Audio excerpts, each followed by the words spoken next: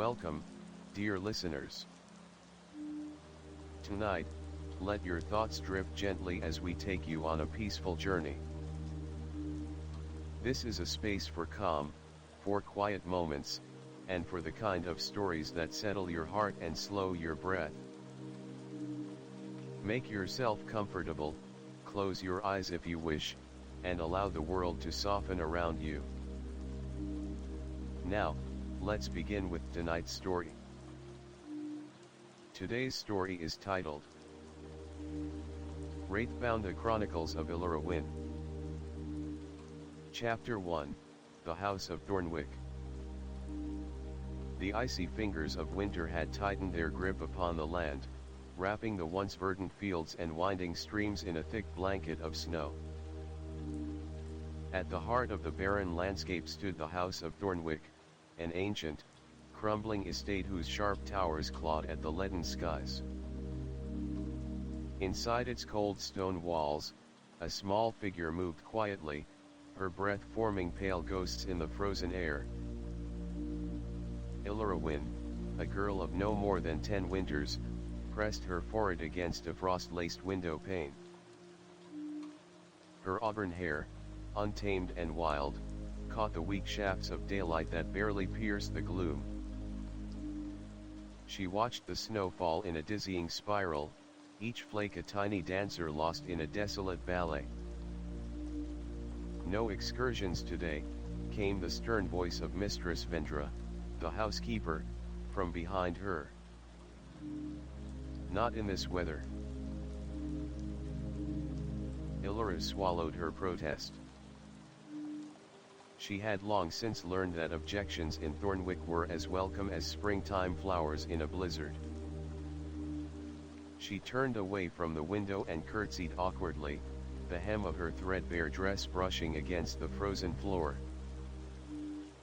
"Yes, Mistress Vendra," she murmured. Left alone once more, Elara wandered through the labyrinthine corridors of the manor. Thornwick had never been a home to her, it was a prison, built of secrets and regrets. She was the ward of Lord and Lady Rabble, distant relatives who viewed her less as family and more as an inconvenient obligation. The house moaned and groaned with the winter winds, as if protesting its own slow decay.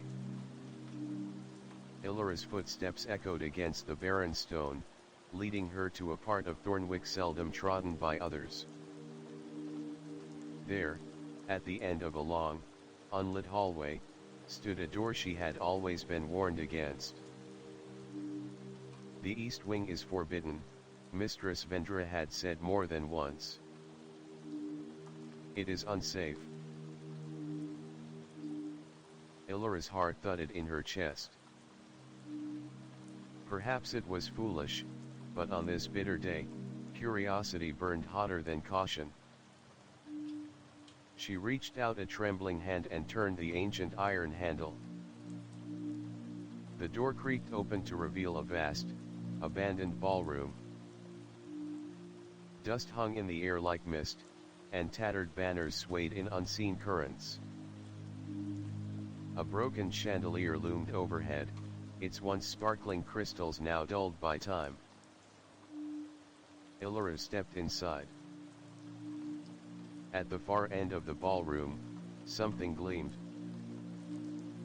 Drawn like a moth to flame, she crossed the cracked marble floor, her fingers brushing against shattered tiles and fallen tapestries. It was a mirror. Tall and arched, framed in tarnished gold, it stood alone against the wall. Elara peered into it. For a moment, she saw only her reflection, a thin, pale girl with wide gray eyes and a storm of red hair. But then the image shimmered. The girl in the mirror smiled a slow, knowing smile, and Elara stumbled back with a gasp. Her own face had not moved. "Do not be afraid," said a voice, soft as falling snow. Elara's throat tightened. She glanced around, but the ballroom was empty. "Who are you?" she whispered. "I am part of you," the voice replied. "I have waited so long for you to find me." The mirror darkened, and in its depths, Elara saw visions, a towering forest shrouded in mist, a river of silver cutting through mountains black as obsidian, a city of spires swallowed by ivy and time.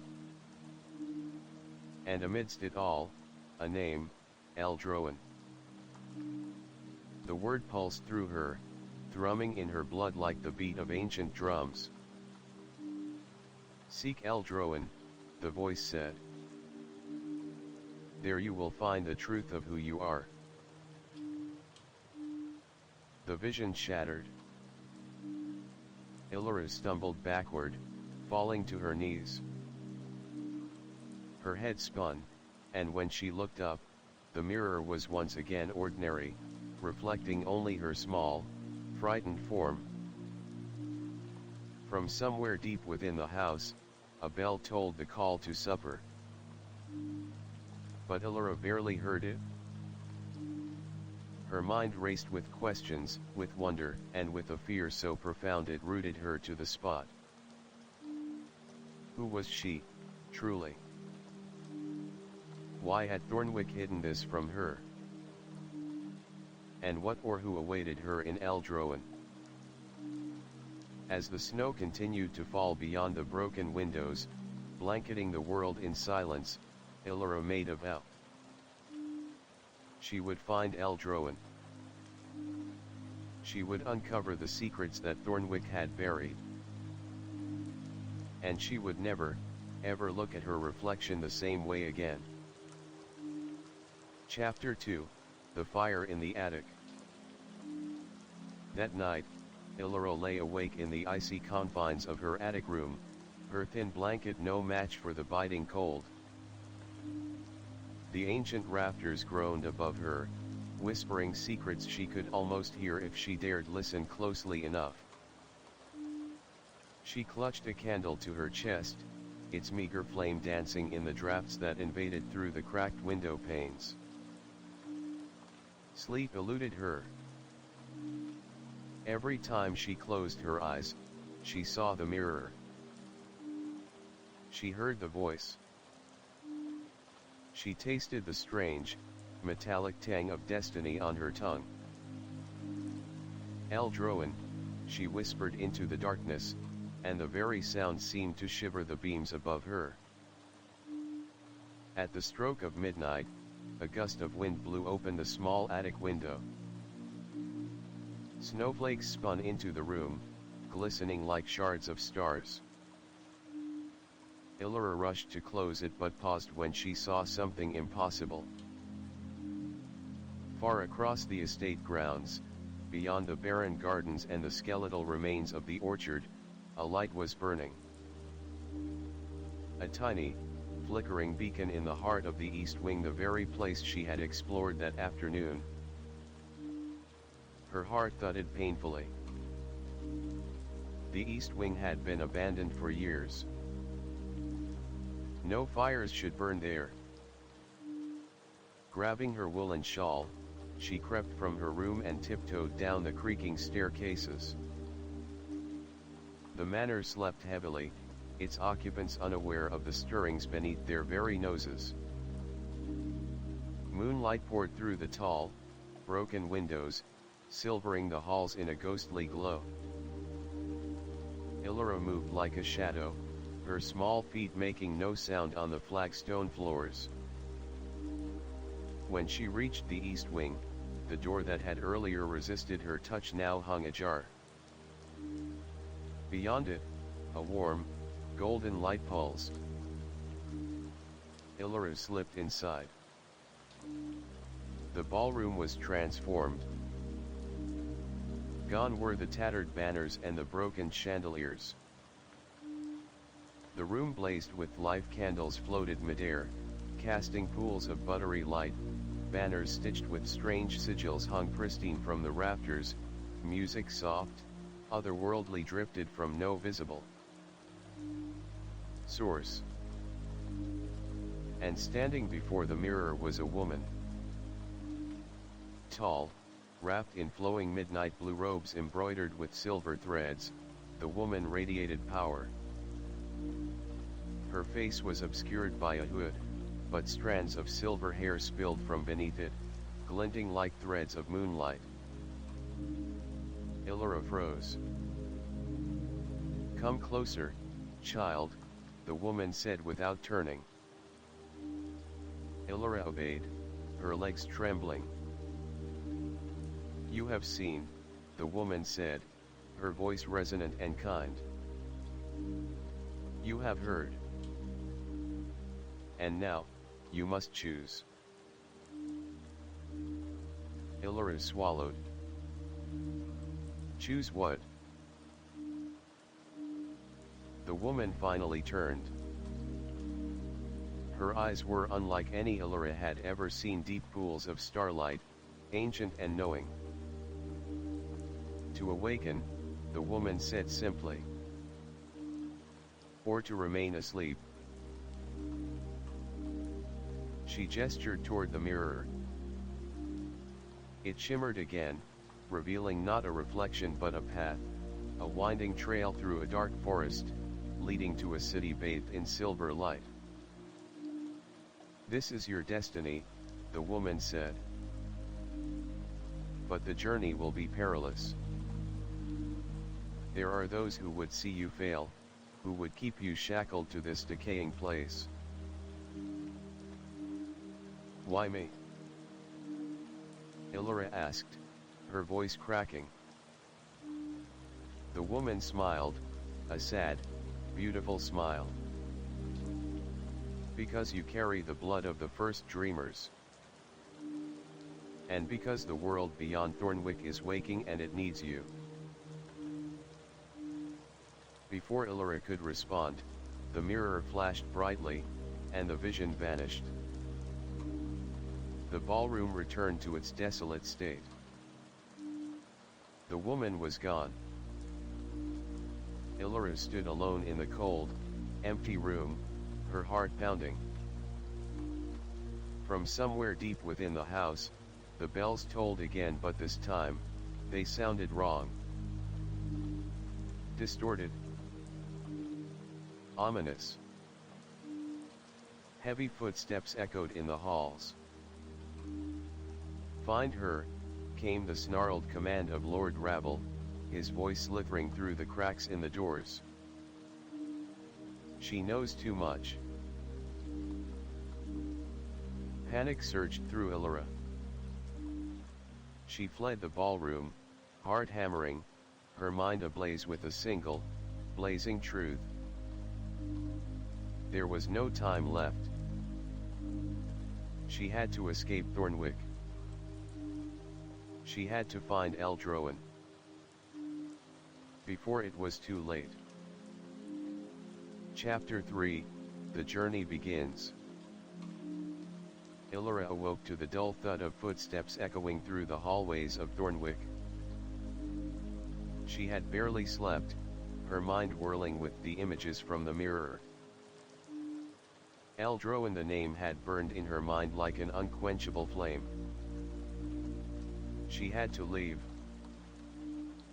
She had to find this place, whatever it was, and unlock the secrets that Thornwick had kept hidden from her all these years. But where would she go? What path could she take? The manor was surrounded by miles of snow-covered forest, and Thornwick itself was isolated, perched on the edge of the kingdom like a forgotten relic. The thought of leaving was terrifying. But staying, remaining a prisoner within these crumbling walls, was worse. She had made up her mind. She would leave. She had to. Elara dressed quickly, her fingers trembling as she pulled on her thickest cloak and tied it tightly. Her mind raced with the thoughts of the woman in the mirror, the strange, otherworldly figure who had spoken to her with such calm certainty. She was part of something ancient. She carried the blood of the first dreamers. But what did that mean? What was Eldroin, and why had it been hidden from her?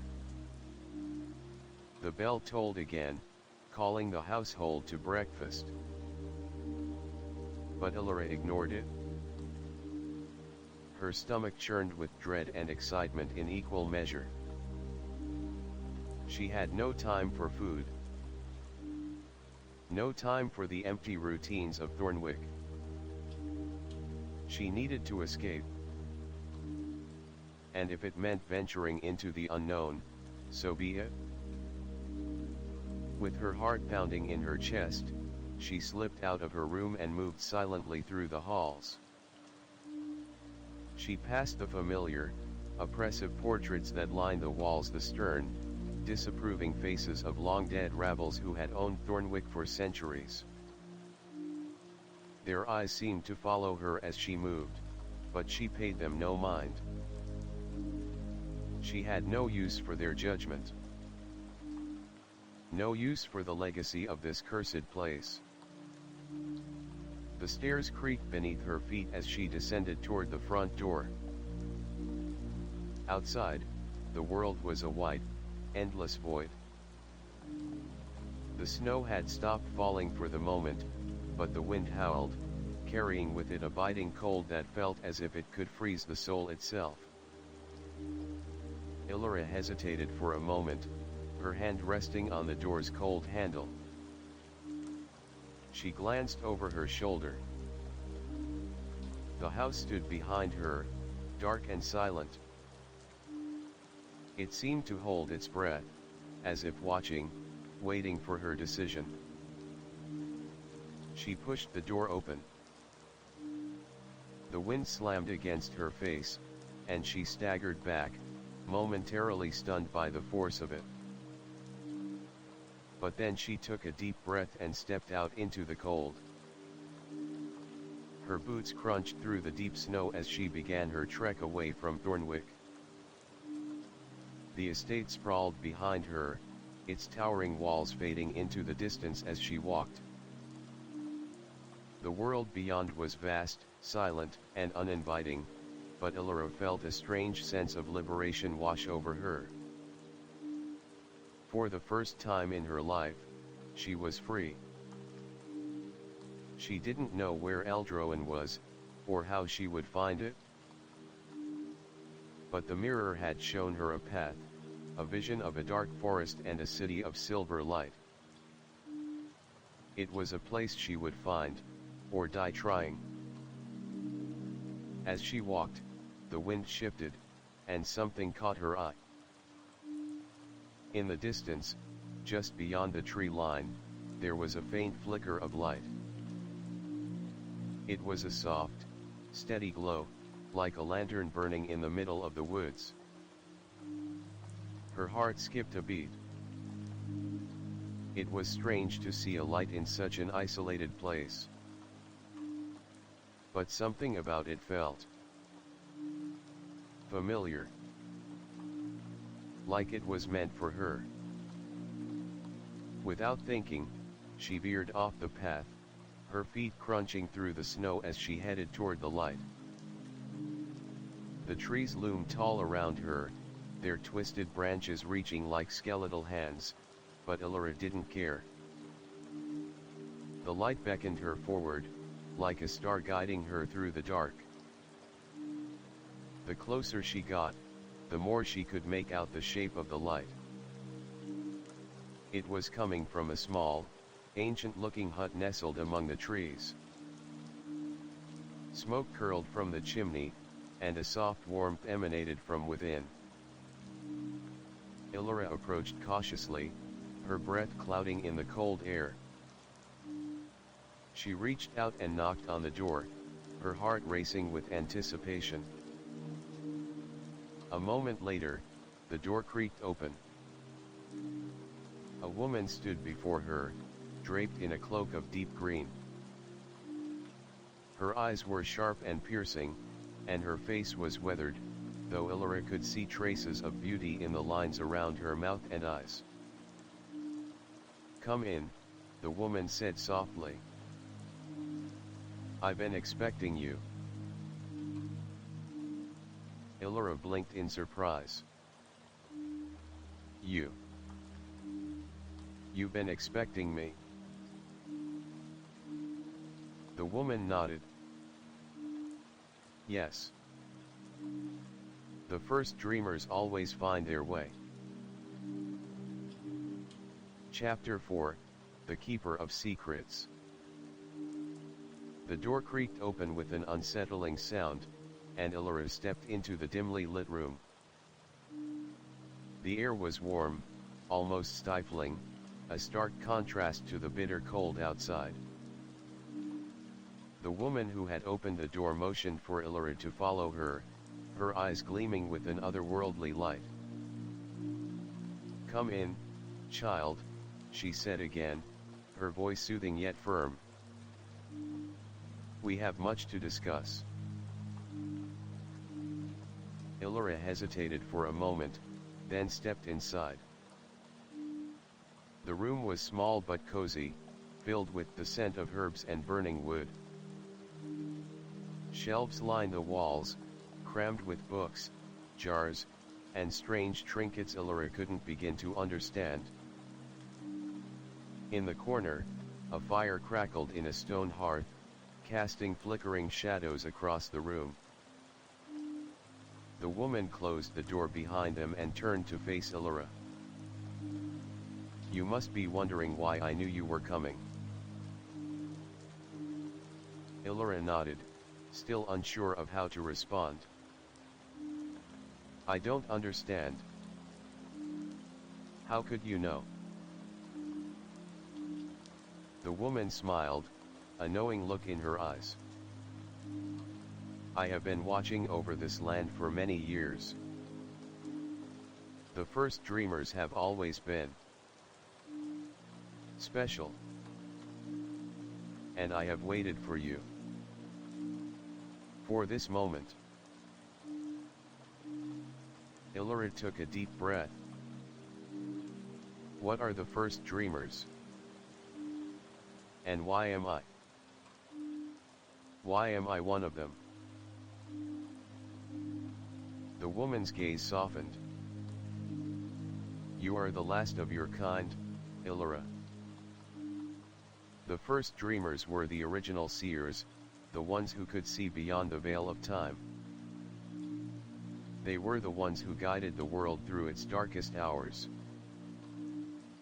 But as the centuries passed, their blood thinned, and their power faded." Elara's heart raced. "But I don't have any special powers. I don't even know who I am." "That is where I come in," the woman said, her voice growing serious. "You have the potential to awaken the power within you. But first, you must understand your true heritage. You must know the truth of who you are and where you come from." Elara's mind whirled. "What truth? What do you mean?" The woman motioned for Elara to sit by the fire. She did so, still feeling a sense of unease. The woman sat opposite her, folding her hands in her lap. "You are not just a girl from Thornwick," she began, her voice steady. "You are the daughter of Eldroin, a city lost to time. Your bloodline is older than the kingdom itself, and within you lies the power of the dreamers. But this power has been dormant for centuries, hidden away by those who feared it." "Hidden by whom?" Elara whispered, her voice barely audible. "By your own family," the woman replied, her eyes darkening. Lord Ravel, your guardian, is not what he seems. He is part of a dark order that has kept the truth from you for years. They have used your bloodline for their own gain, manipulating you like a pawn in a game you do not understand. Elara recoiled, shock flooding through her. Lord Ravel. But he's my guardian. He's the only family I have left. The woman shook her head. He is not your family, Elara. He is a liar. And if you are to find Eldroan and awaken the power within you, you must leave Thornwick. You must leave him behind. Elara felt her chest tighten. The thought of leaving everything she had ever known, the only home, the only family, felt impossible. But deep inside, something stirred. She had always felt like there was more to her story, more to her life than what she had been told. You must trust me, the woman said softly. You have no other choice. If you stay, they will find you. And they will stop you from awakening. Elara closed her eyes, her thoughts swirling. She had always known that Thornwick was not a place of safety or love. It had been a cage. But the thought of leaving everything behind, venturing into the unknown, terrified her. But in her heart, she knew it was the only way forward. How do I find Eldroan? She asked, her voice trembling with determination. The woman smiled faintly. The path to Eldroan is not simple. It is hidden, wrapped in shadows and forgotten by time. But there is a key. A relic that will unlock the way. What is the key? Elara asked eagerly. A mirror, the woman replied. The same mirror that spoke to you in Thornwick. It holds the power to guide you to Eldroan. But you must find it again. And when you do, you will see the world as it truly is. Elara nodded, her resolve solidifying. Where do I start? The woman rose to her feet, moving to a nearby shelf. She took down a small, leather-bound book and handed it to Elara. This is a map, a guide to the hidden places. Follow it, and you will find your way. Elara took the book, her fingers brushing against the worn cover. Thank you, she whispered, though she still had so many questions. But before she could speak again, the woman spoke once more. One more thing, she said, her voice darkening. There are forces that will try to stop you. You must be careful. Trust no one. Not even the ones who claim to help you. The shadows are already moving. With that, the woman turned and walked toward the door. Go now, Elara. Your journey begins. Elara stood up, her heart pounding in her chest. She took one last look at the woman, who had already vanished into the shadows of the room. The door closed softly behind her, and Elara found herself standing alone in the darkening forest, the weight of her destiny pressing down on her. There was no turning back now. Chapter 5, The Path of Shadows.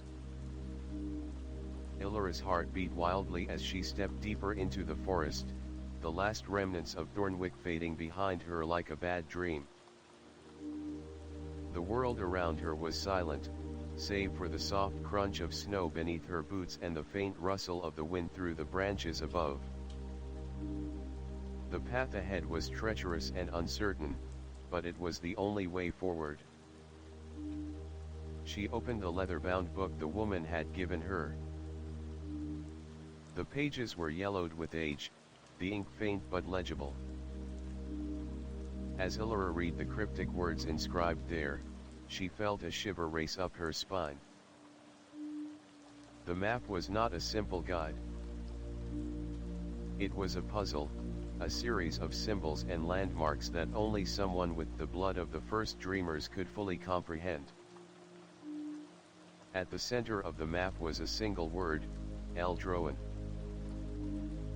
But beneath it were strange marking symbols of the sun, the moon, and a series of concentric circles. Elara traced her finger over the symbols, feeling a strange pull. It was as though the book itself was guiding her, urging her to follow a path only she could see. She closed the book and tucked it safely into her cloak. The firelight from the small cabin where she had spoken to the woman still danced in her mind, and the woman's cryptic words echoed in her thoughts. Trust no one. Not even those who claim to help you. Her thoughts were interrupted by the sound of footsteps, loud and deliberate crunching through the snow. Elara froze, her breath catching in her throat. She was alone in the forest, miles away from Thornwick, and yet someone was here with her. She turned quickly, but saw nothing but the shadows of the trees stretching across the snow. The wind howled again, and Elara's heart pounded in her chest. She had to keep moving. She couldn't afford to stop. But the feeling of being watched lingered, like a dark cloud hanging just above her. Taking a deep breath, Elara continued on her way, her pace quickening as the path grew steeper and more treacherous.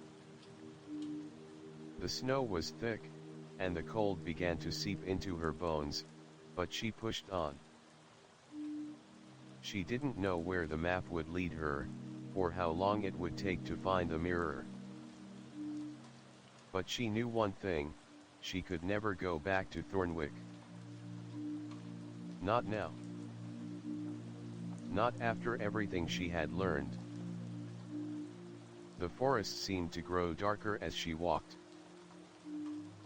The trees were dense, their branches twisted into unnatural shapes, and the air grew heavy, as though the very forest was alive with secrets. Elara glanced at the map once more, and her eyes fell on a symbol near the bottom, a circle with a jagged line through it.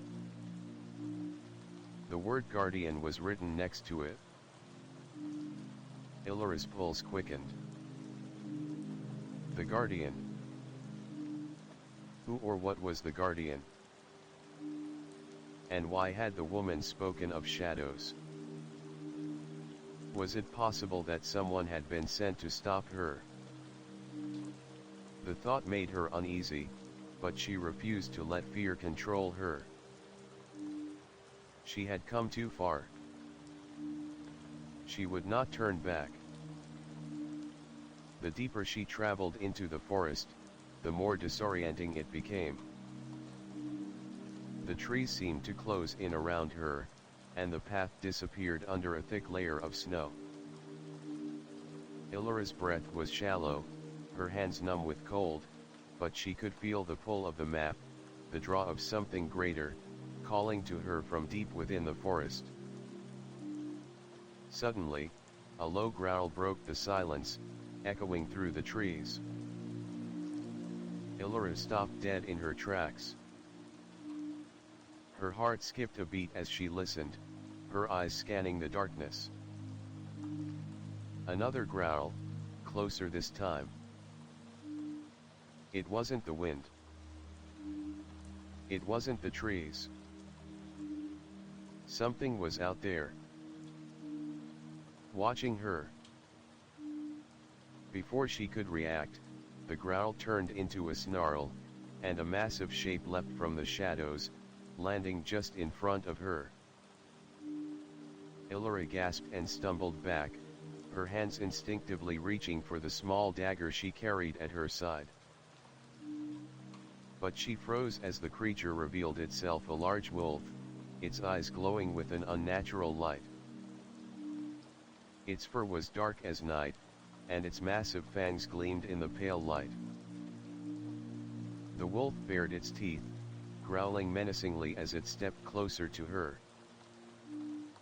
Elara's heart pounded in her chest, her breath coming in sharp, terrified gasps. She had no idea how to fight this creature. She was alone, with no help, and no weapon capable of defending herself. But then, something strange happened. The wolf stopped in its tracks, its growl fading into a low whine. Its eyes softened, and it tilted its head to one side, as if confused by something it had sensed in Elara. She didn't know what had changed, but she could feel the shift in the air. The creature's body relaxed, and it took a cautious step back. Elara's hand remained on her dagger, but she didn't draw it. She couldn't explain it, but she felt the wolf's presence wasn't as threatening as it had first seemed. And then, as quickly as it had appeared, the wolf turned and loped away into the forest, disappearing into the shadows from which it had emerged. Elara stood there, her mind racing, her pulse still hammering in her ears. She had never encountered anything like that before. But the experience left her with a strange feeling, a sense that the world around her was more connected, more alive, than she had ever realized. The map, the mirror, the wolf. It was all connected somehow. But how? She looked up at the sky, where the moon had risen high, casting its pale light on the snow-covered ground. A strange sense of calm washed over her. The forest was quiet again, the only sound the wind whispering through the trees. Elara knew now that she could not turn back. She had to follow the path laid out before her. She had to find the mirror, unlock the power within her, and discover the truth of who she was. And whatever lay ahead, she would face it. Chapter 6, The Dark Tower. The moon hung low in the sky, casting an eerie glow over the endless expanse of snow. Elara's legs ached, her body numb from the cold, but she pressed on. The forest around her had become a labyrinth of towering trees, their branches twisted and gnarled, like skeletal hands reaching out to grasp her. The path was barely visible beneath the thick blanket of snow, but she followed the map with unwavering determination. She had to keep moving. She couldn't afford to stop now. The strange encounter with the wolf still lingered in her mind. There was something about it, something that felt wrong. The wolf hadn't attacked her. It had seemed to sense something in her, something beyond the surface. But what? She was just a girl, no different from any other. Or so she had thought. Elara shook her head, pushing the thoughts aside. She had to focus. She had to find Eldroen. The map led her deeper into the forest, toward a place marked only with the symbol of an ancient tower. According to the woman, the tower was a relic of the first dreamers, and it held the answers to everything she sought. But the closer she got, the more unsettled she became. The air grew thick, almost suffocating, and the trees seemed to close in around her. The whispers of the wind sounded like voices, faint but distinct, calling her name. Elara. She stopped in her tracks, heart racing. The voice was familiar, but she couldn't place it. Was it the wind? Or something else? She glanced around, but the forest remained still, as though holding its breath. Elara, the voice came again, this time closer, more insistent. Her hand instinctively went to the dagger at her side, but she did not draw it.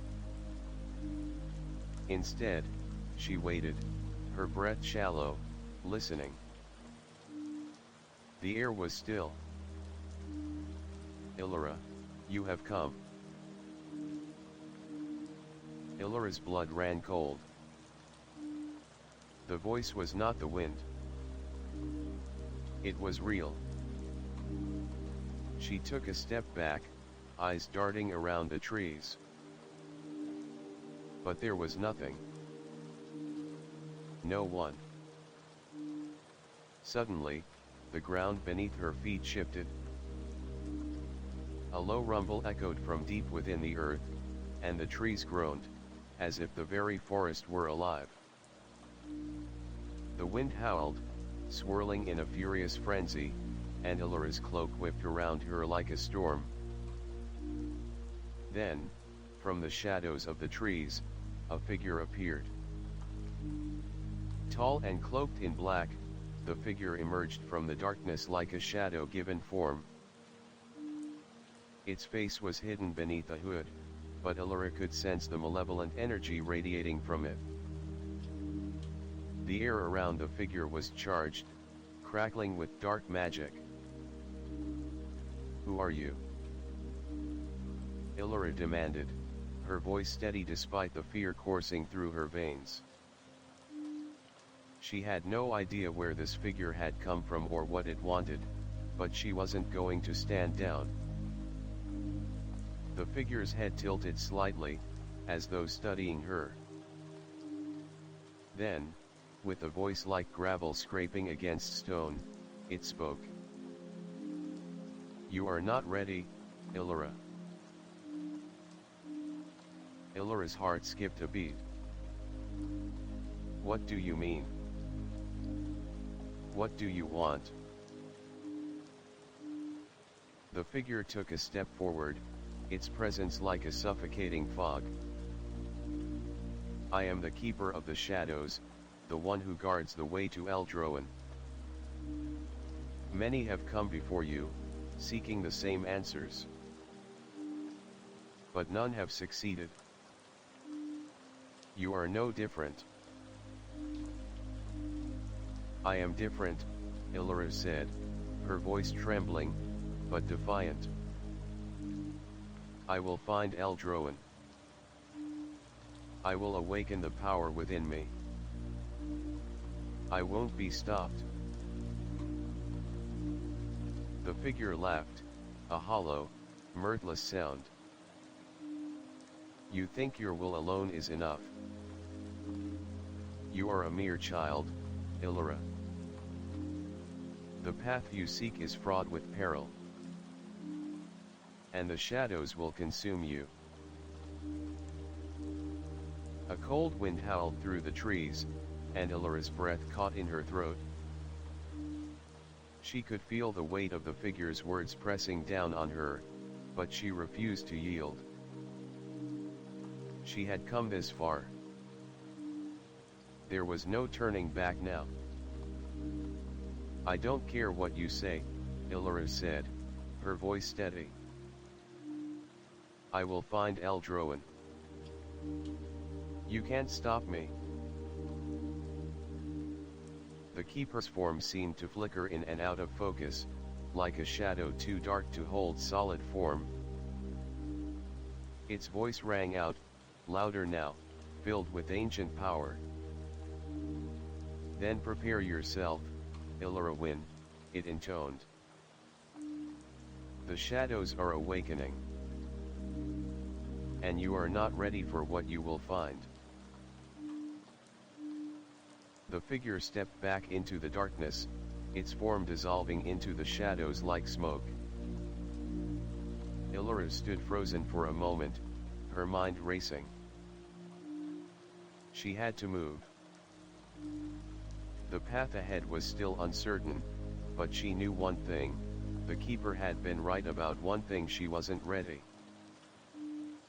Not yet. But she would be. She had no choice. Elara turned back toward the path, the wind now at her back, urging her forward.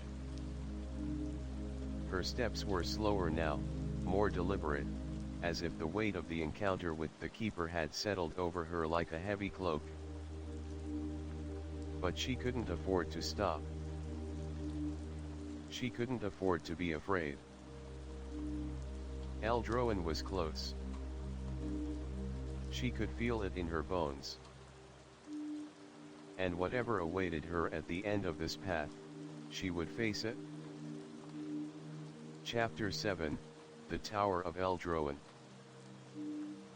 The journey had already cost Elara more than she had imagined.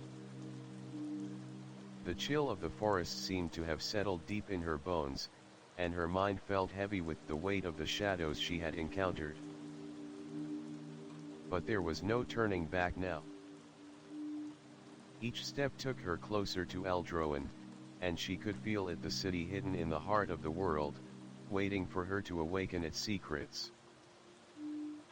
The map had led her this far.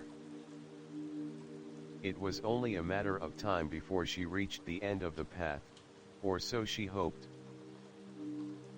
The darkness around her deepened as she moved forward, the moonlight barely enough to illuminate the way.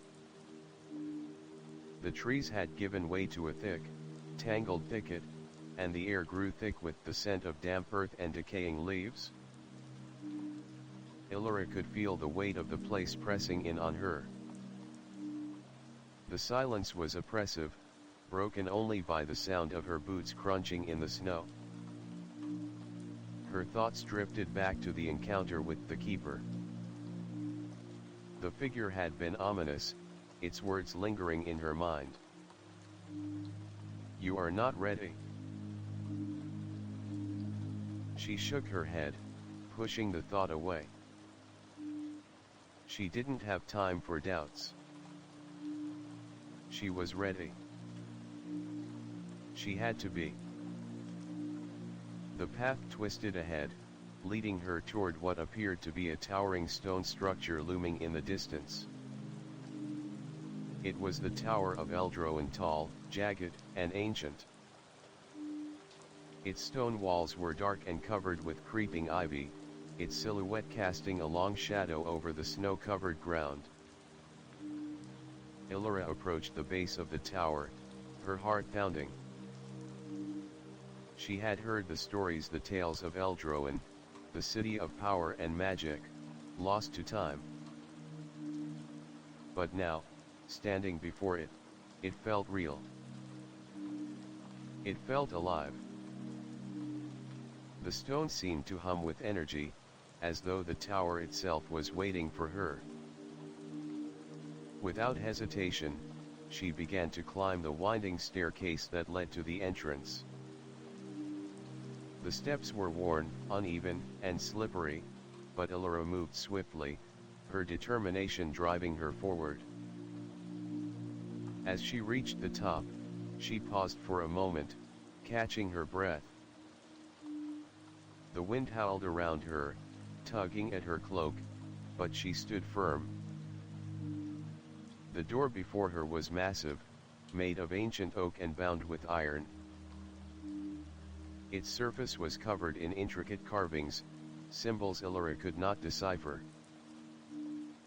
She reached out and placed her hand on the door, feeling the pulse of energy beneath her fingertips. A soft hum vibrated through her, and she knew that this was at the moment when everything would change. With a deep breath, Elara pushed the door open. Inside was a vast chamber, its walls lined with towering bookshelves filled with dusty tomes. The air was thick with the scent of old paper and incense. In the center of the room stood a large stone pedestal, atop which lay an ornate mirror, its frame carved with more of the same mysterious symbols Elara had seen on the door. The mirror seemed to shimmer, though there was no light to reflect. Elara stepped forward, her heart racing. She reached out and touched the edge of the mirror, and as soon as her fingers made contact, the surface rippled like water. A soft voice echoed in her mind, familiar yet distant. "You've come, Elara Wynn. At last, you have found me." Elara recoiled for a moment, but the voice was calm, soothing. She stepped closer, her reflection slowly coming into focus in the mirror. But it wasn't her reflection. The figure staring back at her was a woman tall, regal, with silver hair and eyes that glowed with an ancient light. Her features were sharp, her expression serene but intense. "I am the mirror of Eldroin," the woman spoke, her voice resonating in Elara's mind. "I am the keeper of the dreams, the one who has waited for you to come." Elara's breath caught in her throat. "Who are you?" she whispered. "I am your guide, your connection to the past, the future, and the power within you. You are Elara Wynn, the last of the first dreamers, the last of those who can awaken the lost city. But the path ahead is not easy. You must face the shadows within yourself before you can unlock the power of Eldroin." Elara's mind raced. The first dreamers. Eldroin. The power that lay dormant within her. It was all so much to comprehend, but she could feel it in her bones. The truth was right there, waiting to be discovered. The woman in the mirror continued. "There are forces at work, Elara. Dark forces that seek to stop you. They have already begun their movement. You must act quickly, for the city's power is fading. If you do not awaken it, the darkness will claim it and you." "Dark forces?" Elara asked, her voice trembling. "What do you mean? Who wants to stop me?"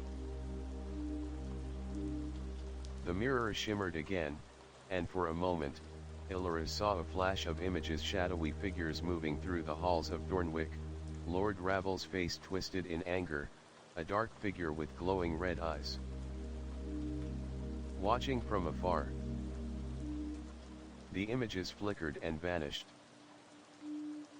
"The shadows move in the world of men and magic," the woman in the mirror said. "And the time is running out." Elara stepped back, feeling overwhelmed by the weight of the revelation. She had come here to find answers, but now she had more questions than ever. "What must I do?" she asked, her voice small but determined. The woman in the mirror smiled.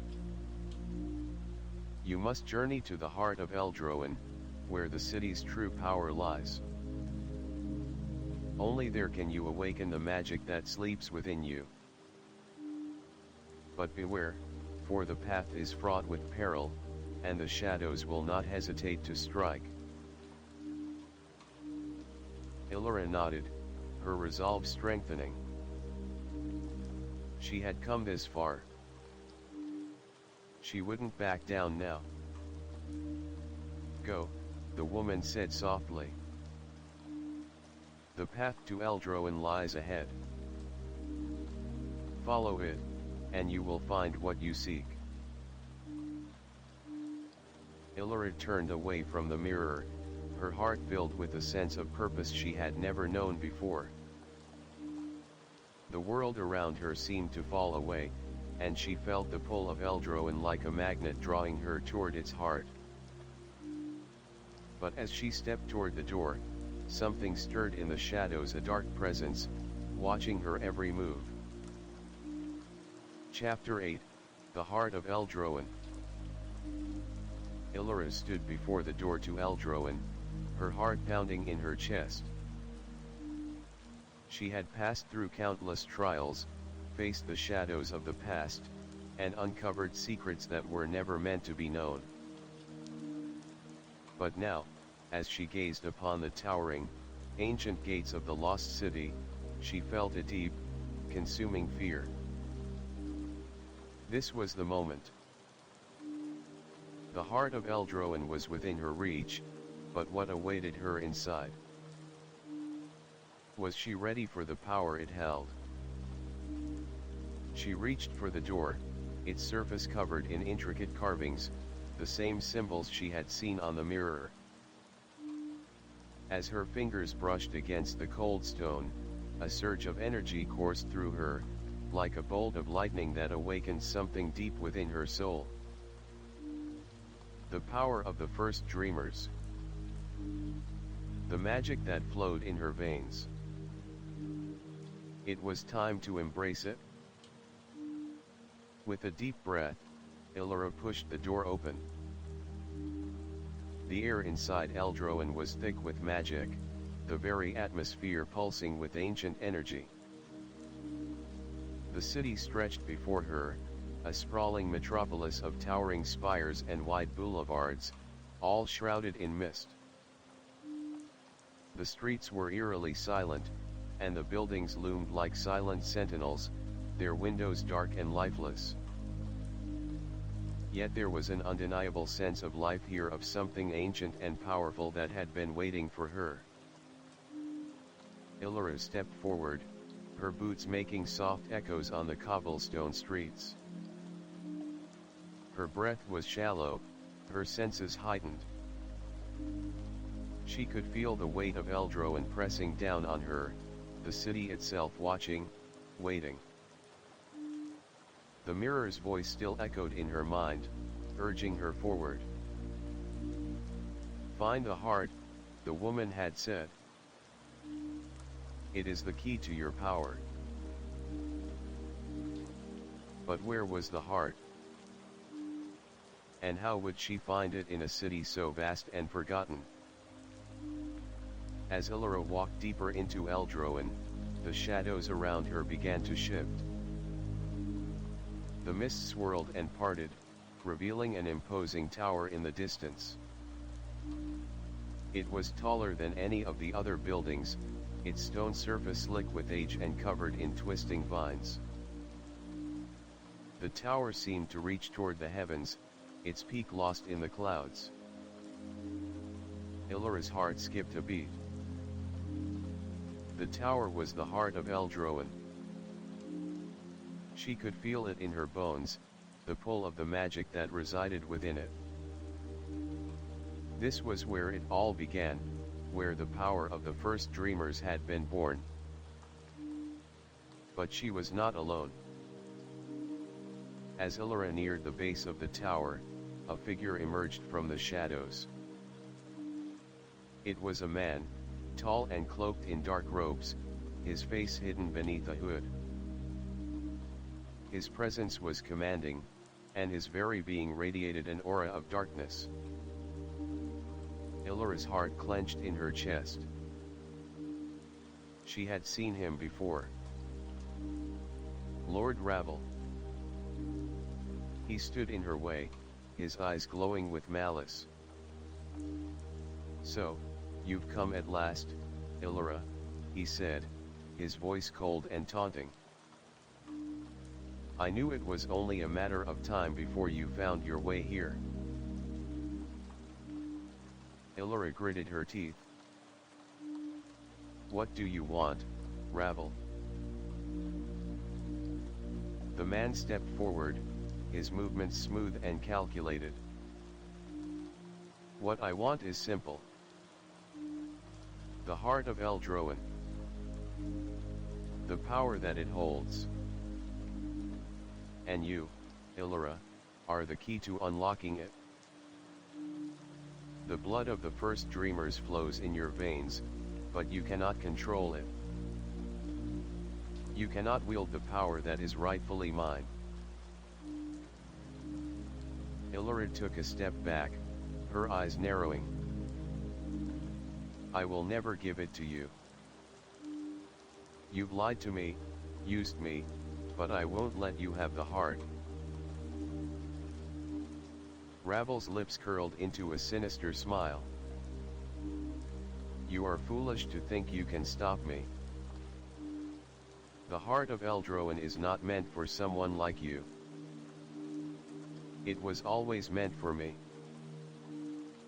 The power of the first dreamers belongs to me. And now, I will claim it." Before Elara could react, Ravel raised his hand, and a surge of dark energy shot toward her. She barely managed to raise her own shield of magic in time, the force of the blast knocking her back. She stumbled but quickly regained her footing. "You are strong, Elara," Ravel sneered, "but you are not ready. You don't even know how to control your power. You cannot stop me." Elara's mind raced. She could feel the magic within her, the power of the first dreamers thrumming in her blood, but it was wild, untamed. She had no control over it. Yet, the tower loomed behind Ravel, its dark silhouette against the misty sky. The heart of Eldroan was there, waiting for her. If she could reach it, if she could unlock its power, she could stop Ravel. She had to. With a fierce cry, Elara launched herself forward, her hands crackling with energy. She didn't know if she could control the magic, but she couldn't let fear hold her back. The future of Eldroan and of herself depended on it. The battle raged on, Elara's magic clashing against Ravel's dark power. Each strike sent shockwaves through the air, rattling the city around them. The ground trembled, the ancient buildings cracking under the force of their magic. And then, in the midst of the chaos, Elara heard a voice, a familiar, soothing voice whispering in her mind. "Elara, trust yourself. The power is inside you. You are the first dreamer. You are the key." The words resonated deep within her, and for the first time, Elara felt the full force of her power awakening. The magic surged within her, swirling like a storm. Her hands glowed with brilliant light, and she released it all in a single, overwhelming blast. Ravel's dark magic faltered, and Elara's attack hit him square in the chest. He staggered back, his expression one of shock and rage. "No. You cannot." But it was too late. Ilara's power, unbound and unstoppable, surged forward, consuming him in a flash of light. When the brilliance faded, Ravel was gone, his presence wiped from Eldroen. Breathing heavily, Ilara looked down at her hands. The power she had once feared was now hers to command. She had done it. She had stopped Ravel. But more importantly, she had found her strength. She had found the heart of Eldroen. The tower trembled, its stone walls glowing with a soft, golden light. Ilara turned and stepped toward the heart, her heart steady, her mind clear. The power of the first dreamers was hers to wield, and she would use it to restore Eldroen to its rightful place in the world. As she approached the pedestal at the center of the tower, a voice echoed in her mind once more. You have unlocked the power, Ilara. But your journey has just begun. The city of Eldroen pulsed around her, and Ilara knew that her true path had only just begun. Chapter 9, The Awakening. The golden light from the heart of Eldroen bathed the tower in warmth, and for a moment, Ilara felt as though the weight of the world had been lifted from her shoulders. The power that had once been dormant inside her now flowed freely, filling her veins with an energy she had never imagined possible. She had unlocked the secrets of the first dreamers, and with that knowledge, she felt invincible. But the victory was short-lived. The tower around her began to tremble. The walls groaned, the floor cracked, and a low, ominous hum filled the air. Ilara took a step back, her heart pounding in her chest. The light from the heart flickered, its glow dimming as the ground beneath her feet shuddered. Ilara, the voice was soft, familiar, but filled with an unsettling sense of urgency. It was the woman from the mirror, her voice echoing in Ilara's mind. Ilara, you have awakened the power, but you have not yet unlocked its true potential. The darkness is stirring. The shadows are coming. Ilara's stomach twisted. What do you mean? What shadows? I stopped Ravel. He's gone.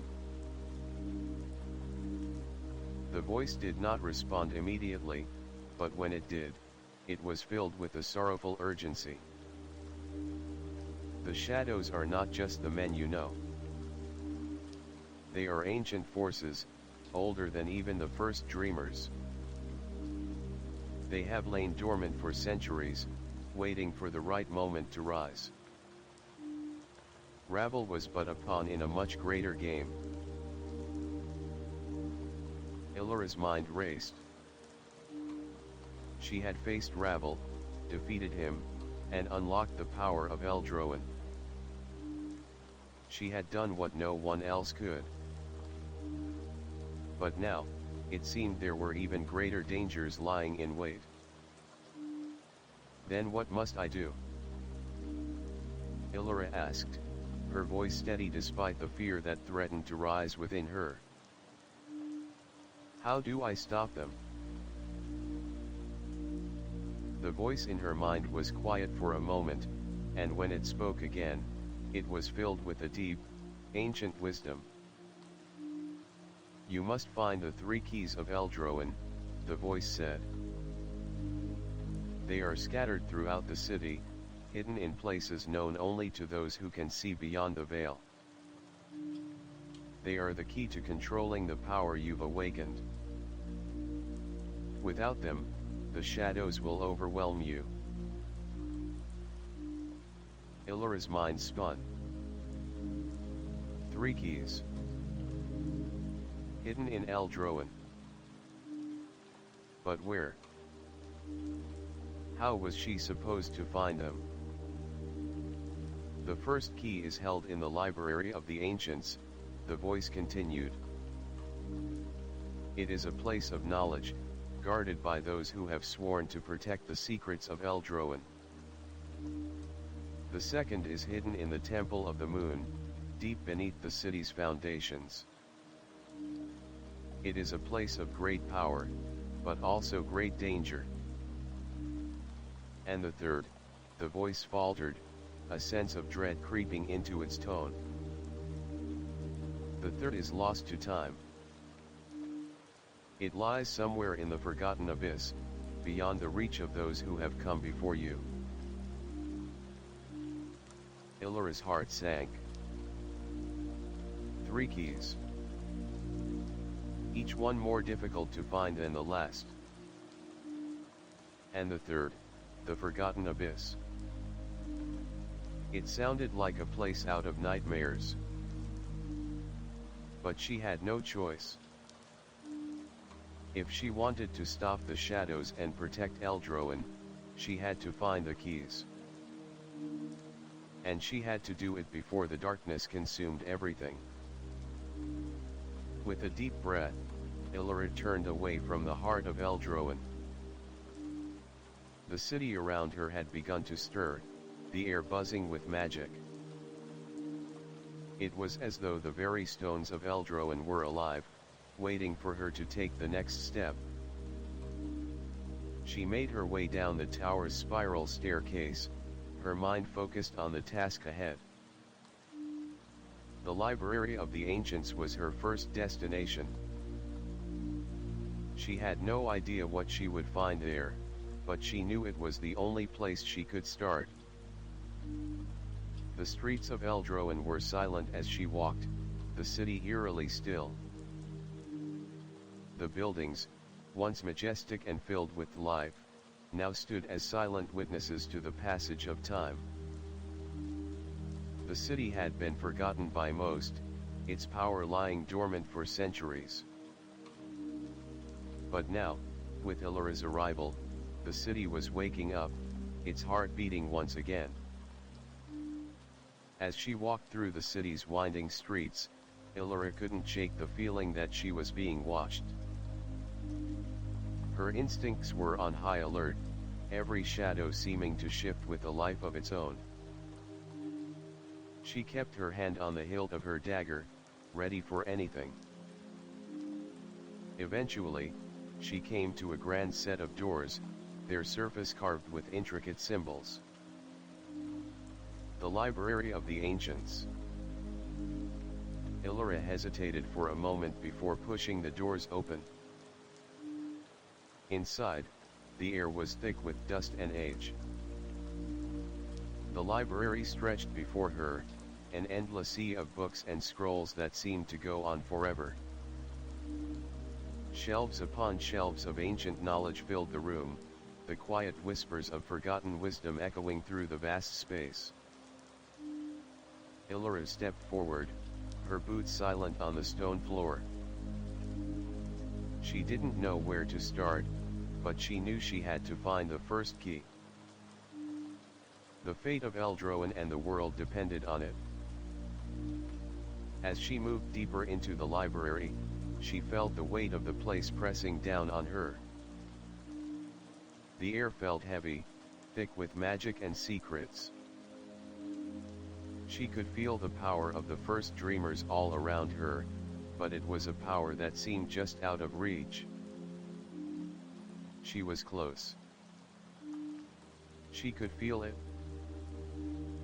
A faint glimmer of light caught her eye, and she turned to see a book lying on a pedestal in the center of the room.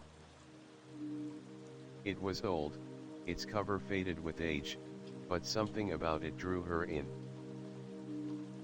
It was as though the book was calling to her, urging her to take it. Elara approached the pedestal cautiously, her heart racing. She reached out and touched the book. As soon as her fingers made contact, the book began to glow, a soft golden light radiating from its pages. She opened the cover, and as she did, the room around her seemed to fade away. The world melted into a blur, and for a moment, Elara felt as though she was falling. When the world snapped back into focus, Elara found herself standing in a vast, desolate landscape. The sky above was a swirling mass of dark clouds, and the ground beneath her feet was cracked and barren. In the distance, she saw a figure, a shadowy silhouette standing atop a rocky hill. Without thinking, Elara began to walk toward the figure. Her steps were slow at first, but as she drew closer, she began to run, her feet moving faster and faster until she was sprinting toward the shadow. The closer she got, the more the figure began to take shape, and soon she could see that it was a man, tall and cloaked in dark robes. Elara, the man's voice echoed across the barren landscape. You've come for the key. But you are not ready. Elara's heart clenched. She knew this voice. She knew this man. It was the Keeper. Chapter 10, The Keeper's Challenge. The winds howled around Elara as she stood at the foot of the barren hill, her eyes locked on the shadowy figure that loomed above her. The Keeper. The same figure who had warned her of the dangers ahead, the one who had challenged her in the dark forest, and now, here he was, standing before her once again. You've come for the key, the Keeper said, his voice low and foreboding. His presence was overwhelming, like a weight pressing down on her chest. But you are not ready, Elara. The path ahead is not for the faint of heart. To claim the key, you must first prove your worth. Elara's heart raced, her breath coming in shallow gasps. The Keeper's words sent a chill down her spine, but she didn't back down. She had come this far, and she would not let fear stop her now. The power of Eldroan was within her reach, and she would claim it, no matter the cost. I'm ready, Elara said, her voice steady despite the turmoil churning inside her. I've already faced so much, and I won't stop until I've unlocked the truth. The Keeper's eyes glinted with amusement, though there was no warmth in them. Words are easy, child. But you must face the trials of Eldroan. Only then will you earn the key. Elara's pulse quickened. The trials. She had heard whispers of them, tests set by the first dreamers to protect the heart of Eldroan. Only those truly worthy could pass through them. But Elara had no choice. She would face whatever lay ahead. Prepare yourself, the Keeper said, his voice echoing like a drum beat in the wind. The first trial begins now. Without warning, the ground beneath Elara's feet cracked open, and the sky above her darkened, swirling with dark clouds. The winds howled louder, and the air grew thick with magic. Elara stumbled back, her heart pounding in her chest as the world around her seemed to shift and change. From the depths of the earth, shadowy figures began to rise, monstrous, twisted beings made of pure darkness. They crawled from the cracks in the ground, their eyes glowing with malice. Elara's breath caught in her throat. They were the guardians of the heart. The first line of defense against anyone seeking the power of Eldroan. The keeper's voice rang out again, this time filled with cold amusement. You must defeat them, Elara. Only then will you prove your worth. Elara's grip tightened on her dagger, her hands trembling with the weight of the task ahead. She had faced danger before Rabble, the keeper, the forest, the shadows, but this felt different. The creatures before her were unlike anything she had encountered. The first of the shadows lunged at her, its form a mass of writhing darkness. Elara slashed with her dagger, but the creature passed right through the blade, its body shifting and reforming with unnatural speed. It roared, a guttural sound that shook the air around her. Elara darted to the side, narrowly avoiding the creature's sharp claws. Her heart raced, her mind scrambled to make sense of the situation.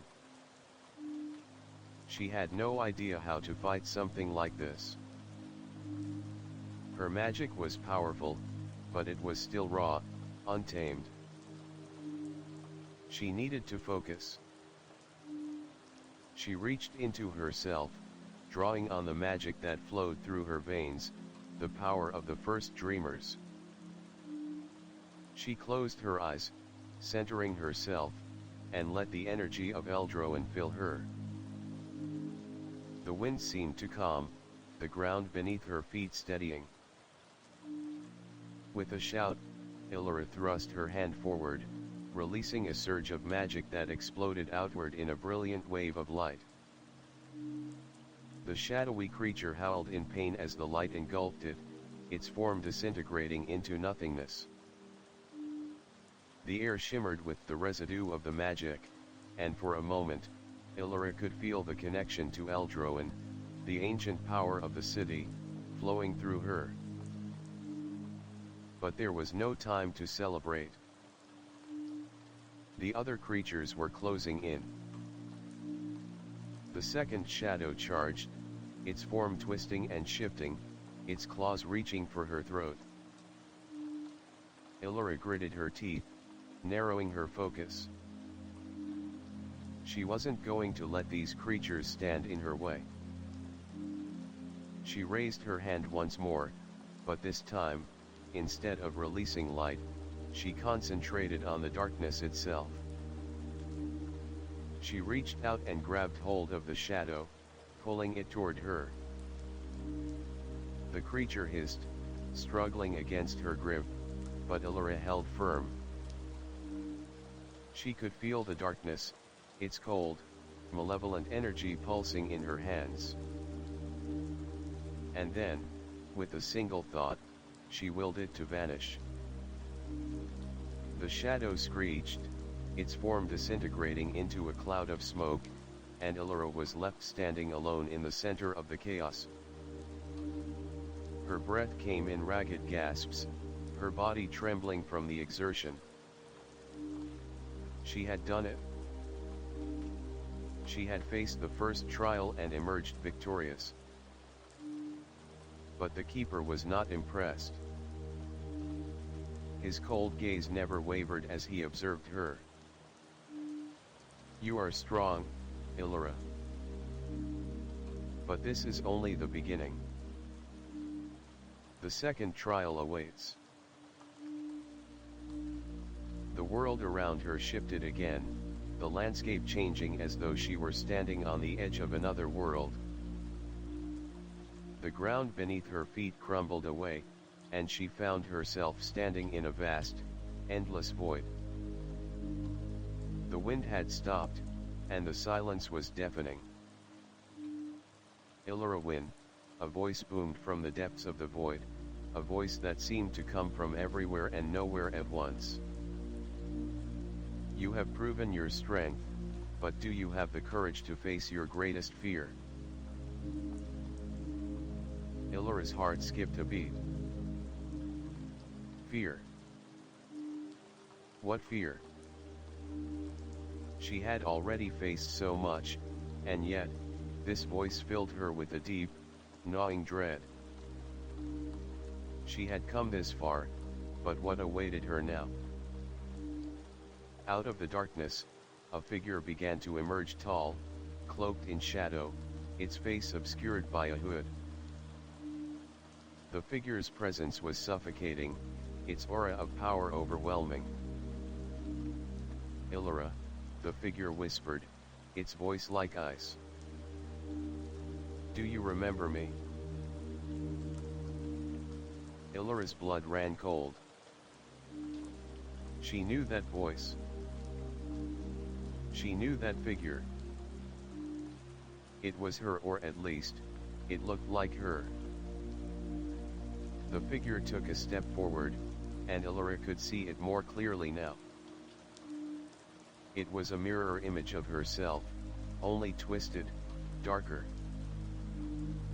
Her eyes glowed with an unnatural light, her features sharp and menacing. The darkness seemed to radiate from her, and Elara felt an overwhelming wave of fear wash over her. "No," Elara whispered, taking a step back. "This isn't real. You're not me." But the figure smiled, and it was a smile full of malice. "I am you, Elara. Your greatest fear. The darkness inside you. The part of you that you have tried to deny." The figure reached out a hand, and Elara could feel its cold touch, the same darkness that had tried to consume her in the mirror. She recoiled, her mind racing. This was a trial, a test of her inner strength. "You will never be free of me," the figure hissed. "You will always be consumed by your fear, your darkness." Elara shook her head, her fists clenched. "No. I am not you. I am Elara Wynn. I am stronger than this." The figure laughed, a sound that sent chills down her spine. "Prove it, then." With a cry, Elara unleashed a burst of magic, her power fueled by the truth of who she was. The figure screamed in agony as the light enveloped it, disintegrating into nothingness. The darkness faded, and the void around her disappeared, replaced by the familiar landscape of Eldroan. Elara collapsed to her knees, gasping for breath. She had done it. She had faced her greatest fear and conquered it. But there was still more to be done. The trials were not over. And she could feel it, the darkness was not finished with her yet. Chapter 11, The Forgotten Abyss. The air was thick with tension as Elara stood before the towering gate that marked the entrance to the Forgotten Abyss. Her heart pounded in her chest, her breath coming in sharp, shallow gasps. The trials had been grueling, and yet, this final trial was unlike anything she had faced before. The very name of the abyss was enough to send a chill down her spine. The keeper had spoken of the abyss in hushed tones, warning her that it was a place beyond time and space, a realm where the laws of magic and reality were twisted and broken. No one had entered the abyss for centuries, and those who had, never returned. Elara Wynn, the voice of the keeper echoed in her mind, a cold whisper that sent shivers down her spine. The abyss is a place of lost dreams, of forgotten memories. Only the most powerful can survive its depths. If you wish to claim the third key, you must venture into the darkness and face the shadows within yourself. The words hung in the air, their meaning sinking deep into her bones. Elara had already faced so much rabble, the Keeper, the trials of Eldroan, but this was different. This was a journey into the unknown, into the very heart of darkness. The gates of the abyss creaked open with a slow, menacing groan, and Elara stepped forward, her hand resting on the hilt of her dagger. Her eyes darted around, but there was nothing, only an endless expanse of shadow and silence. The world beyond the gate was a void, a place where the very concept of time seemed to bend and warp. With one final breath, Elara stepped through the gate and into the abyss. The moment she crossed the threshold, the world around her shifted. The ground beneath her feet disappeared, and she felt herself falling, tumbling through the darkness. Her heart raced as she plummeted deeper and deeper into the unknown, the air thick and suffocating, pressing in on her from all sides. And then, just as suddenly as it had started, the fall stopped. Elara found herself standing in a vast, empty void. The air was still, unnervingly so, and the silence was deafening. There was no light, no sound, only an oppressive darkness that seemed to stretch on forever. Elara, a voice whispered her name from the darkness. It was familiar, yet distorted, like a distant memory she couldn't quite place. Elara, you've come. She turned, her eyes scanning the abyss, but there was nothing there, nothing but the endless blackness. Who's there? Elara called out, her voice steady despite the growing fear gnawing at her insides. A figure appeared before her, emerging from the shadows like smoke. It was a man, tall and cloaked in black, his face hidden beneath a hood. Elara's heart skipped a beat as the figure stepped forward, its presence heavy with malice. You have come to face the abyss, the figure said, its voice low and gravelly. But the abyss is not what you think. It is not a place of darkness, it is a reflection of your soul. A mirror of the deepest fears and desires you carry within you. Elara's breath caught in her throat. You're wrong, she whispered, her voice trembling. I've already faced my fears. I've overcome them. The figure chuckled darkly. Oh, Elara. You think you've faced your fears. You've only just begun. The abyss will show you the truth. The truth about yourself. The truth about your power. The figure stepped closer, and Elara could feel a cold, suffocating presence pressing in on her. You are not ready, it hissed. You are not ready to wield the power of Eldroan. You cannot control it. I can, Elara said, her voice fierce. I've already proven myself. I've faced the trials, I've defeated Ravel. I've unlocked the power of Eldroan. I am ready. The figure reached out a hand, its fingers cold and sharp as ice. Are you? It asked, its voice laced with contempt. You think the power of the dreamers is yours to control? Do you think you can unlock it and claim it as your own? You are nothing but a pawn, Elara. A tool to be used. Elara's heart raced as the figure's words sank in. What was this place? What was it trying to tell her? She had come this far, she had faced so many trials, and yet, this was different. The shadows were more real here, more tangible, and their power was overwhelming. The figure stepped closer, and Elara felt a surge of fear grip her chest. This was not just a test of power, it was a test of her very will, her very soul. She had come here to claim the third key, but now she realized that it was not the key she needed to find, it was herself. "You have failed, Elara," the figure said, its voice cruel. "You are not the dreamer you think you are.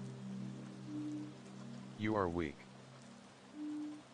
You cannot control the power of Eldroan. You cannot awaken it. You are destined to fail." "No," Elara whispered, her breath coming in ragged gasps.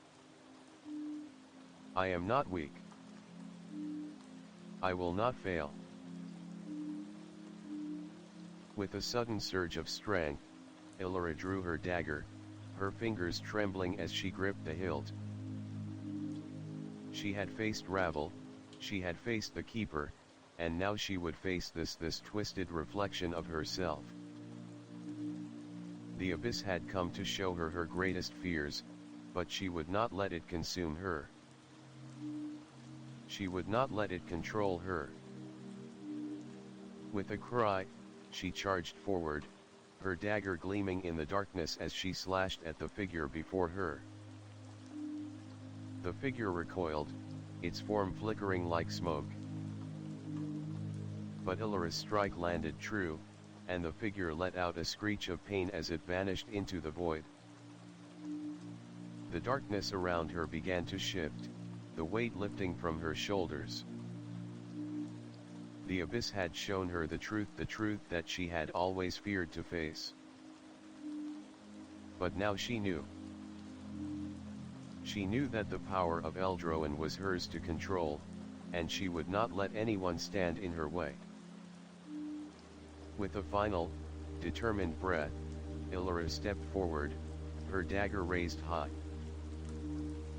The abyss was gone. And with it, the shadows that had haunted her. The third key was within her reach. Chapter 12, The Shattered Dawn. Elara stood at the edge of the abyss, her mind a storm of emotions. She had faced the darkness within herself, confronted her greatest fears, and emerged stronger. The third key was within her grasp, and yet, something gnawed at her, the feeling that the battle was far from over. The Keeper had warned her that the shadows would come, but they were not the only force that stood in her way. The city of Eldroan, once dormant and forgotten, had come to life in the wake of her awakening. The heart of Eldroan pulsed with power, but the city itself felt fragile, as if it were teetering on the brink of destruction. The air was thick with magic, the very earth beneath her feet humming with ancient energy. She could feel the power of the first dreamers surging through her, yet it was not enough. Not yet. Elara. The voice came again, soft and haunting, like a whisper carried on the wind. Elara froze, her heart skipping a beat. The voice was familiar, but it was not the Keeper this time. It was her mother's voice. Her heart clenched in her chest as she turned toward the sound. There, standing in the distance, was a figure, a woman with silver hair and eyes that glowed like starlight. Elara's breath caught in her throat. She had seen this woman before, in the mirror, in the vision. It was her mother.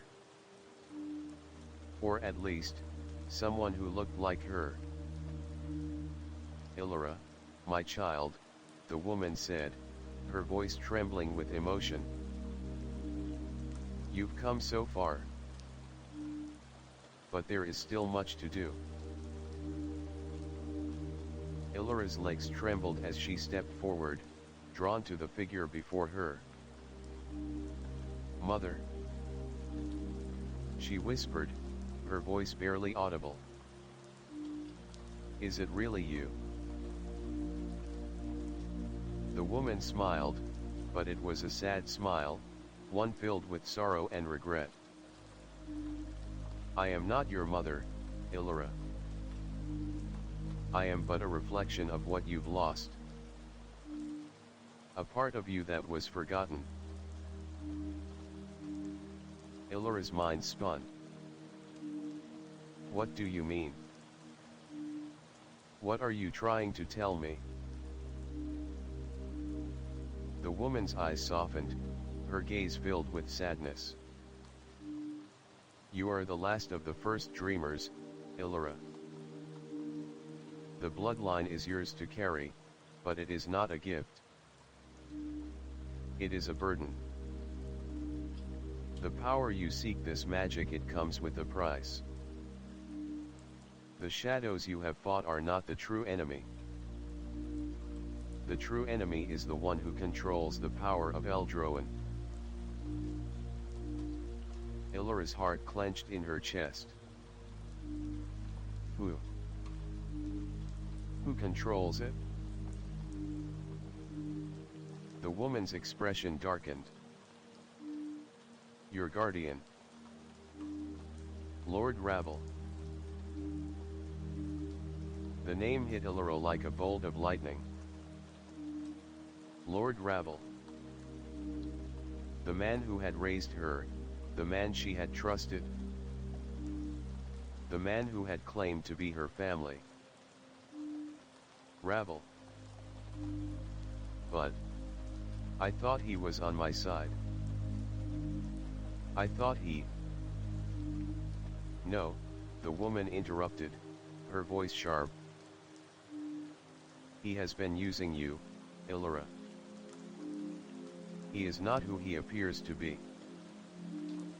Ravel is the true master of the shadows, the one who seeks to control the heart of Eldroan. And he will stop at nothing to claim its power for himself. Elara's mind reeled. She had always suspected there was more to Lord Ravel than met the eye, but she had never imagined this. He was the enemy all along. You must stop him, Elara, the woman urged, her voice filled with urgency. You are the only one who can. The power of Eldroan is yours, but only if you accept your destiny. Only if you embrace the truth of who you are. Elara stepped back, her hands shaking. I don't know if I can. The woman's gaze softened. You must. The fate of Eldroan and the world rests in your hands. Elara closed her eyes, her mind swirling with the weight of the truth. Ravel was the enemy. He had always been the enemy. And now, she was the only one who could stop him. I will, Elara said, her voice steady. I will stop him. The woman smiled, her image beginning to fade. You are ready, Elara. Remember this, the power of the first dreamers is not a weapon to be wielded, it is a force to be understood. Use it wisely. And with that, the woman vanished, leaving Elara standing alone in the heart of Eldroan. The city was eerily quiet as Elara made her way toward the center, where the heart pulsed with power. The air was thick with magic, and the ground beneath her feet hummed with energy. The power of the first dreamers was awakening, but so too were the shadows that threatened to consume it. Elara's mind raced as she neared the heart. She could feel Ravel's presence, his dark magic pressing in on her from all sides. He was close. Too close.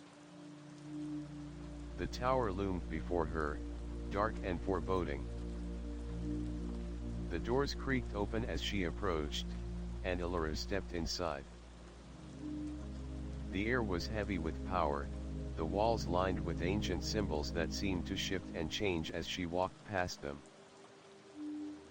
The heart of Eldroen was at the center of the tower, its golden light illuminating the room with an otherworldly glow. But Elara didn't have time to admire its beauty. She had to stop Ravel. The sound of footsteps echoed behind her, and Elara spun around to find Lord Ravel standing in the doorway. His eyes glowed with a cold, predatory light, and his smile was filled with malice. "You've come at last, Elara," Ravel said, his voice smooth and filled with dark amusement. "I knew you would. I've been waiting for you." Elara's hand tightened around her dagger. "This ends now, Ravel." Ravel laughed, the sound echoing in the chamber. "You think you can stop me? You are nothing. You've always been nothing. The power of Eldroen is mine, and nothing you do will change that." "We'll see about that," Elara said, her voice cold and steady. With a flick of his wrist, Ravel summoned a wave of dark energy that surged toward her. Elara barely managed to raise a shield in time, the magic crackling and sparking against the force of his attack. The room shook with the force of the clash, and Elara stumbled back, her heart racing. But she wasn't going to give up. She couldn't. Not now. With a scream, Elara unleashed a burst of light, her magic surging with the power of the first dreamers. The light collided with Ravel's dark energy, and for a moment, everything was still. And then, with a deafening roar, the two forces collided in a blinding explosion of energy. Chapter 13, The Final Confrontation. The air crackled with tension as Elara and Lord Ravel faced each other in the heart of Eldroen. The golden light from the heart of the city pulsed in the background, its energy swarming around them like a living thing. The room trembled from the force of their power, but Elara stood firm. This was it. The final confrontation. There was no turning back now. Ravel's eyes glinted with cruel amusement. "You think you can stop me, Elara? You have no idea what you're up against. The power of Eldroen is beyond your comprehension. It belongs to me, and you're just a tool. A pawn in a game you cannot win." Elara's hand tightened around her dagger, the familiar weight of it grounding her in this moment. She had come so far, fought so many battles, and she would not let him take everything she had worked for. The power of Eldroen, the blood of the first dreamers, was hers. She would claim it, and she would use it to save the world from the darkness that threatened to consume it. "I am not a pawn," Elara said, her voice steady, her eyes locked on Ravel. "I am Elara Wynn, and I will not let you destroy everything I fought for." Ravel sneered, raising his hand to summon a wave of dark magic. The air around him pulsed with black energy as he called forth the shadows, his power overwhelming. Elara barely had time to react before a surge of dark energy shot toward her, slamming into her shield with a violent crash. She staggered back, the force of the blow knocking her to her knees. But she refused to give in. With a deep breath, she called on the power of Eldroin, her body flooding with energy. The first dreamer's power coursed through her veins, and she felt it stronger than ever before. It was time to fight back. With a defiant cry, Elara pushed herself to her feet, her magic flaring around her. She thrust her hand forward, unleashing a torrent of light that collided with Ravel's dark magic, forcing him back. The room seemed to crackle with the force of their clash, the walls trembling as the two opposing powers battled for dominance. Ravel's eyes widened in surprise. You're stronger than I thought," he hissed, his voice filled with disbelief. "But it won't be enough."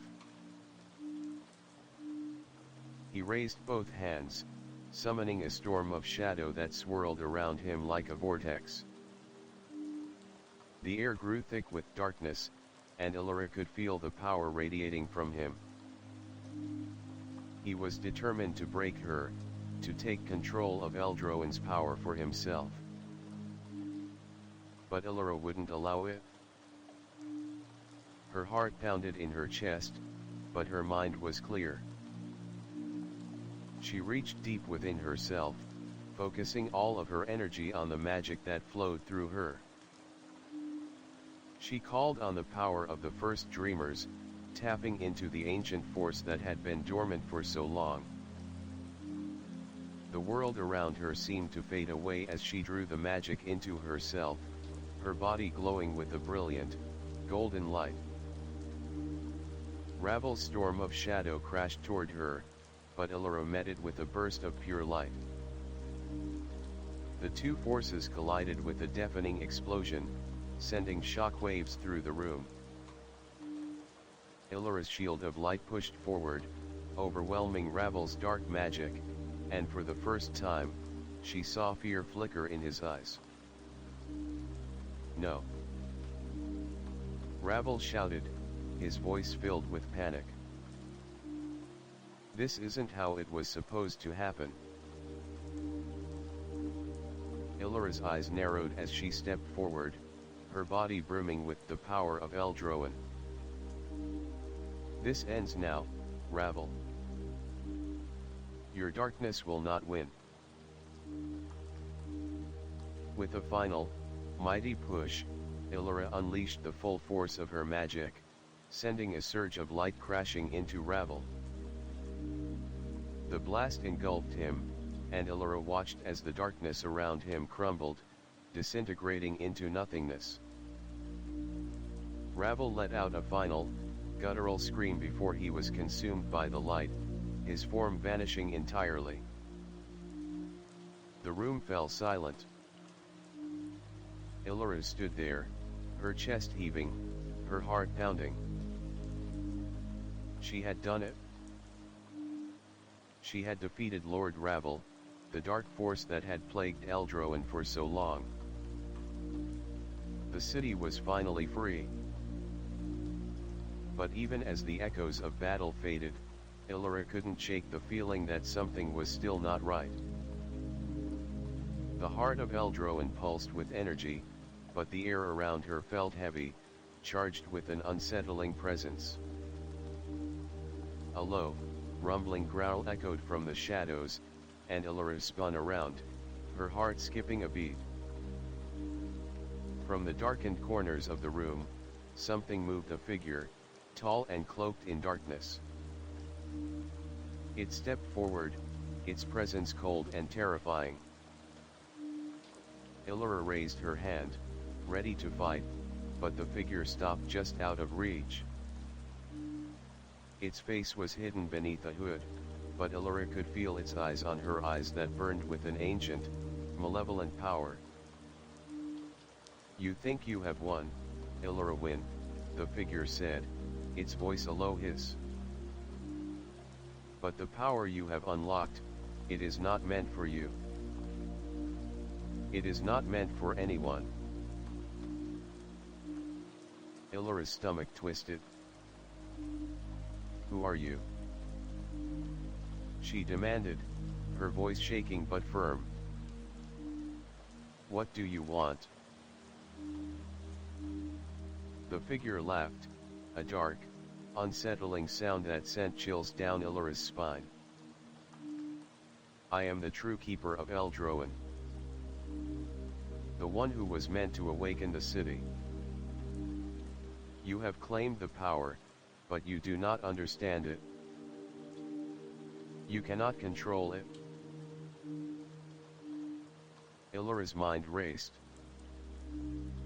"What are you talking about? I've faced the trials. I've unlocked the heart. The figure stepped closer, its presence overwhelming. "You have only scratched the surface, Elara.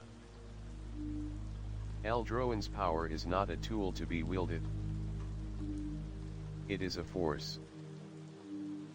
A force that will consume you if you are not careful." Elara's heart raced as the figure raised a hand, and the air around her seemed to grow colder. "You are not ready for this power. You are not ready for what lies ahead." With a swift motion, the figure extended its hand toward her, and Elara felt a surge of energy flood through her, stronger than anything she had felt before. The power of Eldroen seemed to pull at her, tugging her in every direction. She fought against it, but it was overwhelming, a force that threatened to consume her whole. "You are nothing," the figure said, its voice filled with cold disdain. "And you will never be anything. The power of Eldroen is not yours to control." But Elara's resolve remained unbroken. She had come too far to give up now. She had faced countless trials, and she would not let this shadow defeat her. The heart of Eldroen was hers. And she would not let anyone, not even this figure, take it from her. With a cry, Elara summoned all of her strength, channeling the full power of Eldroen into a single, overwhelming blast of light. The figure shrieked as the light engulfed it, its form disintegrating into nothingness. For a moment, the room was still. The darkness that had plagued Eldroen was gone. Elara had won. Chapter 14, The Heart of the Storm. The battle had been long and fierce, but Elara stood victorious.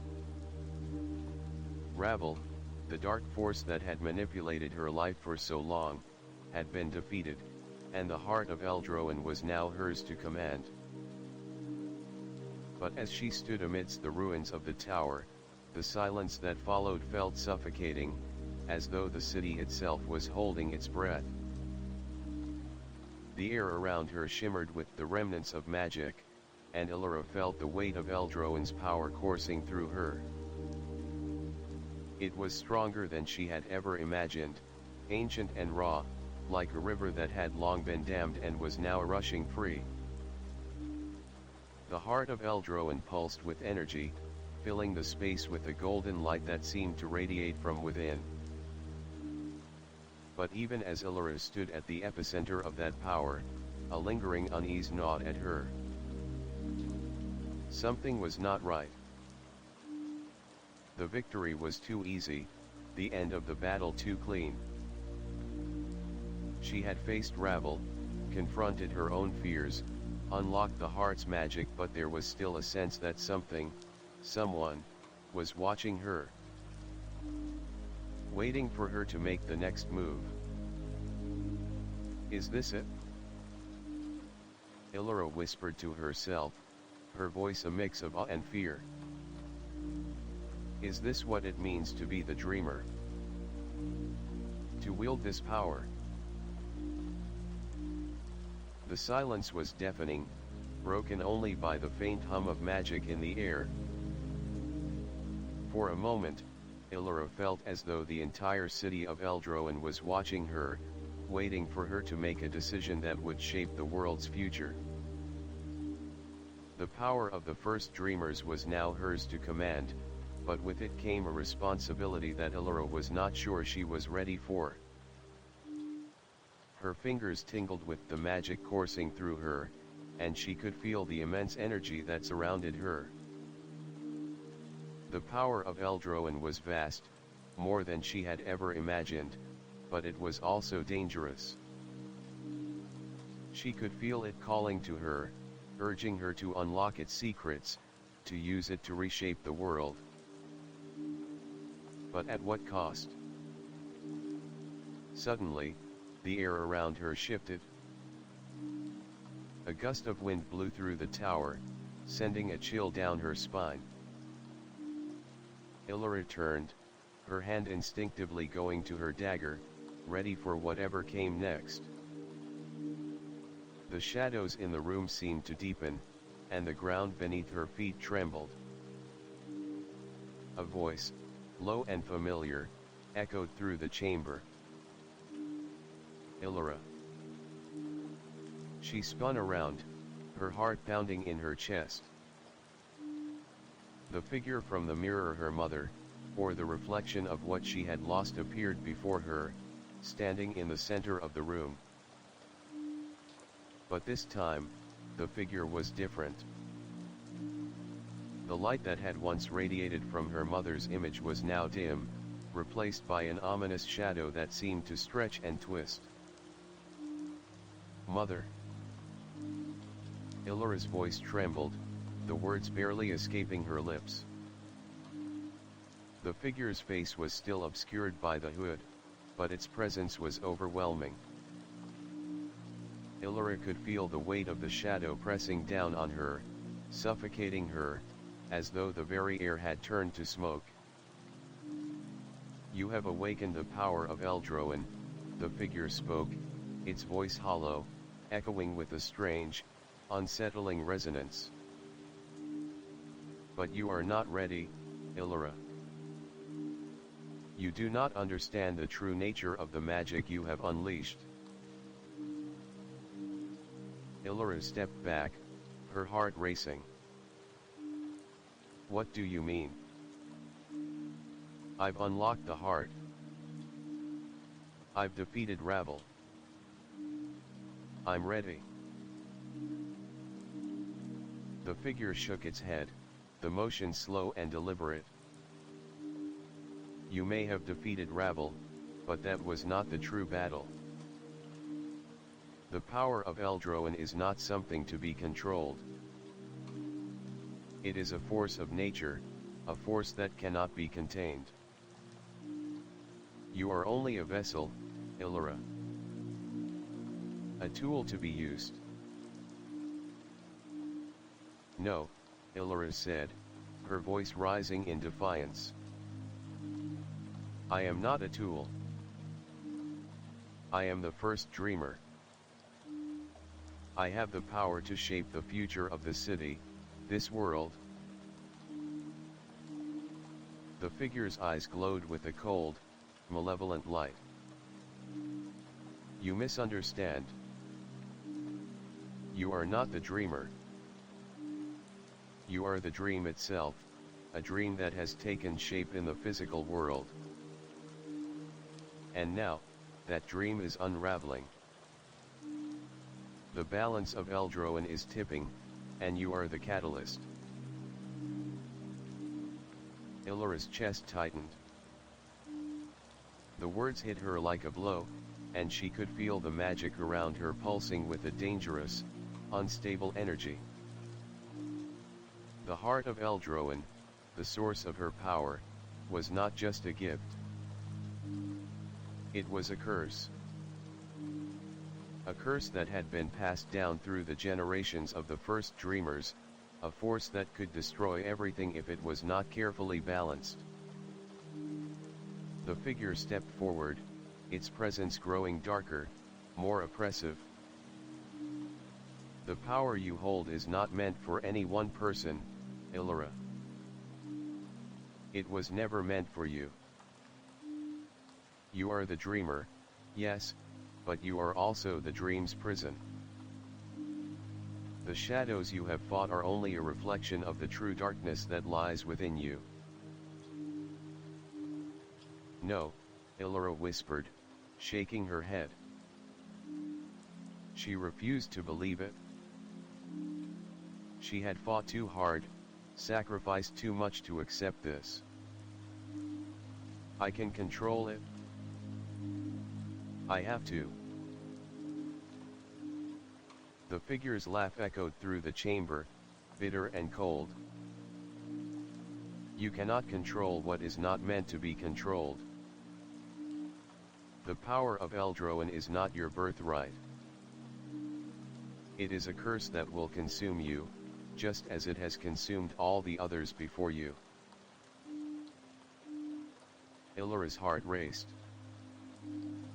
She could feel the power of Eldroin swirling around her, threatening to overwhelm her. She had unlocked the heart, but now she could see the truth. The power was too great, too dangerous. She was not the one meant to wield it. She was the one meant to be consumed by it. No, Elara gasped, stumbling back as the shadows around her grew darker, more oppressive.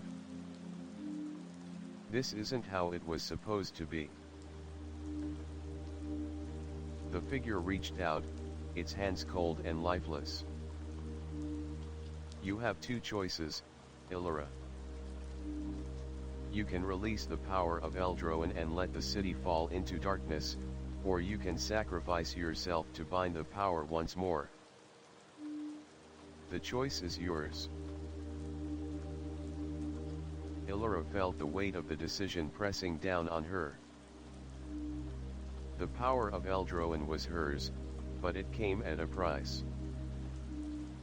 She had to choose, would she wield the power and risk destroying everything, or would she sacrifice herself to contain it once more? The room around her seemed to spin, the weight of the decision crashing down on her. She had come so far, fought so hard, and now it all came down to this. She had to make the choice. I choose to protect Eldroin, Elara whispered, her voice filled with determination. The figure nodded, a sad, knowing smile on its face. Then you understand. The dream is not yours to control. It never was. With a final, resonating breath, Elara reached out and touched the heart of Eldroin, the power of the city flooding into her. The light around her grew blinding, and for a moment, everything went silent. When the light faded, Elara found herself standing alone in the tower, the shadows gone. The city was still. And the power of Eldroin was no longer hers to command. Chapter 15, The Veil of Time. The city of Eldroin lay in stillness, its streets empty, its towers silent. The weight of Elara's decision pressed heavily on her heart. She had released the power of Eldroin, an act that had drained her of much of her strength, yet it was the only way to ensure the city's survival. But as the echoes of magic faded and the heart of Eldroin ceased its pulse, a new feeling began to settle in. It was the silence of victory, yes, but also the silence of an uncertain future. Elara stood alone in the center of the tower, the very place where everything had begun. The shadows that had once plagued the city were gone, but so too was the vast, untamed power that had surged within her. Her connection to the heart had been severed, and for the first time in weeks, she felt the weight of her choices not just in her body, but in her soul. The power of the first dreamers had coursed through her, and she had been able to control it, to wield it for a time. But in the end, she had chosen to sacrifice that power for the greater good. She had sealed it away, bound it to the city's heart, and in doing so, she had saved Eldroen from the darkness that threatened to consume it. But at what cost? As the final remnants of the magic dissipated, Elara's hands trembled. She looked down at them, half expecting to feel the residual glow of the magic that had once been hers to command. But there was nothing now. Just the cold weight of emptiness. Her breath was shallow as she turned to face the door of the tower. There was no fanfare, no triumphant music. There was only the silence of a city that had been saved, but had no idea how to move forward without the force that had shaped it for centuries. Elara. The soft voice, familiar and gentle, reached her ears, breaking the silence like a whisper in the wind. She spun around, her heart leaping in her chest. The figure standing before her was no longer a shadow, no longer a mere reflection. It was her mother, or at least the version of her that had once been trapped in the mirror. "You," Elara whispered, stepping forward.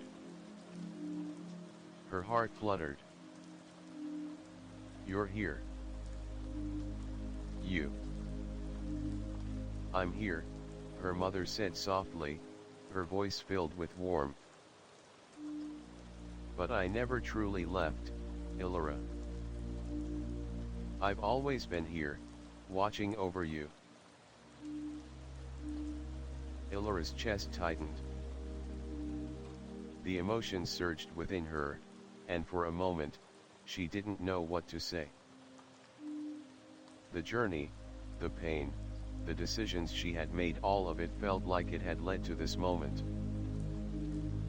"I did it," Elara said, her voice barely above a whisper. "I saved Eldroen.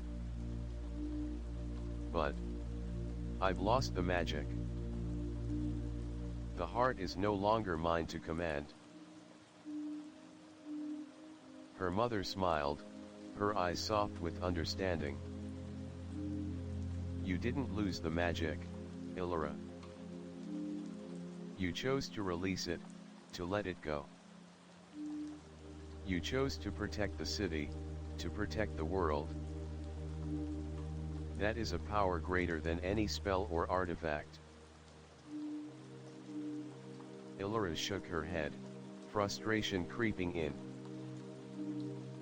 "But without it, what am I? Without the magic, without the power of the first dreamers, what's left of me?"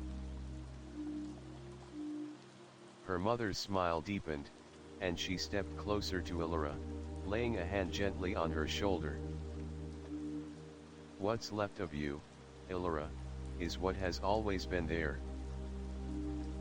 The power to choose. The power to create your own path. The magic was never what defined you. It was your heart, your courage, and your will. You are not defined by the power you wield, but by how you choose to use it." Elara swallowed hard, the weight of her mother's words sinking in. She had always felt like she needed the power of Eldroen to be strong, to be worthy. But perhaps her true strength had never been in the magic, it had always been within herself. But what about the city? What happens now? Elara asked, her voice filled with uncertainty. The city will find its way, Elara. You have given it the chance to heal. And now, it must learn to grow without the magic that once defined it. Eldroen is more than just its power. It is a city of history, of people. And it will rebuild. The air around them seemed to shift, and for the first time in what felt like an eternity, Elara felt a sense of peace. The city might not be what it once was, but it was alive. And so was she. Thank you, Elara whispered, her eyes filled with gratitude. I never knew. I never understood. But I think I do now. Her mother smiled, her form beginning to fade, like a dream slipping from her grasp. You're ready now, Elara. You always have been. As her mother's figure dissolved into the light, Elara felt a sense of clarity wash over her. The weight of the past, of the choices she had made, seemed to lift, replaced by a newfound sense of purpose. She was no longer bound by the magic of Eldroen. She was free. The city of Eldroen began to stir. The streets, once empty and abandoned, now hummed with the sounds of life. People emerged from the shadows, their eyes wide with wonder as they took in the changes around them. The heart of Eldroen had been sealed away, but the city itself was waking up from a long slumber. Elara stood at the heart of it all, watching as the city began to heal. It would take time, but Eldroen would rise again, not because of the power of the dreamers, but because of the strength of its people. The city was more than just its magic.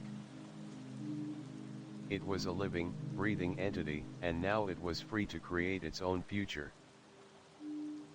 As Elara walked through the streets, her steps light and steady, she felt the weight of the future pressing down on her.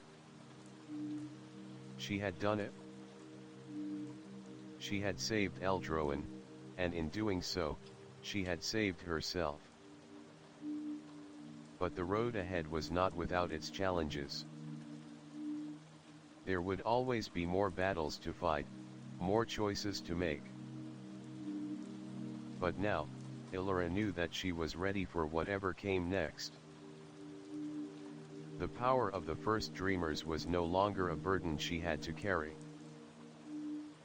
It was a part of her, a part of the city, but it did not define her. She had chosen her own path. And whatever the future held, Elara knew that she would face it with courage, with strength, and with the unwavering belief that she could shape her own destiny. Chapter 16, The Shifting Tide. Eldroen was changing. The city, once a land of forgotten power, was beginning to stir with new life. The streets that had been empty and silent for so long now hummed with energy, filled with people who had once feared the dark magic that had plagued them. There was hope in the air, but there was also uncertainty. The heart of Eldroen had been sealed, its magic contained, but the echoes of its power still lingered in the city, and its influence was not so easily erased. Elara had done what she could. She had freed the city from the chains of darkness, removed the corrupting influence of rabble, and broken the cycle that had trapped Eldroen in a never-ending spiral of power and destruction. But as she walked through the streets, she could feel the weight of the decision she had made, the decision to release the heart of Eldroan. She had chosen to keep the city's soul intact, to preserve the people and their future rather than risk destroying them all in a battle for control over the power. But what did it mean for her now? What did it mean for Eldroan?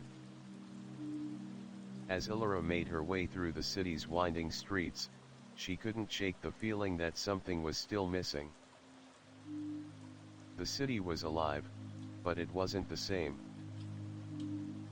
The air seemed too still, the magic too quiet. The absence of the heart's overwhelming power was palpable. Elara had released the power, yes, but now there was a void where it once had been.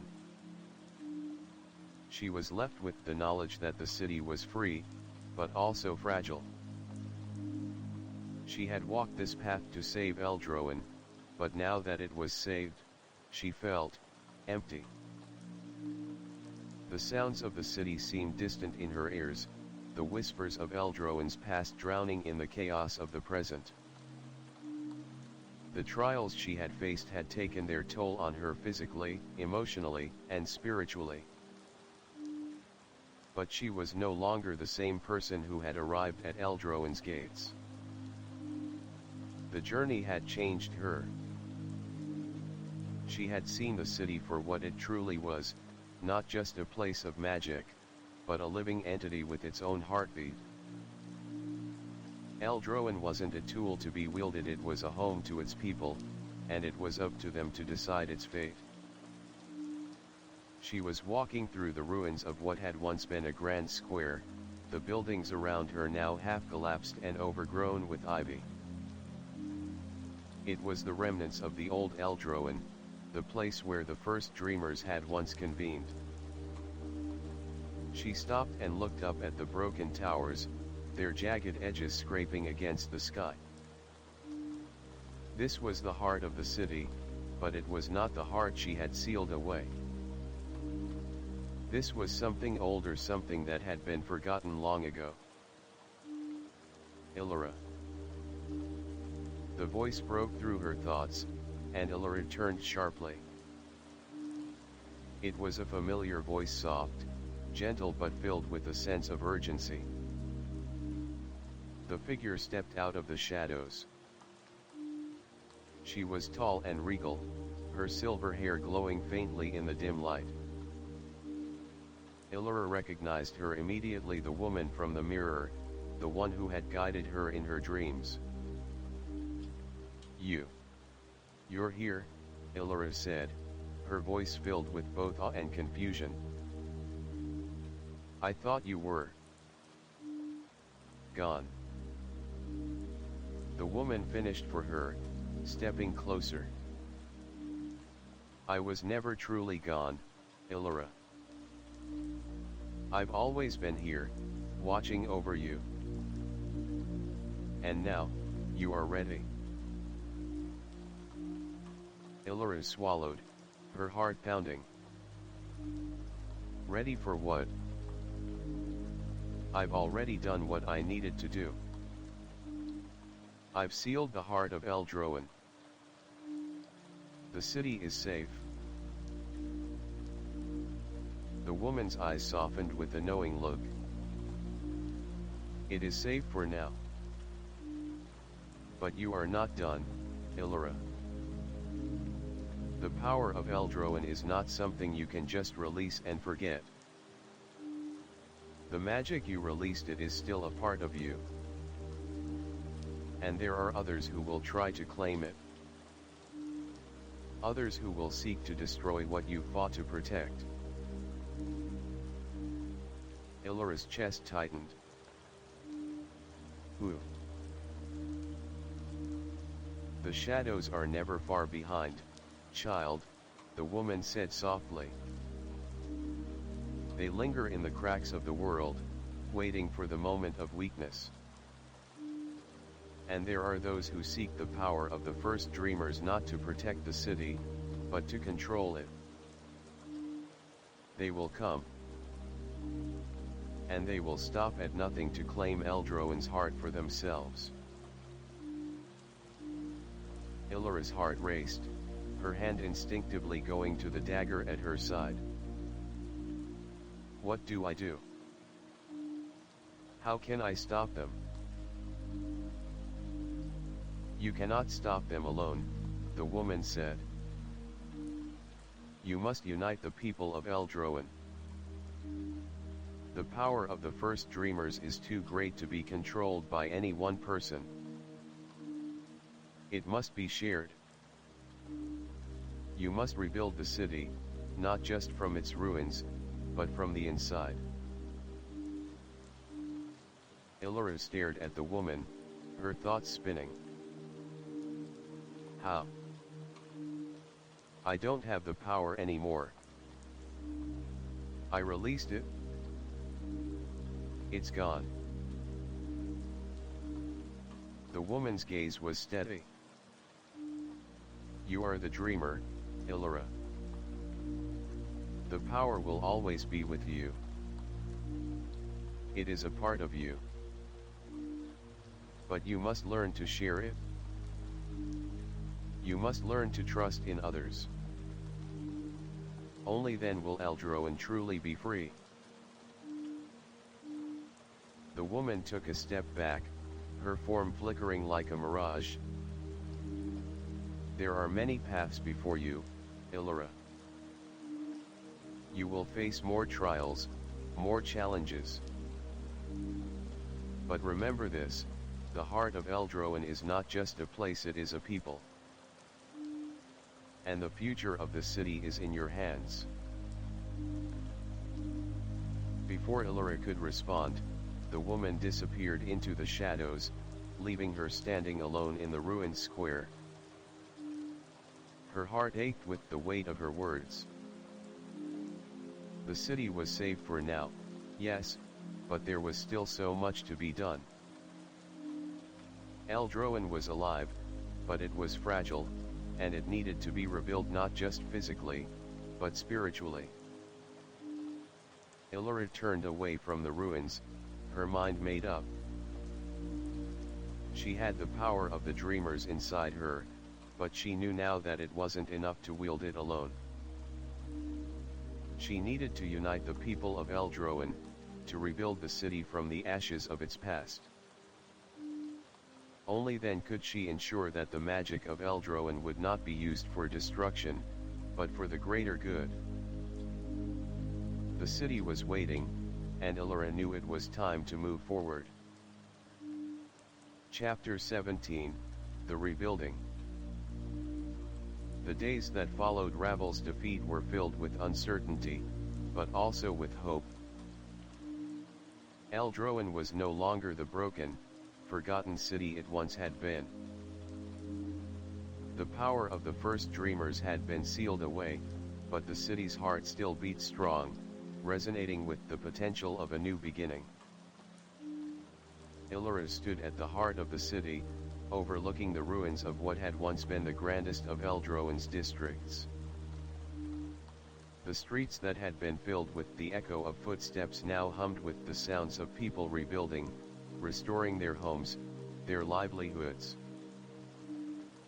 The air was no longer thick with the stench of decay, but with the promise of something new. Yet, as much as Elara wanted to believe that everything had returned to normal, she could not ignore the weight that still pressed on her chest. The city was healing, yes, but the journey ahead was not an easy one. The magic that had once defined Eldroan was gone, sealed away in the heart of the city, and with it went the strength that had once protected it. Elara had taken the power of Eldroan upon herself, but now she had to face the responsibility that came with it. She had no idea how long it would take to rebuild. The people of Eldroan had to learn to live without the magic they had relied on for so long. But Elara knew that it wasn't just the city that needed to be rebuilt, it was the very spirit of its people. Eldroan had been a place of magic, a place of dreams, but it had also been a place of corruption. Ravel had used its power for his own gain, manipulating the city's people and enslaving them to the will of the heart.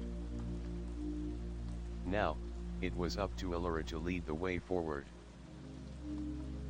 But she couldn't do it alone. Elara.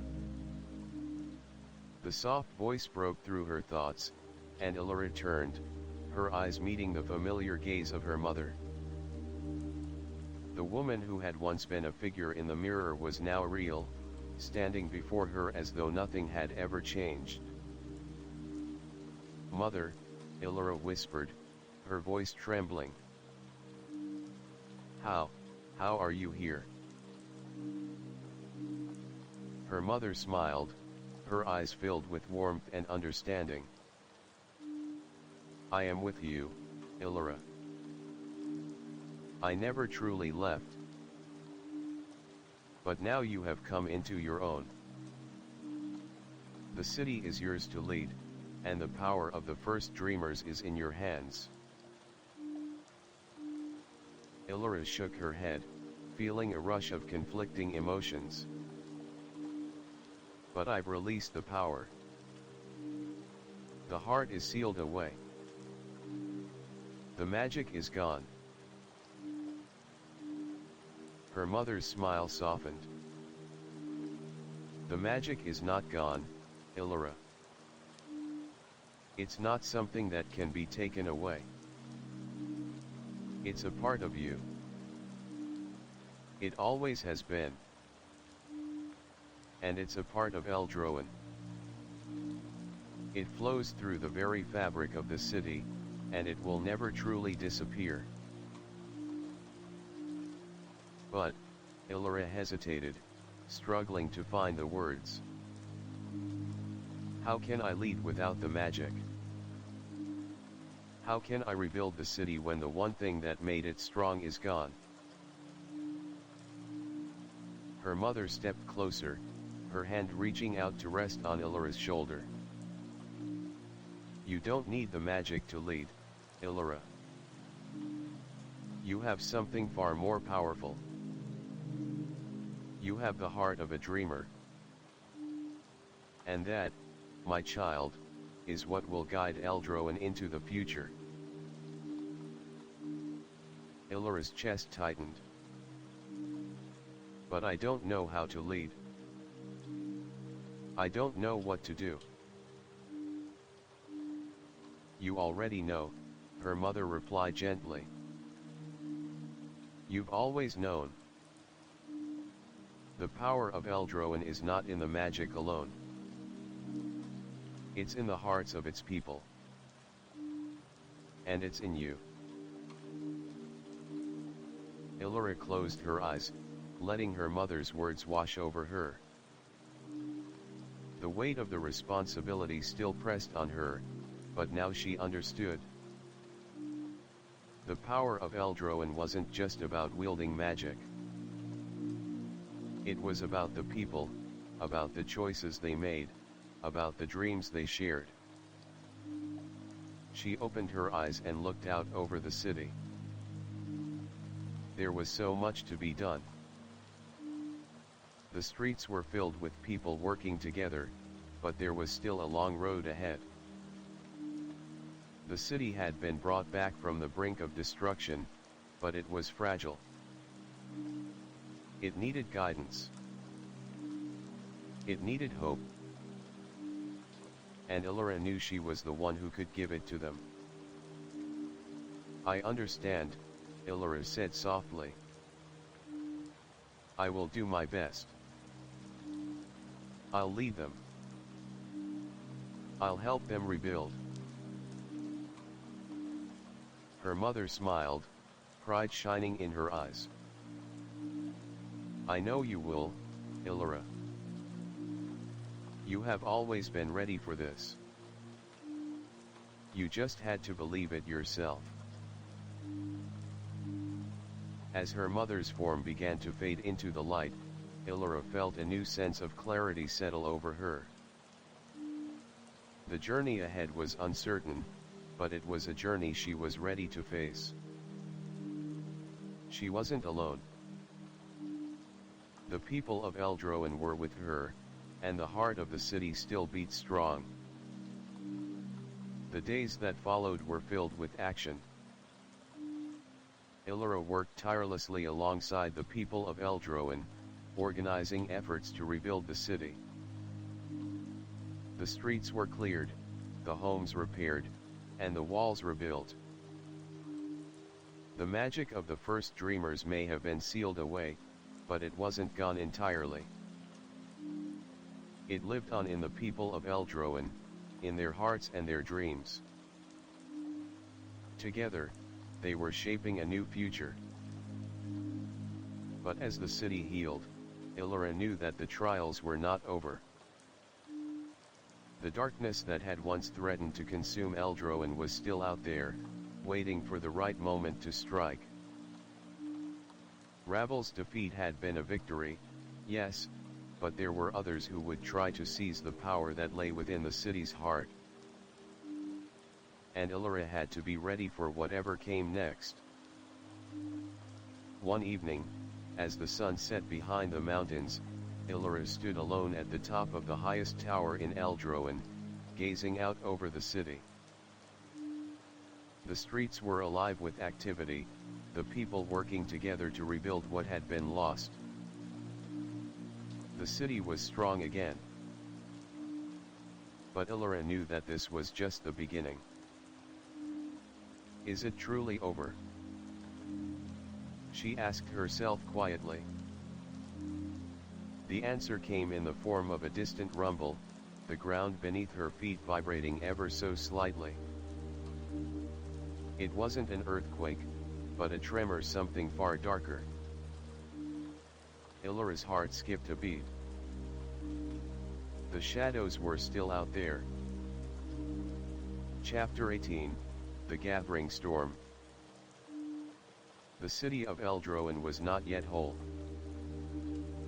Though its streets buzzed with life and the sound of construction echoed through the air, there was an undercurrent of unease. The people had returned to their daily routines, but the scars of the past lingered in their hearts. Eldroen had been a city of dreams, a city of power, and now, after all that had happened, it was still struggling to find its place in a world that had changed forever. Elara stood at the center of the city, looking out over the streets from the balcony of the tower. The city stretched before her, its golden spires gleaming in the sunlight, the once barren gardens now lush with life. The people were rebuilding, yes, but there was something in the air, something that Elara couldn't shake. It was a feeling of impending danger, a sense that the storm was not over, that the shadows were still lurking in the corners, waiting for their chance to strike. The events of the past weeks weighed heavily on her. She had faced Ravel, defeated him, and released the power of the first dreamers back into the city. The heart of Eldroen had been sealed, and the balance had been restored. But with the power gone, the city felt fragile, like glass that could shatter at any moment. Elara had chosen to give up the magic, to let the city rebuild without the overwhelming power that had once controlled it. But now, she was beginning to wonder if she had made the right choice. Elara. The voice broke her from her thoughts, and she turned to see Lysander approaching. He was the captain of the city's guard, a trusted ally, and one of the few people Elara had come to rely on. His dark eyes were filled with concern as he approached her, his heavy armor clanking softly with each step. Elara, something is wrong, Lysander said, his voice low and urgent. There have been reports from the eastern gates. Strange movements in the woods. People are disappearing. Elara's stomach twisted. Disappearing.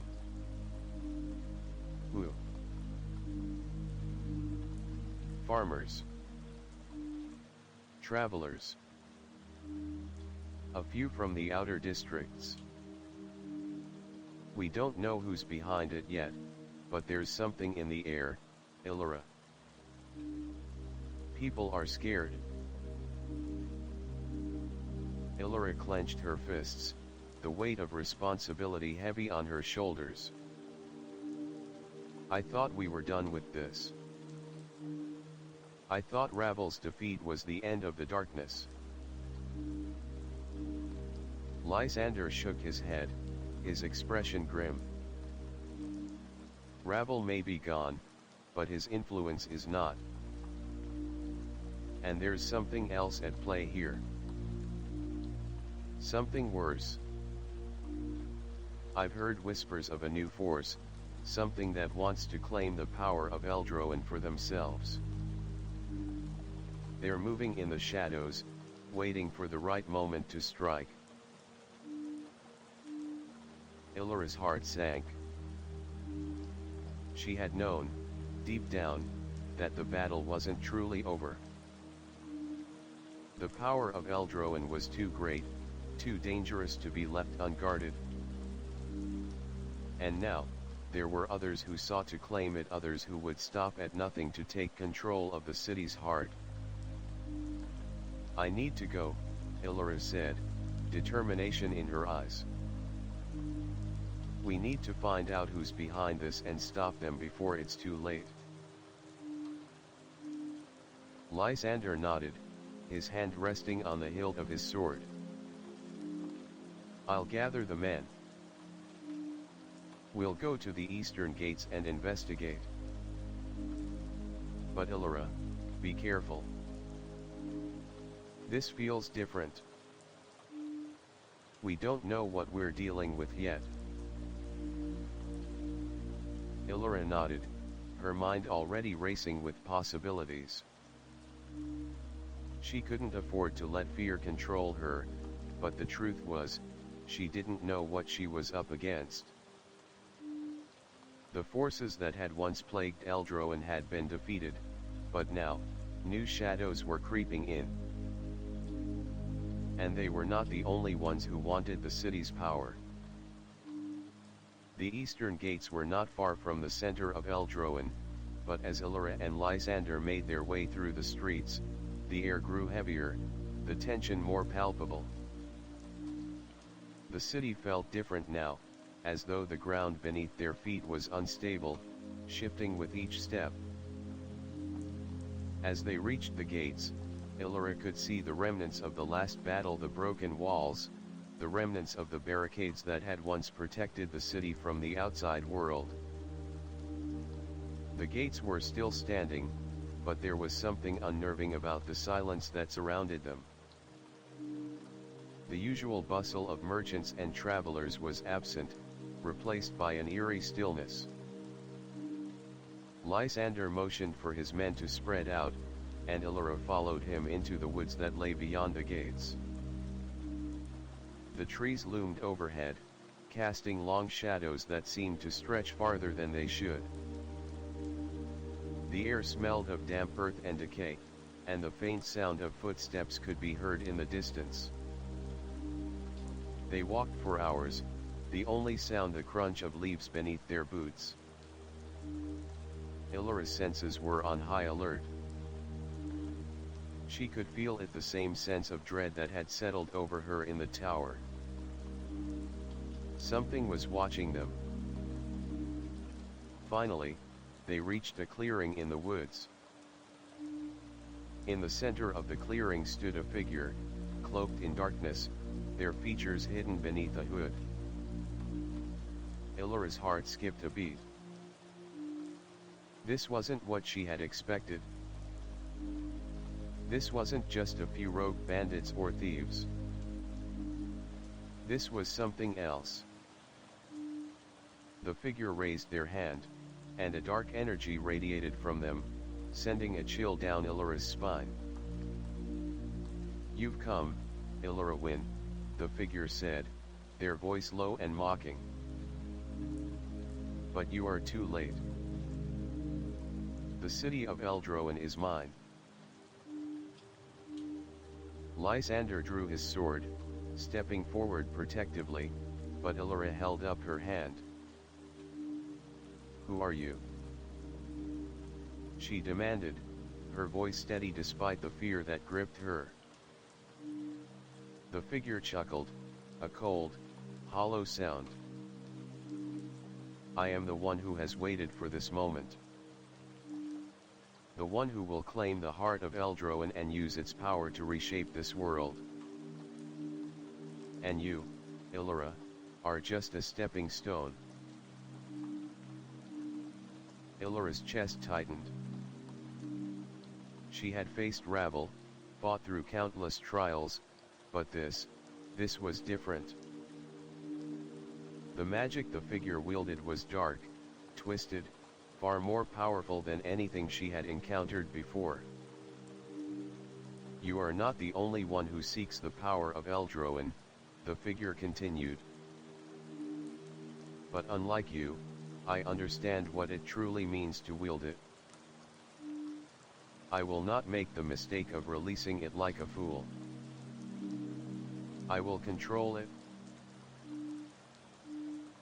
Ilara's mind raced. She had to act quickly. She couldn't let this person take the heart. The city depended on it. She had to protect Eldroin, no matter the cost. With a cry, Elara summoned the power of the first dreamers, her magic surging around her like a storm. The figure raised their hand, summoning the darkness in retaliation, but Elara was faster. She sent a wave of light crashing toward the figure, the two forces colliding in a burst of energy that sent shockwaves through the clearing. The figure staggered back, their dark magic faltering. Elara took a step forward, determination in her eyes. You will not take Eldroin. I will stop you. The figure growled, their form flickering in and out of focus. You are too weak to stop me, Elara. The darkness is mine, and it will consume everything you hold dear. With a final roar, the figure unleashed a surge of dark energy, sending it hurtling toward Elara. But this time, she was ready. With a shout, she released all of her power, the magic of the first dreamers pouring out of her like a tidal wave. The two forces collided with a deafening crash, and the world around them seemed to explode in a flash of light. Chapter 19, The Rise of the Shadows. The ground shook beneath Elara's feet, the very air alive with the power of the battle. The figure in front of her, the one who sought to claim Eldroin's heart, was not just a foe, but something darker, more sinister. The clash of their powers reverberated through the clearing, a swirling storm of light and shadow that threatened to tear the world apart. But Elara stood firm. She had faced the darkest of forces before, and she would not back down now. The heart of Eldroin pulsed with the power of the first dreamers, and it was hers to command. This city, these people, her home, it was worth fighting for. With a guttural roar, the figure launched another wave of darkness at her, the air crackling with malevolent energy.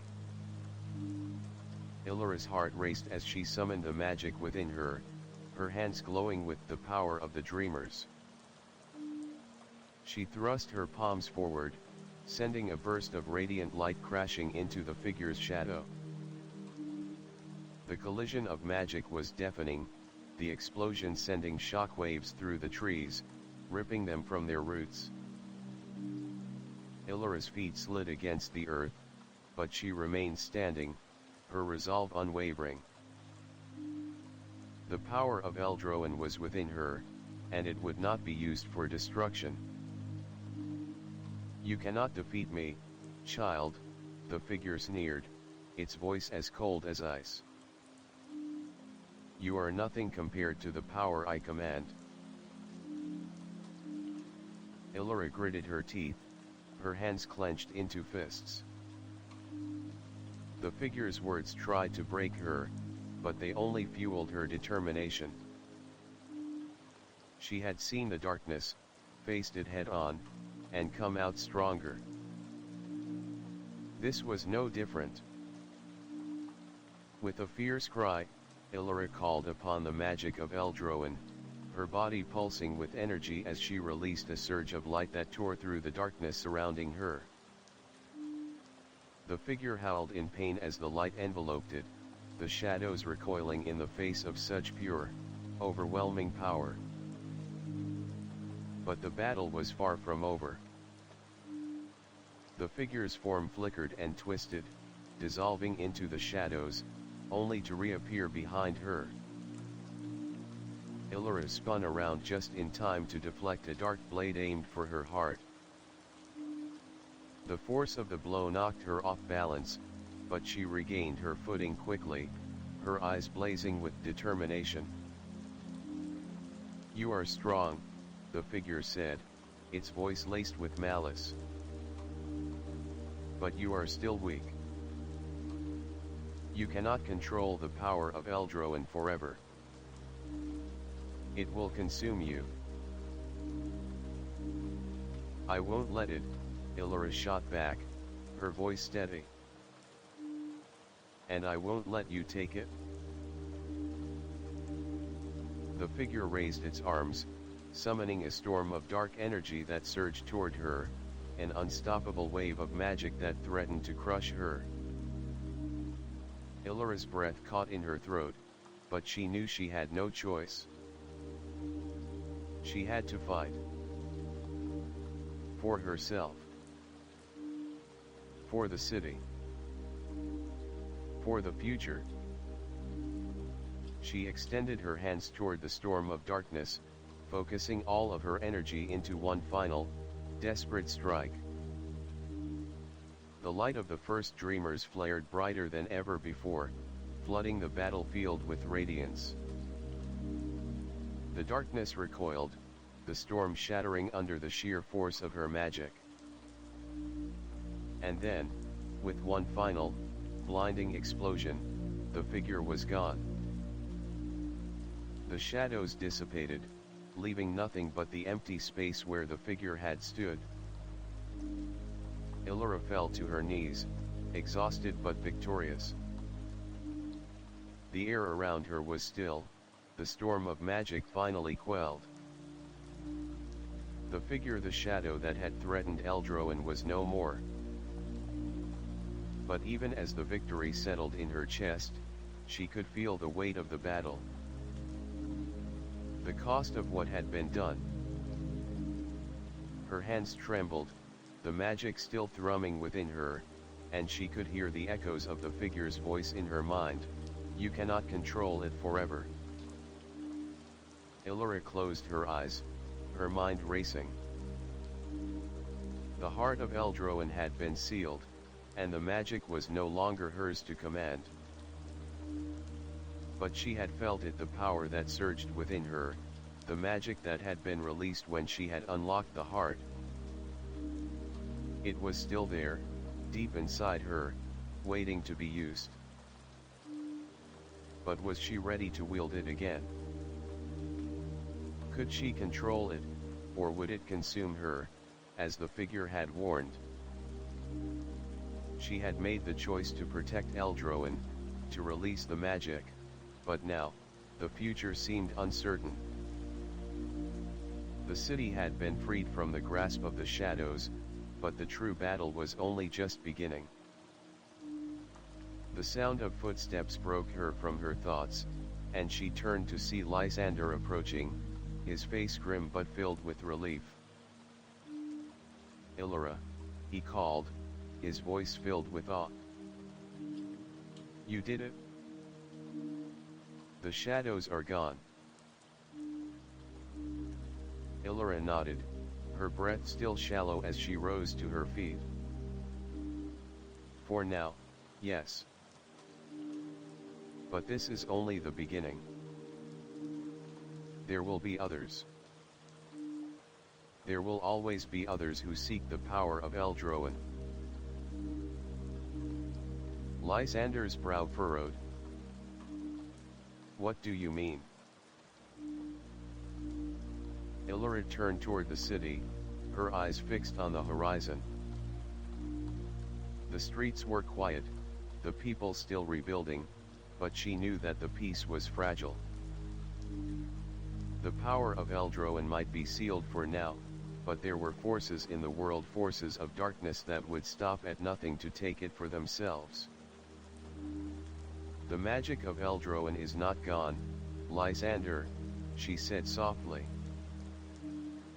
It lives within me, within this city. And there will always be those who seek to claim it. We have won this battle, but the war is far from over. Lysander's eyes narrowed as he looked toward the city. And what do we do now? Elara turned to face him, her eyes filled with determination. We rebuild, Lysander. We rebuild Eldroen, not just from the ruins, but from the inside. We must restore the city, its people, and its magic. But this time, we do it together. Chapter 20, The Eternal Watch. Eldroen was still. The city, once a beacon of magic and mystery, now arrested in the aftermath of a battle that had nearly torn it apart.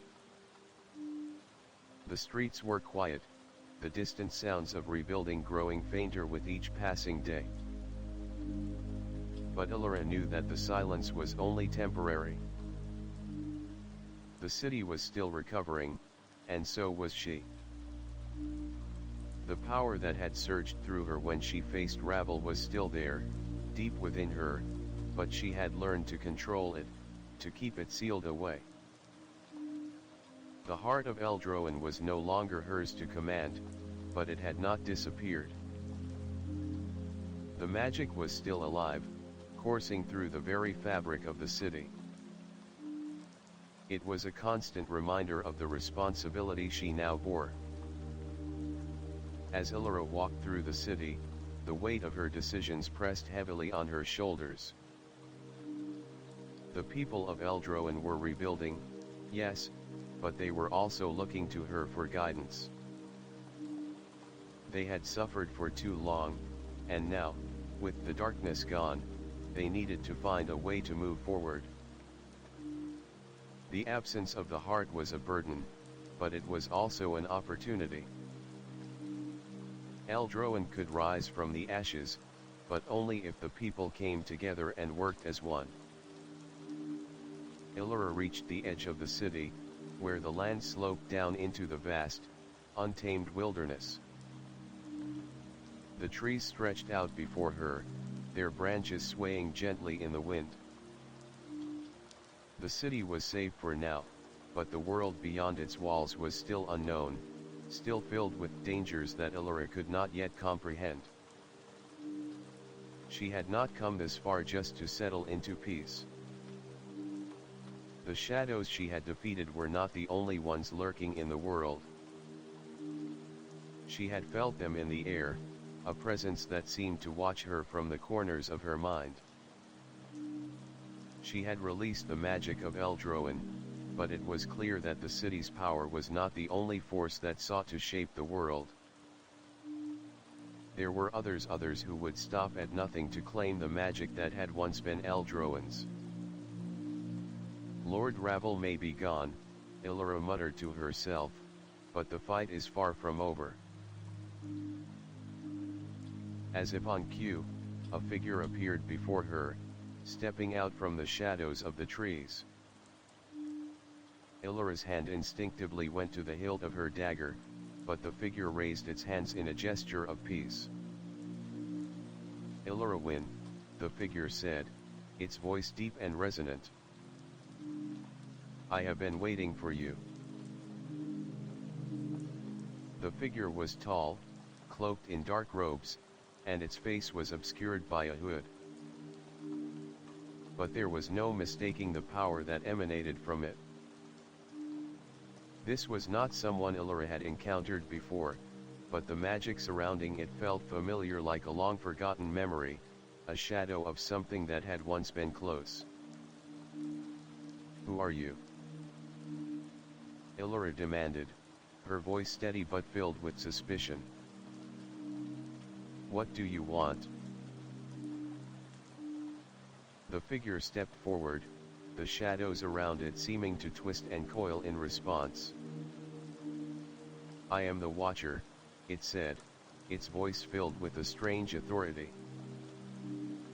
"I have watched over Eldroen for centuries, guarding its secrets and its power. I am the one who keeps the balance." Elara's heart raced. "The balance? What are you talking about?" The Watcher's eyes glowed faintly beneath its hood, and Elara could feel the weight of its gaze upon her. "You have unlocked the heart of Eldroen. You have unleashed the power that was once sealed away. But there are those who would use it for their own purposes.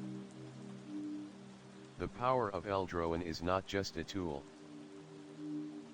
It is a force that shapes the world, and it must be controlled. You must control it." "I've already made my choice," Elara said, her voice firm. "I released the power for a reason. Eldroen is free now, and the magic will no longer control us. We will rebuild, without relying on it." The Watcher tilted its head, as if considering her words. "You misunderstand, Elara. The power you have released cannot be contained by your will alone. You are but a vessel, a conduit for the magic of Eldroen. The heart was not meant to be freed, it was meant to remain sealed. You have brought about a great imbalance, and now the consequences will follow." Elara's blood ran cold. "What consequences?" "The magic of Eldroen is tied to the fabric of the world itself," the Watcher said. "By releasing it, you have set in motion a chain of events that will disrupt the balance of the world. The magic will call to those who seek to control it. The shadows will rise again, and they will stop at nothing to claim what you have freed." Elara's mind raced. She had known there would be consequences to releasing the magic, but she had hoped that the city could rebuild without it. She had hoped that the people could forge their own path. But now, she understood that the magic of Eldroen was more than just a tool, it was a force of nature, a power that could not be easily controlled. "I won't let anyone take it," Elara said, her voice filled with determination. The Watcher's expression remained hidden, but its voice was filled with a dark certainty. "It is not a matter of letting them take it, Elara. The shadows are already moving, and they are far stronger than you can imagine. You may have defeated Rabble, but there are forces far older and more powerful than he ever was." Elara's heart pounded in her chest. She had hoped that by freeing Eldroen from the magic, she could free herself from the burden of its power. But now, she realized that the battle was far from over. "I will fight," Elara said, her resolve hardening. "I won't let anyone control Eldroen again." The Watcher nodded slowly. You will need more than just your strength, Elara. You will need allies. And you will need to understand the true nature of the power you have unleashed. The magic of Eldroen is not a tool, it is a force that binds the world together. You must learn to wield it, or it will consume you. Elara nodded, understanding the weight of the Watcher's words. She had come so far, but now she realized that the path ahead would not be easy. She had unlocked the magic of Eldroen, but she would need to master it if she was to protect the city and the world from those who would seek to use it for their own gain. I will learn, Elara said, her voice filled with determination. I won't let the shadows take control. I will fight for Eldroen. The Watcher nodded, its form slowly beginning to dissolve into the shadows. The journey is far from over, Elara. Be ready. The storm is coming. With those final words, the Watcher disappeared, leaving Elara standing alone in the stillness of the woods. She had made her choice. She would not let the shadows consume Eldroen. She would fight to protect the city, to rebuild it, and to control the power that flowed through it. But the road ahead would not be easy. The shadows were already gathering, and the storm was just beginning. Chapter 21, The Winds of Change.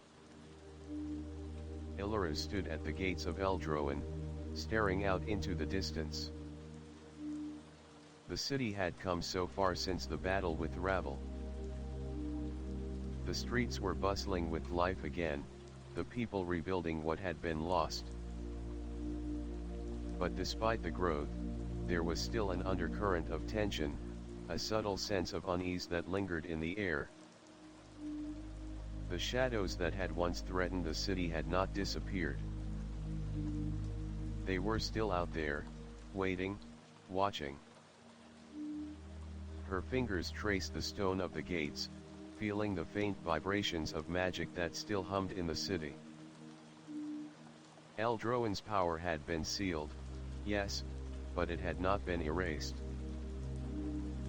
It lingered in the heart of the city, in the very air they breathed, in the soil they walked upon. And that power, Elara knew, was both a blessing and a curse. The wind shifted, carrying with it a chill that made Elara shiver. Her thoughts drifted back to the Watcher, the mysterious figure who had warned her of the consequences of unleashing Eldroen's magic. The city was safe for now, but the Watcher had not been wrong. The shadows were still gathering, and they were not finished with Eldroen yet. Elara, Lysander's voice broke through her thoughts, and she turned to find him approaching, his face grim. "What is it?" she asked, her heart already heavy with the knowledge that something was wrong. Lysander's brow furrowed, and he stepped closer, lowering his voice. "There's been word from the outskirts. People have been disappearing. Farmers. Travelers. The city's borders are becoming less secure." Elara's chest tightened. "Disappearing? Do they think it's the same as before?" Lysander nodded. "The patterns are the same. It's as though something is pulling them into the shadows." Elara's mind raced.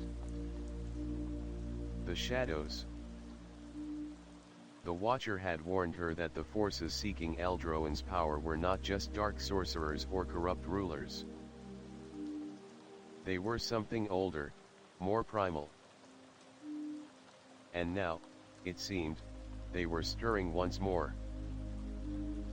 "We need to investigate," Elara said, her voice firm. "I'll head to the outskirts myself. We can't afford to wait any longer." Lysander hesitated for a moment, his eyes searching hers. "You're not alone in this, Elara. We'll send a small group of guards with you. It's dangerous out there." Elara gave him a reassuring smile. "I know. But I've already fought shadows. I'll fight them again if I have to." Lysander nodded, clearly reluctant but understanding. "I'll gather the men. We'll leave at first light." Elara turned her gaze back to the city gates, the weight of the responsibility pressing down on her shoulders. The city had been her home, and she had sworn to protect it. But the shadows were always lurking, waiting for the right moment to strike. And the moment was fast approaching. The journey to the outskirts of Eldroan was long, and the further Elara ventured from the heart of the city, the more oppressive the atmosphere became. The land around them had once been fertile, filled with lush forests and fields of grain. But now, the once vibrant landscape seemed barren, stripped of life, as though the shadows had already claimed it. As they neared the last village on the edge of Eldroan's territory, Elara's senses heightened. The village should have been bustling with activity, but it was eerily quiet. The streets were empty, and the houses stood silent, their doors and windows closed tight against the outside world. The air was thick with tension, as though the very land itself was holding its breath. Elara signaled to Lysander, who led the guards forward, his hand on the hilt of his sword. The group moved cautiously, eyes scanning every corner, every shadow. Elara's heart pounded in her chest as they approached the center of the village. A few villagers appeared from behind their homes, their faces pale and drawn. One of them, an older woman, stepped forward, her hands wringing together in nervousness. "Elara," she said, her voice shaky. "Thank the gods you've come. We've lost so many. People have been disappearing." Elara's heart sank. The fear in the woman's voice was palpable, and Elara could see the desperation in her eyes. The shadows were indeed moving, and they had already begun to claim their victims. "Tell me everything," Elara said, her voice gentle but firm. "How long has this been happening?" The woman's eyes filled with tears. "It started weeks ago. At first, it was just one or two people. But now, more and more are disappearing every night. We've heard strange noises in the woods, and sometimes, we see shadows moving. We thought it was just the dark magic, but now we don't know what to think." Elara nodded, her mind already working through the possibilities. The shadows had returned, and they were not content to stay in the darkness. They were taking people, using them for something she couldn't yet understand. We'll investigate the woods, Elara said, turning to Lysander. Prepare a small group to accompany us. We need to find out what's happening out there. Lysander nodded, his expression grim. We'll leave immediately. The group set out toward the woods, the trees growing thicker as they moved further from the village. The air was colder here, the shadows longer, and Elara could feel the weight of something dark pressing against her mind. The further they went, the more oppressive the silence became. Even the birds had stopped singing. It was as though the very world had gone quiet in fear. Elara's hand rested on the hilt of her sword, ready for whatever they might encounter. They reached the edge of the forest as the sun began to set, casting long shadows across the ground. Lysander signaled for the group to stop, and Elara stepped forward, her eyes scanning the trees ahead. Suddenly, a figure darted out of the trees, a man, ragged and wild-eyed, stumbling toward them. He collapsed at their feet, gasping for breath. His clothes were torn, his face bruised and battered. Please. The man gasped, his voice weak. They're coming for you. They're coming for all of you. Before Elara could speak, the man's eyes glazed over, and he fell silent, his body limp in the fading light. The group gathered around, but there was nothing they could do. The man was dead. And the shadows were closing in. Chapter 21, The Storm's Wake. The woods were silent, an eerie quiet that seemed to smother every breath, every movement. Elara stood at the edge of the trees, the body of the man who had collapsed before them still fresh in her mind. There was no doubt in her mind now. The shadows were real, and they were closing in, not just on Eldroin, but on everything that she had fought to protect. Lysander stood beside her, his face set with grim determination. We need to find out what's happening, Elara. There's no telling how far this has spread. This is more than just the shadows. There's something darker at play here. Elara nodded, her eyes scanning the darkening forest. The wind picked up, sending a chill through her bones. The forest had always been a place of mystery, but now it felt like a living entity, watching, waiting. The once familiar paths now felt foreign, treacherous. The magic of Eldroin pulsed faintly in the air, but it was no longer the powerful force it once was. Now, there was only a faint echo of its strength, and Elara knew that this weakening magic would be no match for what awaited them. We'll push forward, Elara said firmly, her voice unwavering. Whatever is out there, we'll find it. We're not turning back. Lysander hesitated. Are you sure, Elara? This isn't just some rogue bandits or creatures. This feels different. These shadows, they have power, real power. And it's growing stronger. Elara turned to face him, her eyes blazing with resolve. I've seen darkness before, Lysander. I've faced rabble, I've fought the shadows. But we can't let fear control us. Not now.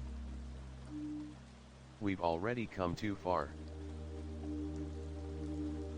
Lysander nodded, though his concern was still visible. Right. Then let's move. We'll follow your lead. As they moved deeper into the woods, the air grew heavier, thick with a kind of magic that sent a tremor through the ground. The trees towered over them, casting long, twisted shadows that seemed to shift and stretch as if alive. The further they went, the more oppressive the silence became, until even the wind had stopped, leaving only the sound of their footsteps and the occasional rustle of leaves. Elara's heart beat faster with every step, and she couldn't shake the feeling that something was following them. The shadows had a presence of their own, a malevolent force that seemed to cling to the edges of her vision, just out of reach. She knew they were being watched, but by whom, she couldn't say. And every instinct told her that whatever waited ahead would not be kind. Suddenly, the air shifted. A soft, almost imperceptible hum vibrated through the trees, and the ground beneath their feet seemed to tremble. Lysander stopped, his eyes scanning the darkness ahead. What was that? He whispered, his voice tight with suspicion. Elara's hand instinctively went to her dagger, her pulse quickening. Stay alert. And then, the world exploded. From the shadows, a figure stepped forward, tall and cloaked in darkness, its form shifting like smoke. Its eyes gleamed with an unnatural light, and Elara felt a chill run down her spine. This was no ordinary figure. This was something far darker, something that seemed to move with the shadows themselves. You've come far, Elara Wynn, the figure said, its voice like the rustling of leaves in a storm. But you are too late. Elara's blood ran cold.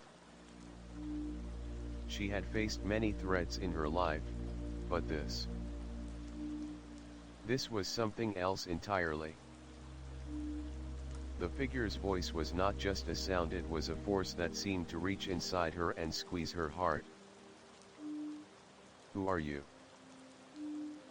Elara demanded, stepping forward, her voice steady despite the fear clawing at her chest. What do you want? The figure's form flickered, and then it stepped closer, its presence overwhelming, like a black hole drawing in all light and life around it. I am the one who has waited, the figure said, its eyes glowing brighter. The one who has been forgotten. And now, I will take what is mine. Lysander drew his sword, stepping protectively in front of Elara. Not if we have anything to say about it. The figure's laughter was cold and mocking, like the wind howling through the trees. You think your sword will protect you? You think the city's heart will save you? The power you unleashed, Elara, is not enough to stop me. Without warning, the figure raised a hand, and dark tendrils of magic surged toward them, wrapping around Lysander's sword, pulling it from his grip. Elara stepped back, her heart racing as the tendrils closed in. Elara! Lysander shouted, struggling to break free.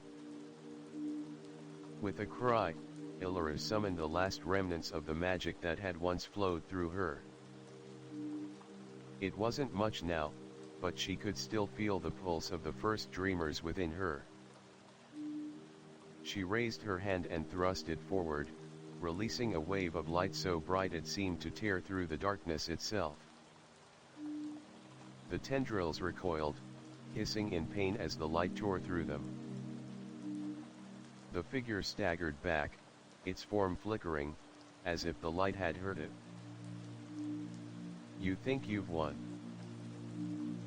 it hissed.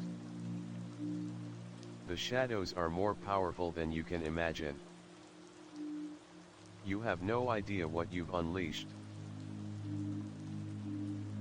Elara stepped forward, her heart pounding, her hands still crackling with the light of the first dreamers. "I won't let you take the city. I won't let you take Eldroen." The figure's eyes burned with rage. "You are a fool. You are nothing more than a fleeting dream, Elara. A shadow in the light." The figure raised its hand again, and this time, Elara felt the weight of the darkness bearing down on her. The air seemed to press in on her, the light flickering, struggling to hold against the overwhelming force. But Elara stood firm. She would not back down. She had come too far, and she had too much to lose.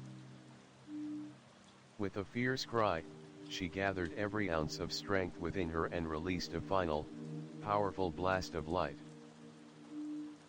The figure howled in agony as the light struck it, its form disintegrating in a burst of shadows.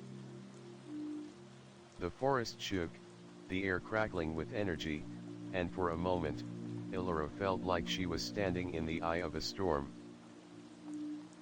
The figure was gone, its presence vanquished, but Elara knew this victory was temporary. The shadows would always return, and the city would always need a protector. She turned to Lysander, who had regained his footing, breathing heavily from the struggle. "Are you all right?" she asked, her voice filled with concern. He nodded, wiping the sweat from his brow. "I'm fine. But we need to move quickly. Whatever that thing was, it won't be the last of its kind." Elara nodded, her heart still racing. "We need to find out who or what is behind all of this." They stood in the clearing for a moment, the echoes of the battle fading into the night. The storm had passed for now, but the winds of change were still blowing, and Elara knew that the war for Eldroen's soul was far from over. As they turned and made their way back toward the city, Elara felt a sense of clarity settle over her. The shadows may have been defeated tonight, but they would always return. The fight was never truly over. And she would be ready. Chapter 22, The Gathering Storm. The wind howled through the trees as Elara and Lysander made their way back toward Eldroen, the weight of their recent battle still fresh in their minds. The figure they had faced in the forest, the dark being that had tried to claim the city's power, was gone for now. But Elara knew better than to believe it was over. There was something deeper, something far more dangerous, at play here, and she wasn't sure whether they were ready for it. The magic that had once filled Eldroen was still gone. The heart had been sealed away, and with it, the city's overwhelming power. Elara had made the decision to release the magic for the sake of the city's survival, but now she was left with the consequences of that choice. The people of Eldroen were rebuilding, yes, but the magic that had once defined their existence was no longer there to protect them. As Elara and Lysander approached the gates of the city, she could feel the weight of responsibility settling on her shoulders once more. She had made the right decision, she told herself. The city would survive. But at what cost? They passed through the gates, and Elara's gaze swept over the bustling streets. The people of Eldroen were hard at work, rebuilding their homes, restoring their lives, but there was an undeniable sense of unease in the air. The city was recovering, yes, but there was still a lingering tension, a feeling that the storm was far from over. Elara, Lysander's voice broke through her thoughts, and she turned to find him watching her with a concerned expression.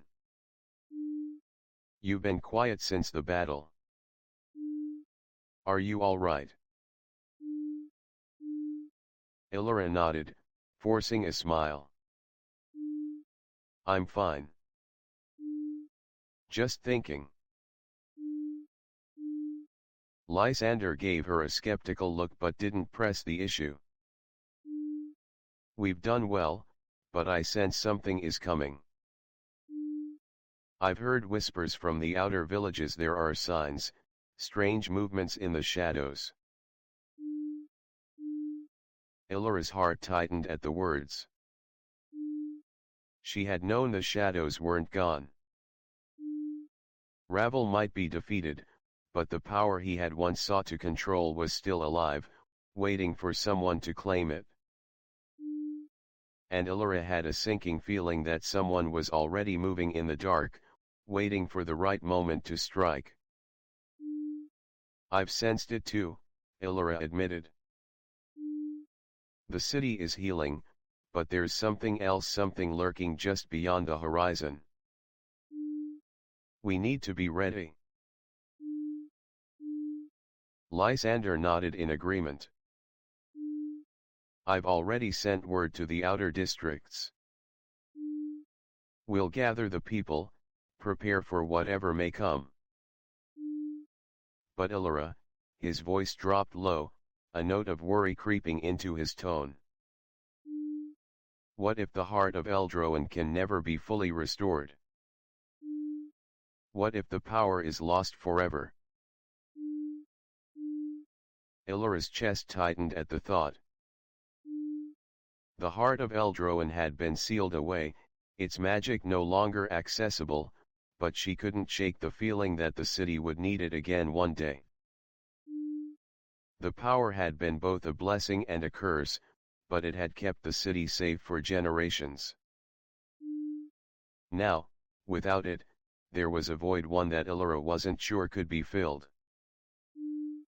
I don't know, Elara said quietly, her voice tinged with uncertainty. But I won't let Eldroen fall again. We will find a way. We have to. They made their way through the city, toward the central square where the Council of Eldroen had gathered. The council members were the leaders of the city's districts, the ones who had worked tirelessly to rebuild in the aftermath of Ravel's reign. But even they were not immune to the growing sense of fear and uncertainty. As Elara entered the square, she found the council members gathered around a large table, speaking in hushed tones. Their faces were drawn, their eyes filled with worry. When they saw her approach, they fell silent, their gazes turning to her with a mixture of respect and concern. Elara, one of the council members, a tall woman with graying hair, spoke first. We've heard reports from the outer districts. People are disappearing again. And this time, it's not just in the villages. It's in the city. Shadows moving in the dark. People who vanish without a trace. We fear it's the return of the darkness. Elara's heart skipped a beat. She had feared this moment. The shadows weren't gone. They were growing stronger, and now, they were coming for the heart of Eldroan once again. "I've seen it," Elara said, her voice steady but filled with urgency. "We're being watched. The shadows are gathering, and they're not finished with us." The council members exchanged uneasy glances. "What do you suggest we do?" the woman with graying hair asked. "The city is rebuilding, but we're vulnerable without the power of the heart. We need anything to protect us." Ilara's mind raced as she looked around at the gathered council members. They were all looking to her for guidance, for a plan. But what could she do? The magic of Eldroan had been sealed away, and though she still carried the power within her, she had no way of accessing it without the heart. The shadows were closing in, and she didn't know how to stop them. "We need to find the source of the shadows," Elara said finally, her voice hardening with resolve. "We need to know who or what is behind them. We can't fight an enemy we don't understand." Lysander stepped forward, his hand resting on the hilt of his sword. "We've already sent scouts to the outer villages. We'll increase patrols around the city and keep an eye on the shadows. But we need your leadership, Elara. The people trust you." Elara nodded, her thoughts racing. "I will lead the investigation. We'll find the source of these shadows, and we'll stop them before they can take the city." As the council members began to discuss the next steps, Elara felt the weight of the city's future pressing down on her. She had freed Eldroan from the grip of darkness, but the battle was far from over. The shadows were still out there, and if she didn't act quickly, they would consume everything she had worked for. Elara turned to leave, but as she did, a voice called out to her. "Elara, wait." She turned to see a man standing at the edge of the square, his face obscured by a dark hood. He stepped forward, his eyes hidden, but there was a familiarity in the way he moved. Elara's pulse quickened. "You," she said, her voice a mix of shock and recognition. "I know you." The man pulled back his hood, revealing a familiar face she had not seen in years. "I'm sorry," the man said quietly, his voice filled with regret. "But I've been watching you. Watching the city. And now, I have information you need." Chapter 22, The Secret Revealed. Elara stood frozen, staring at the man who had just stepped into the square. His face was familiar, but not from recent days. His eyes were piercing, cold, and filled with an unsettling knowledge. "You," Elara whispered.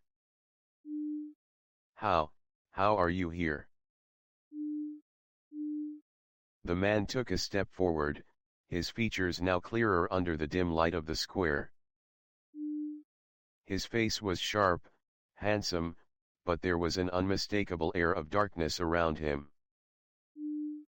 It was a face she had known well years ago, a face that had once been a shadow in her past.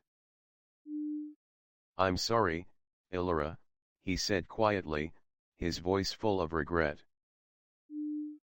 "But this is something you needed to hear." Lysander stepped forward, his hand still gripping his sword. His eyes narrowed as he studied the man. Who are you? And why should we trust you? The man ignored Lysander's challenge, his gaze fixed solely on Elara. You don't need to trust me, he said softly. But you need to listen. Elara's breath caught in her chest as the memories rushed back. This was the man from her past, the one who had disappeared from Eldroan all those years ago. His name came to her in a flood. Darian, she said, the name slipping from her lips like a long-forgotten secret. You were supposed to be dead. Darian's eyes flickered with an emotion Elara couldn't quite place. I wasn't supposed to die, Elara. But sometimes, the world has a way of altering fate. I've been watching you from afar, as I promised I would. Elara's mind was racing. Darian had been a part of her life long ago, before the darkness had taken hold of Eldroan. Before the magic had consumed her and her family. He had been a friend, someone she had trusted. And yet, he had vanished without a trace, leaving only unanswered questions and the feeling that something vital had been lost. But why didn't you come back? Elara asked, her voice trembling with confusion and frustration. Why didn't you warn us about Ravel? About everything. Darian's eyes darkened as he looked away. I couldn't. There were forces beyond my control. I was forced into hiding, Elara. But I never stopped watching. I never stopped trying to help. Help. Lysander spat, his voice harsh with distrust. How could we trust you after everything that's happened? Elara held up a hand, silencing Lysander. She had always trusted Darian, and there was something in his eyes that told her his return was not mere coincidence. What are you trying to say, Darian? What do you know? Darian took a deep breath, as if gathering his thoughts before speaking. I know what's coming, Elara. The shadows you've fought, the magic you've sealed, they were never the true threat. The real danger is still out there. And it's coming for Eldroan. Elara's heart skipped a beat. What do you mean? What's coming? Darian stepped closer, his voice low, almost conspiratorial. There are forces in the world that seek to control Eldroan's magic. But they're not the ones you think. It's not just dark wizards or shadow creatures. The power of Eldroan, the heart, it's something much older. Something far darker. Lysander crossed his arms, his expression skeptical. If that's true, then why should we believe you now, after all this time? Elara didn't speak, but her mind was racing. She had trusted Darian once. She had believed in him, even when he had disappeared. But now, after all that had happened, she couldn't help but wonder if he had returned to help or to manipulate her. You were part of the first group to study Eldroan's power, Darian continued, his voice softening. You, Elara, are the key to something much greater. But you've only scratched the surface. The heart of Eldroan is not just a source of magic, it's a beacon, a signal for something much darker. Elara's thoughts raced, and her pulse quickened. What do you mean, darker? Darian's gaze met hers, his eyes filled with something she couldn't quite decipher.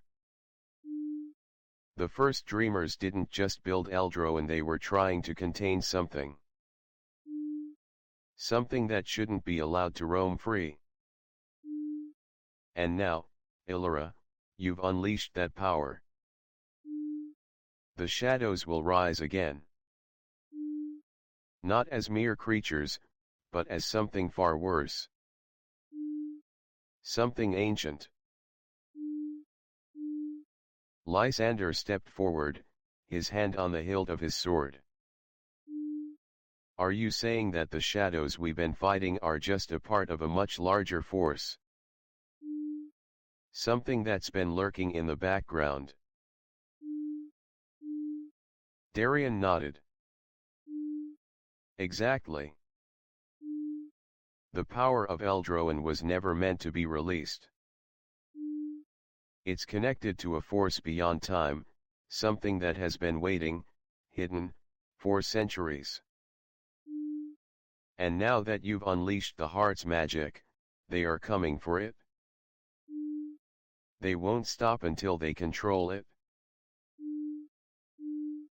Elara's mind reeled.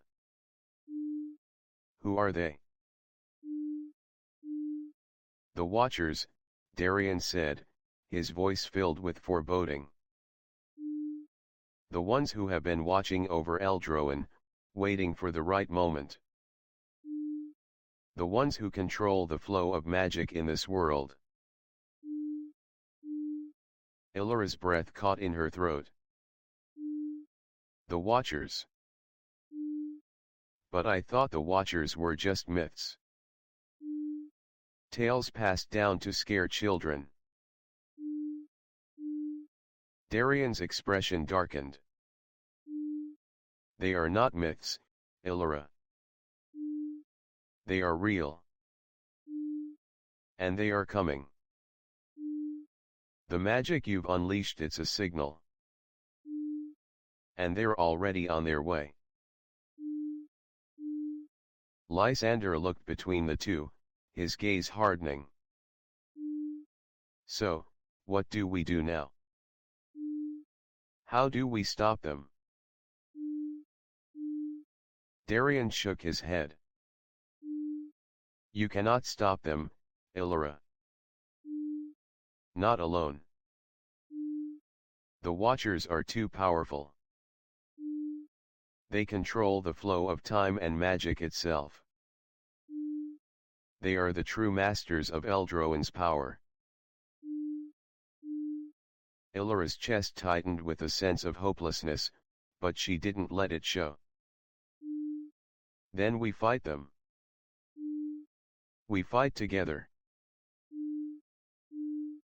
Darian stepped back, his gaze distant. Fighting them won't be enough, Elara. You need to understand the magic of Eldroan. You need to tap into the power that you've released and find a way to control it before they do. Elara shook her head, her hands clenched into fists. I've already tried. I've already given up the magic. I can't control it. You must, Darian said firmly. The Watchers will come, and when they do, they will tear this city apart. You are the key to stopping them. But you have to learn to control the magic. You have to unlock its true potential. Elara took a deep breath, her thoughts racing. The truth of what Darian had said began to sink in. The shadows were not the end of the battle, they were only the beginning. And she had to be ready. She couldn't afford to fail. What do I need to do? Elara asked, her voice steady despite the weight of the responsibility. Darien looked at her, his eyes softening.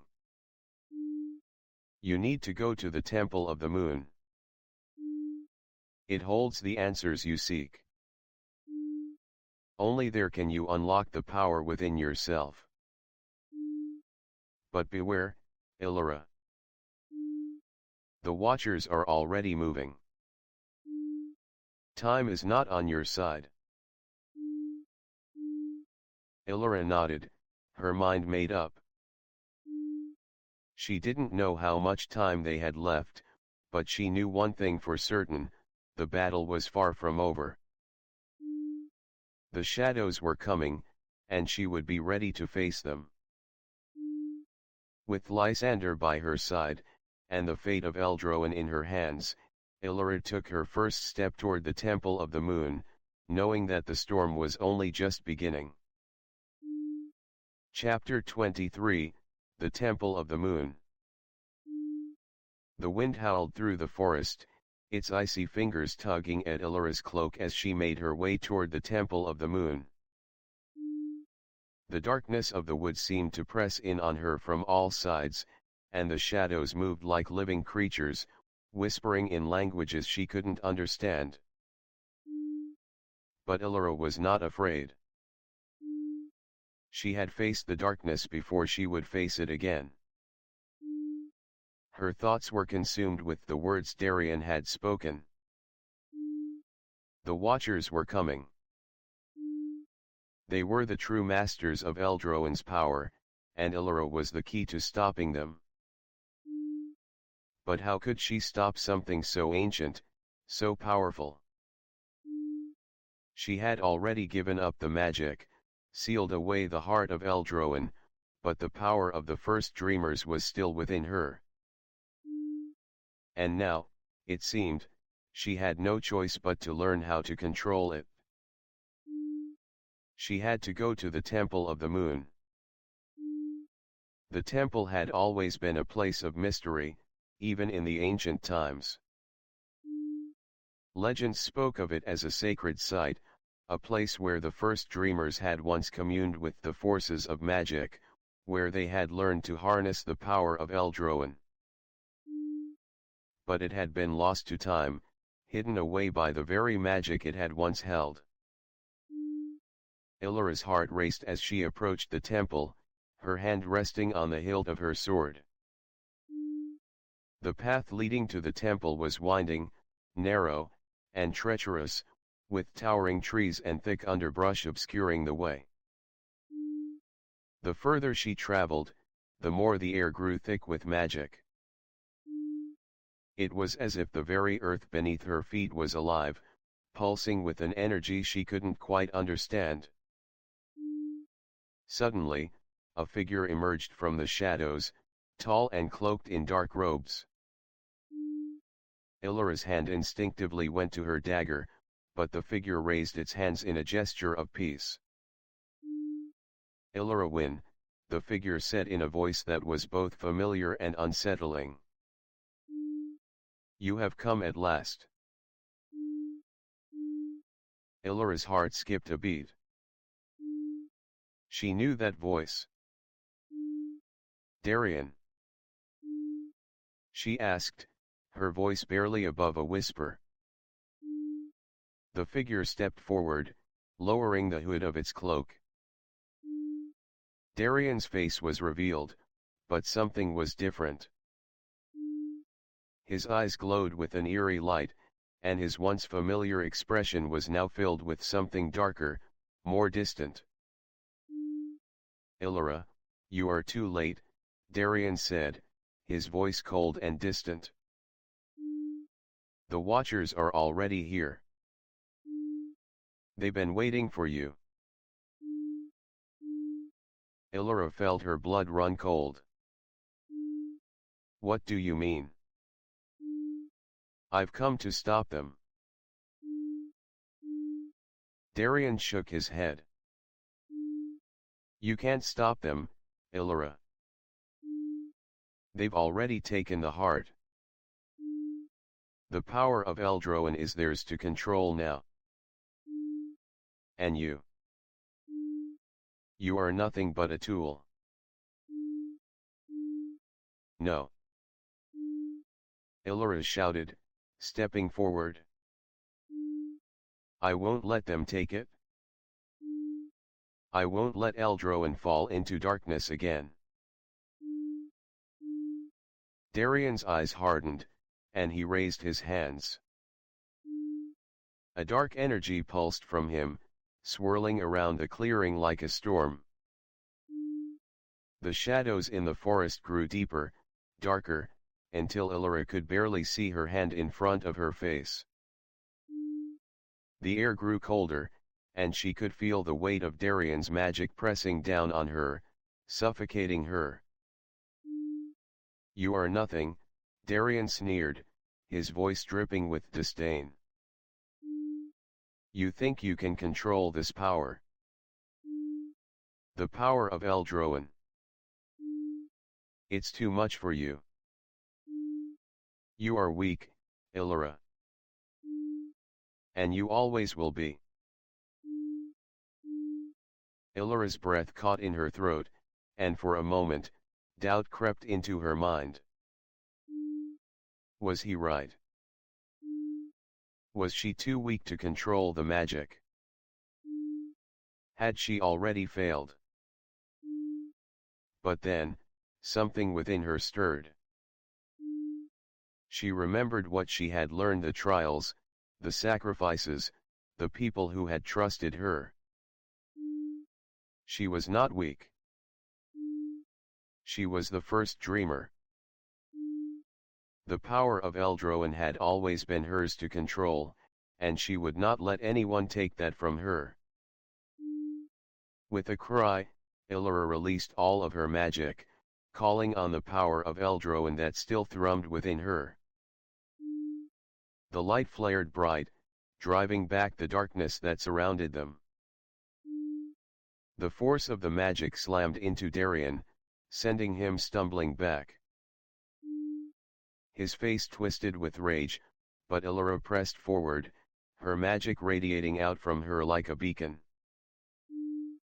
You don't control me, Elara said, her voice filled with defiance. I am not a tool. And I will never be yours. Darien sneered, but his expression faltered for a moment. You think you can defeat me? You think you can defeat the Watchers? I already have, Elara replied, her voice unwavering. You're just a shadow. And shadows can't control the light. With that, Elara unleashed her magic once more, her energy flooding the clearing.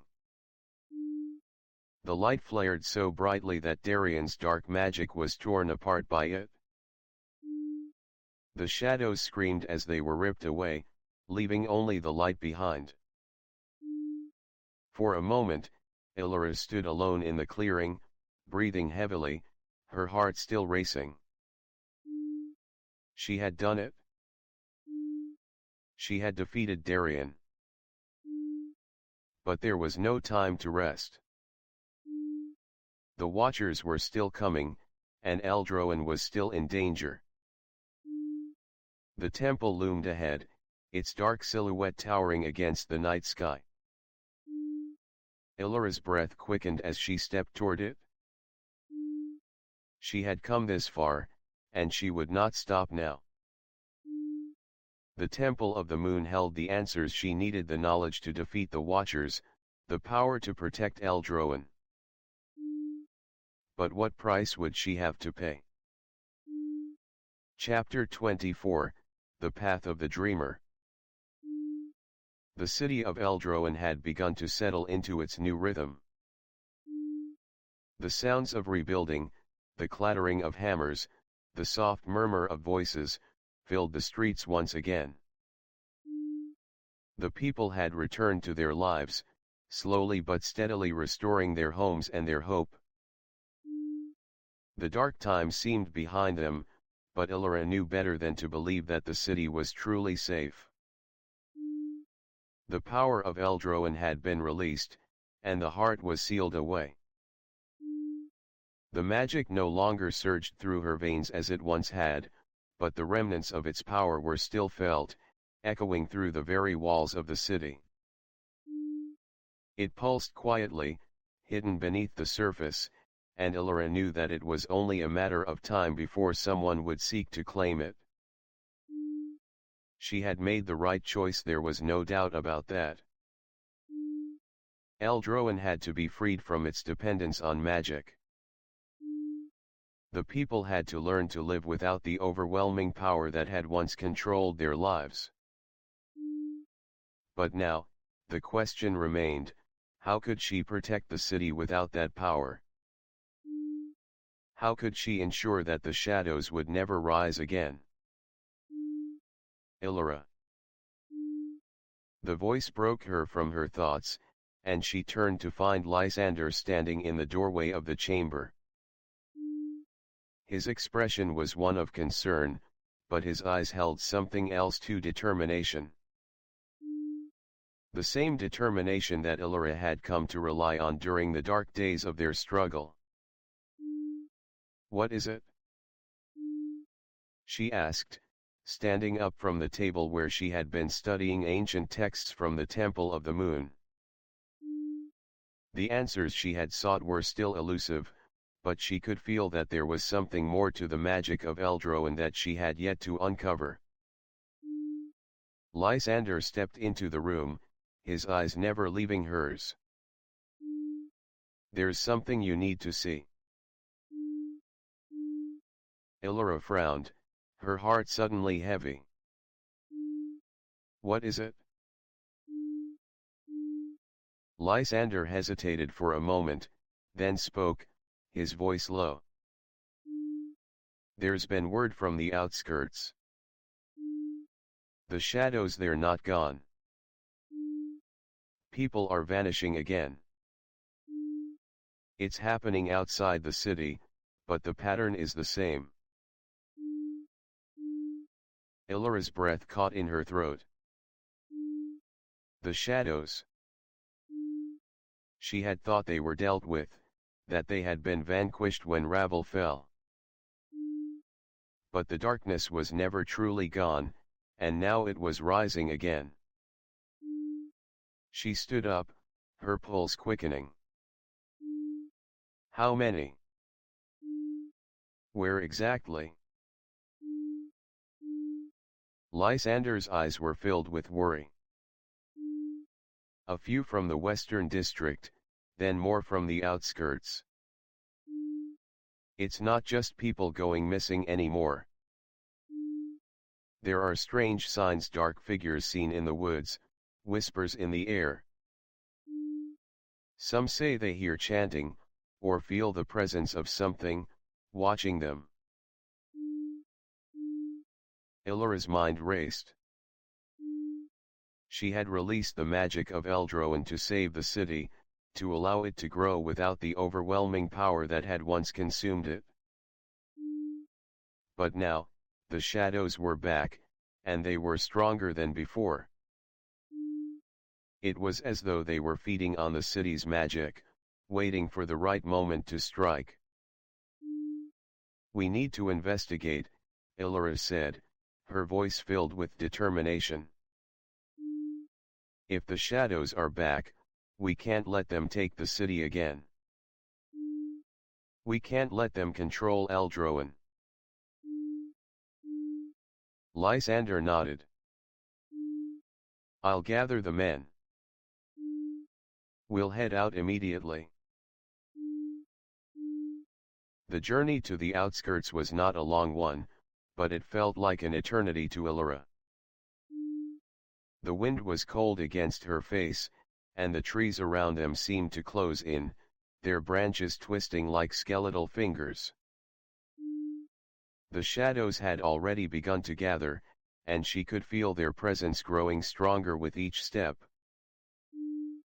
When they reached the outskirts, Elara could see that the atmosphere was different.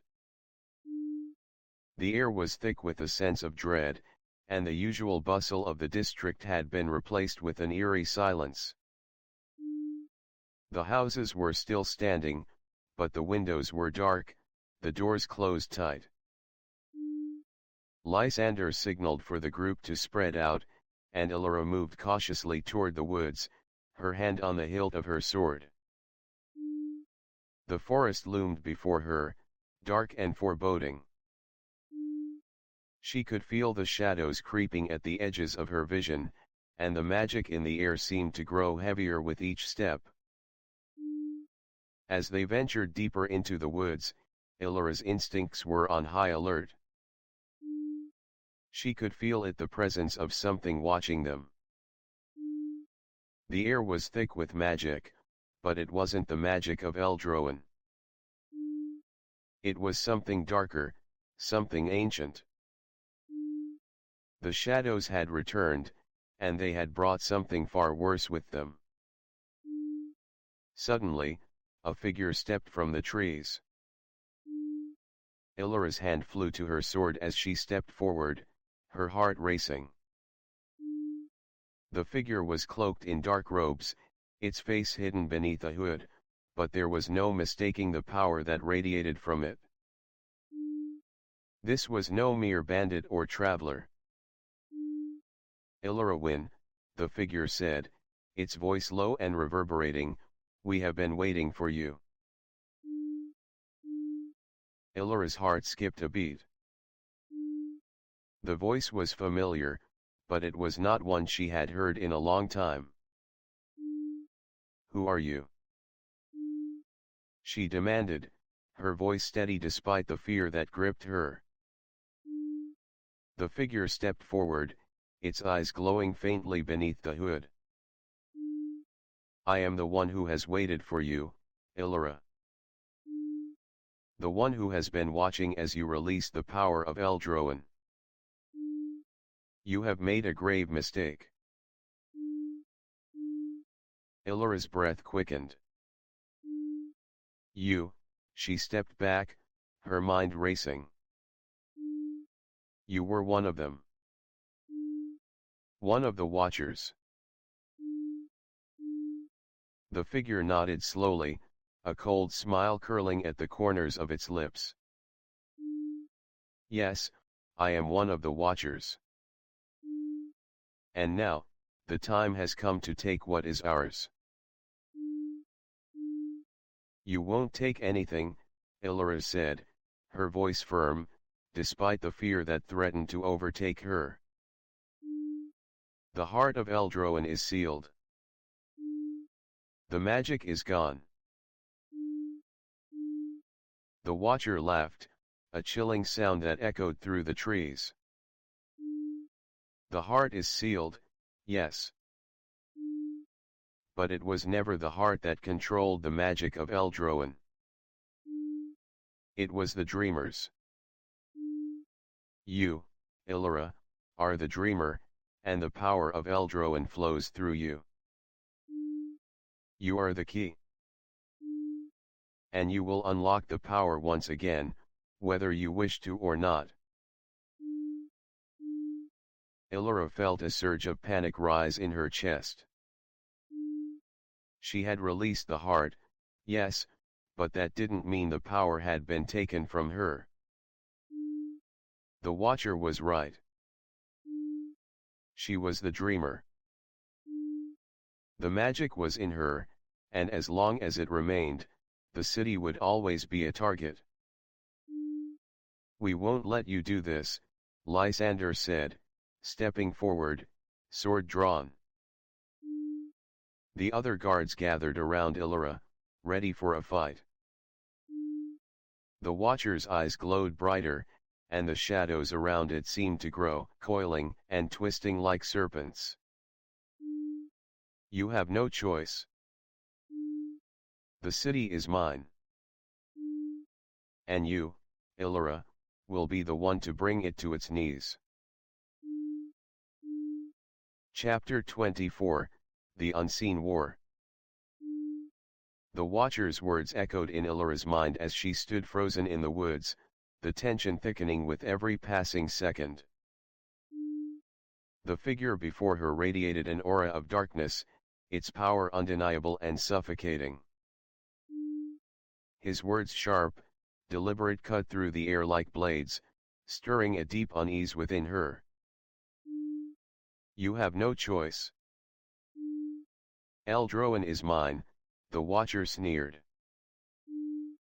His eyes glowed with an unnatural light, and the shadows around him seemed to coil, swirling like an unstoppable tide. You, Elara Wynn, are the key. And you will unlock the power of Eldroan whether you wish to or not.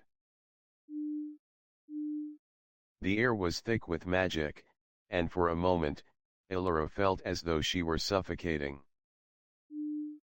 The shadows seemed to press against her, pulling at her very soul. This was not just another fight. This was the culmination of everything she had done: the magic, the power, the responsibility. No, Elara said, her voice steady despite the cold dread creeping into her chest. I won't let you take it. Lysander stepped forward, his sword drawn, his body tense. We will fight you, Watcher. We won't let you take control of Eldroan. The Watcher's laugh echoed, dark and hollow. Foolish. You cannot fight what you cannot see. The power of Eldroan is far greater than you realize. And you, Elara, will be the one to release it. Before Elara could react, the Watcher raised his hand, and a wave of dark energy rippled through the air, crashing into her. The force of it threw her off her feet, sending her tumbling backward into the trees. The air crackled with the dark magic, and for a brief moment, everything around her seemed to freeze. Lysander shouted, rushing to her side, but before he could reach her, the shadows erupted again, forming tendrils that lashed out, blocking his path. The forest seemed to come alive with the magic, the trees bending unnaturally, their trunks groaning with the strain of the dark energy. Elara! Lysander shouted. His eyes were filled with fear and desperation, but Elara knew she had to act. They were not facing just any enemy. The Watcher was no mere sorcerer. He was part of something older, something far more powerful, and if they did not stop him now, Eldroan and everything she had fought for would fall into darkness once again. Gritting her teeth, Elara reached deep within herself, tapping into the remnants of the magic that flowed through her veins. The power of Eldroan was not just in the heart. It had always been in her, in the blood of the first dreamers. She had the power to fight back. She just had to learn how to wield it properly. Her hands glowed with a faint, golden light as she pushed herself to her feet. The Watcher turned toward her, a sneer on his face. You think you can stop me? You are nothing more than a child playing with forces beyond your understanding. I'm not a child, Elara said, her voice cold. And I'm not afraid of you. The Watcher's expression darkened, his hand outstretched as he summoned another wave of dark magic. But this time, Elara was ready. She raised her hands, calling upon the magic of Eldroan. The energy surged around her, swirling into a protective barrier of light. The dark magic of the Watcher slammed against her shield, but it couldn't break through. Elara focused all her energy on the barrier, pushing the magic forward. The light expanded, pushing back the shadows, and for the first time, she saw the Watcher falter. He staggered back, his face twisted with rage. "This is only the beginning, Elara," he snarled. "The Watchers are beyond your reach. We will claim what is ours, and you will be nothing but a footnote in history." But Elara stood firm. She knew this was not just about her. It was about Eldroen, about the people who had placed their trust in her, and about the future of a city that had long been defined by its magic. If she gave up now, the city would fall, and everything she had done, everything she had fought for, would be in vain. She stepped forward, her body filled with determination, and with a cry, she released the full force of her power. The golden light that surrounded her exploded outward, filling the clearing with blinding brilliance. The Watcher howled in pain as the light enveloped him, his dark form disintegrating into the shadows. For a moment, everything was silent. Then, with a deafening roar, the forest seemed to shake, the ground trembling beneath Elara's feet. The Watcher's presence was gone, but the battle was far from over.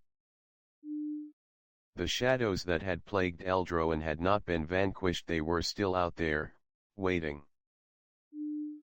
Lysander rushed to Elara's side, his face filled with concern. "Are you all right?" he asked, his voice shaking. Elara nodded, her breath coming in ragged gasps. "I'm fine. But this isn't over. The Watcher was just one part of something bigger. There are more of them out there. And they're coming for Eldroen." Lysander's expression darkened. "What do we do now?" "We prepare," Elara said, her voice hardening with resolve. "We rebuild, yes. But we also stand ready. The magic of Eldroen is still alive, and we must learn to control it. We must learn how to protect it." She turned toward the darkening sky, her heart heavy with the knowledge of the war that lay ahead. The shadows were still out there.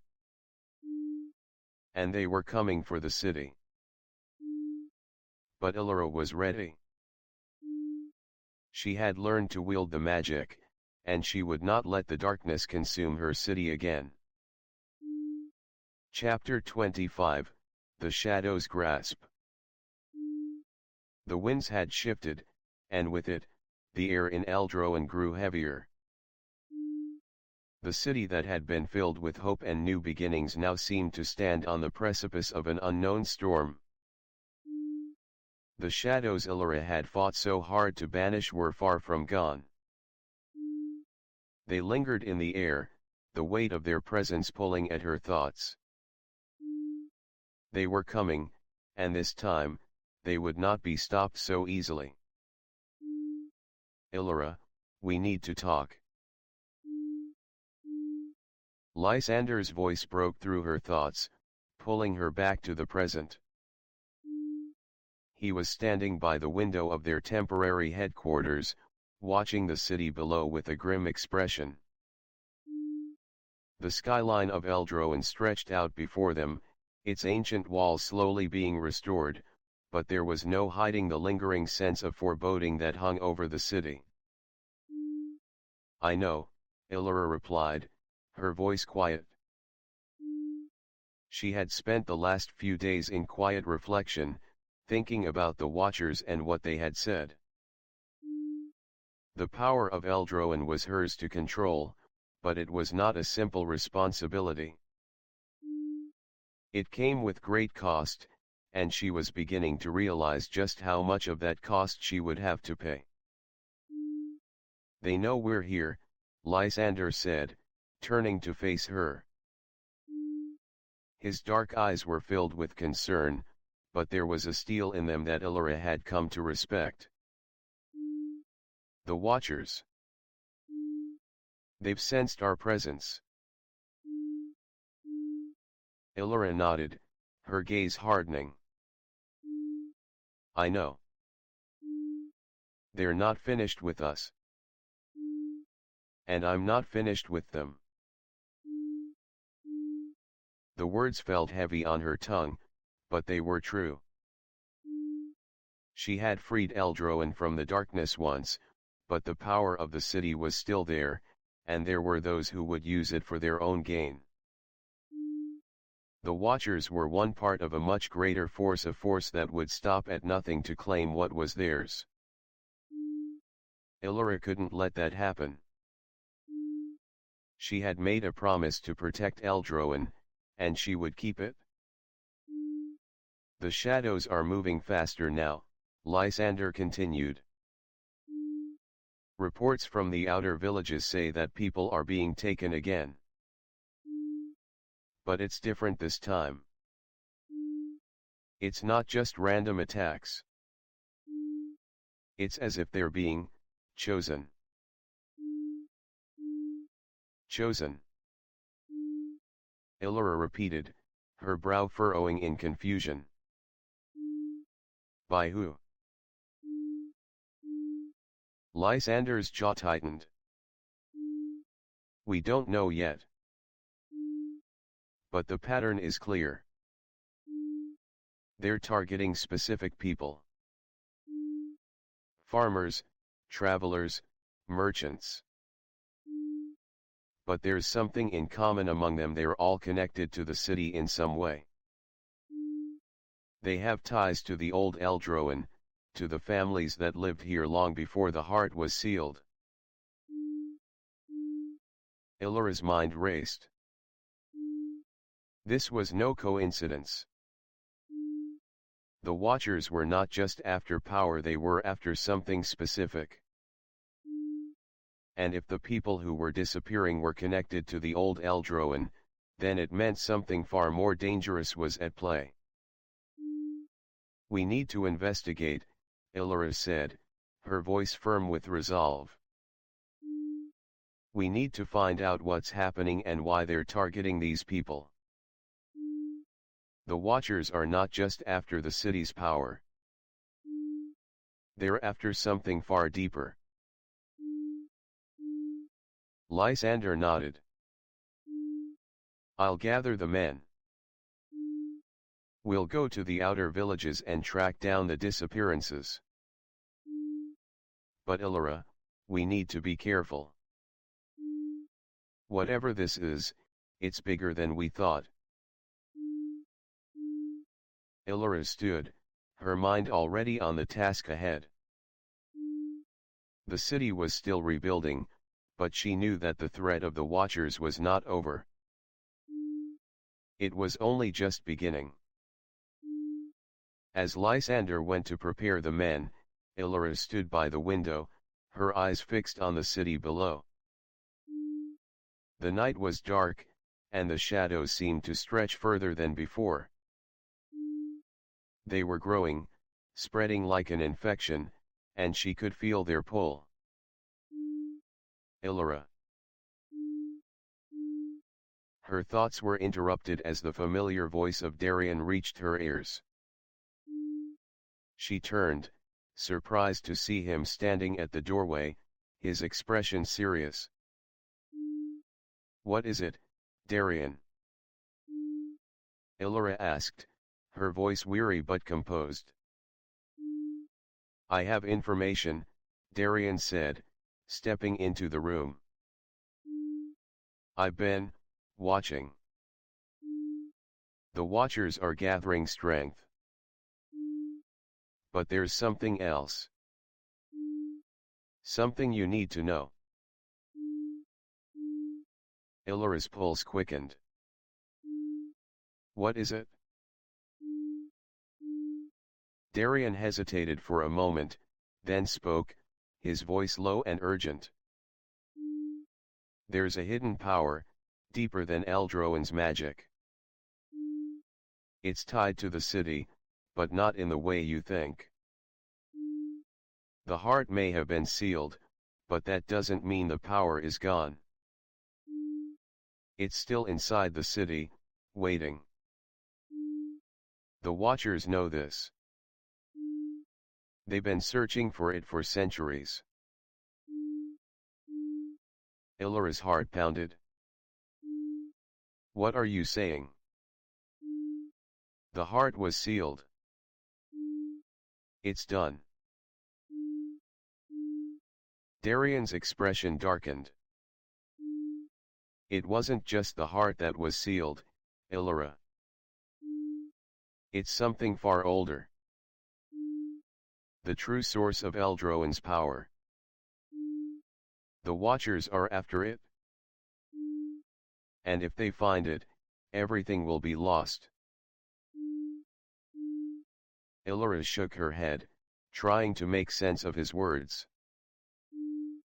What is it? Where is it? Darian stepped closer, his voice filled with urgency. It's hidden beneath the city, deep in the foundations of the temple. The Watchers know where it is, and they will stop at nothing to unlock it. If they do, they will control everything. Eldroan, the magic, all of it. Elara's mind raced as she processed his words. The shadows were coming for something far more dangerous than the heart. They were coming for the very source of Eldroan's power. We need to stop them, Elara said, her voice filled with determination. We can't let them get to it. Darian nodded, his eyes hard with resolve. I'll help you, Elara. But you need to understand. The power inside the city is not just a tool. It's alive. And it will test you. It will test all of us. Elara didn't respond right away. The weight of Darian's words hung heavy in the air, and she knew that the battle they were about to face would be unlike anything they had encountered before. We'll need to go to the temple, Elara said finally, her voice steady. We need to find the source of the power before the Watchers do. Darian's gaze softened, a hint of pride in his eyes. Then let's go. Together. Elara turned to Lysander, who had re-entered the room with the men. We're heading to the temple, she said, her voice firm. Gather the men and prepare. We're going to stop the Watchers once and for all. The group nodded, and as Elara turned toward the door, she felt the weight of her decision settle heavily on her shoulders. The city of Eldroan had been a place of dreams and magic. But now, it was a place of shadows, and the fight to protect it was just beginning. Chapter 25, The Heart of the Abyss. The journey to the temple was not an easy one. Elara had spent countless hours studying the ancient texts from the Temple of the Moon, trying to uncover the truth behind the Watchers, the power of Eldroan, and the secrets hidden beneath the city's foundations. The path ahead was shrouded in mystery, and the deeper they ventured into the wilderness, the more Elara felt the weight of the power that lay dormant within her. The city of Eldroen had already been through so much. She had defeated Ravel, sealed the heart of Eldroen, and freed the city from the grip of darkness. But now, there was something else, something more ancient and more dangerous that lurked beneath the surface. The Watchers had been waiting for her. Darien had warned her that they were coming for the true source of Eldroen's power. The heart had been sealed, but that didn't mean the power was gone. It was merely hidden, deep within the temple, and the Watchers were determined to claim it.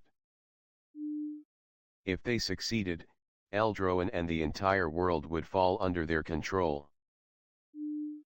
Elara couldn't allow that. She had to stop them. As she made her way through the dense forest with Lysander and a small group of loyal soldiers, the oppressive silence around them grew thicker. The trees towered above them, their branches twisted and gnarled like the fingers of a giant hand. The path ahead was barely visible, overgrown with vines and moss, but Elara pressed on. The Temple of the Moon was close.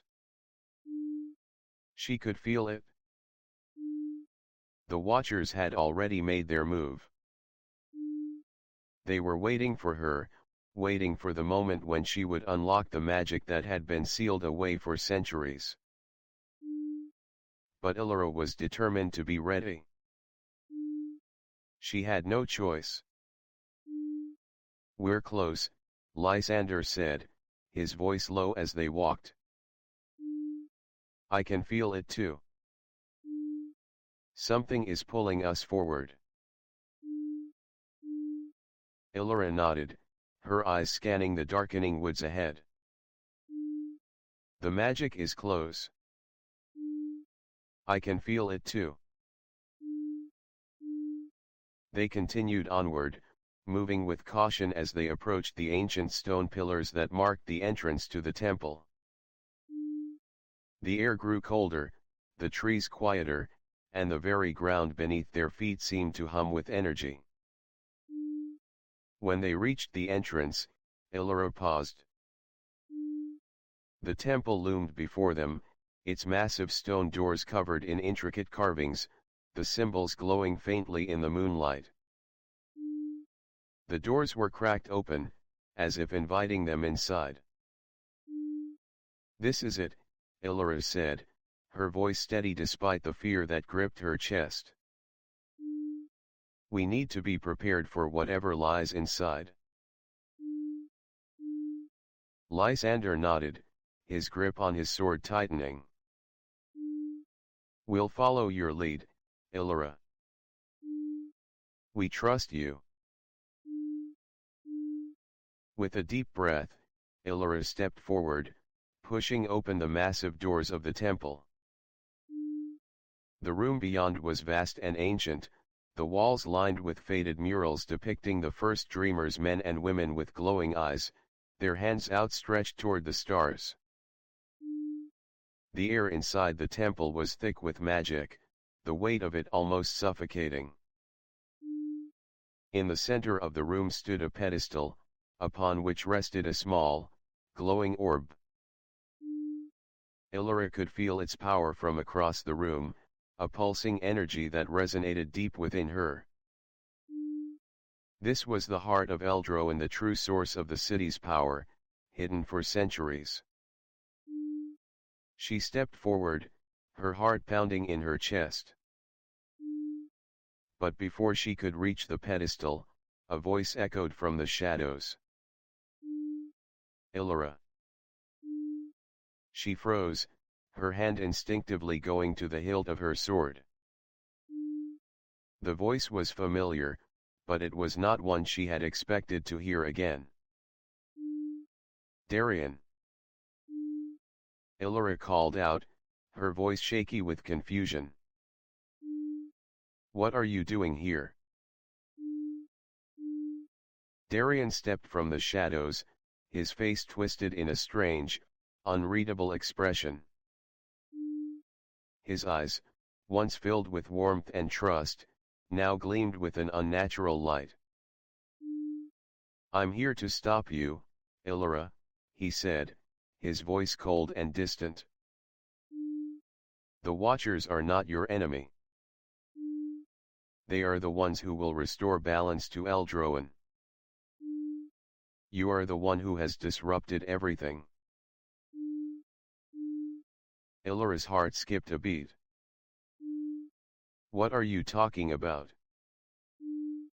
You told me you were on our side. You said we had to stop the Watchers." Darian's lips curled into a bitter smile. "That was before I understood the truth. The Watchers are the true guardians of Eldroan's magic. You were never meant to control it, Elara. You were never meant to wield the heart's power." Elara took a step back, her mind racing. "You've been lying to me. You've been with them all along."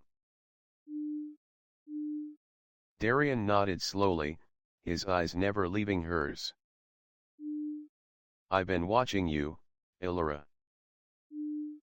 I've been waiting for this moment. You were never the chosen one. You were just a tool.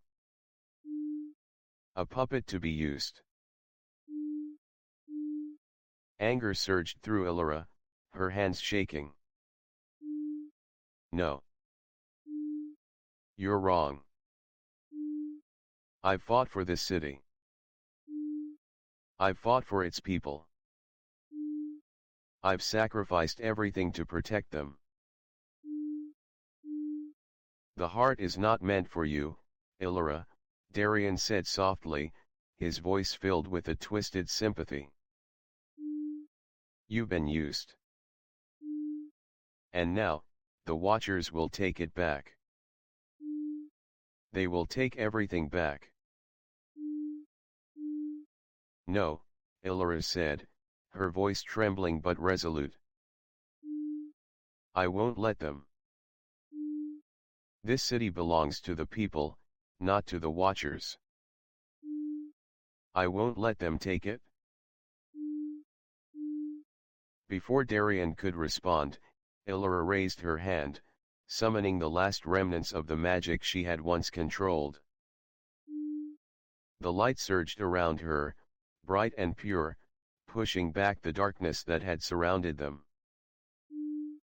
She would not let Darian or the Watchers claim Eldroan. The power of the first dreamers was hers to protect. But as the light filled the room, Darian's form flickered and dissolved, his body turning to shadows, consumed by the very darkness he had embraced. "Elara," Darian's voice echoed one last time, a whisper that seemed to come from everywhere and nowhere. "The Watchers are coming, and you cannot stop them."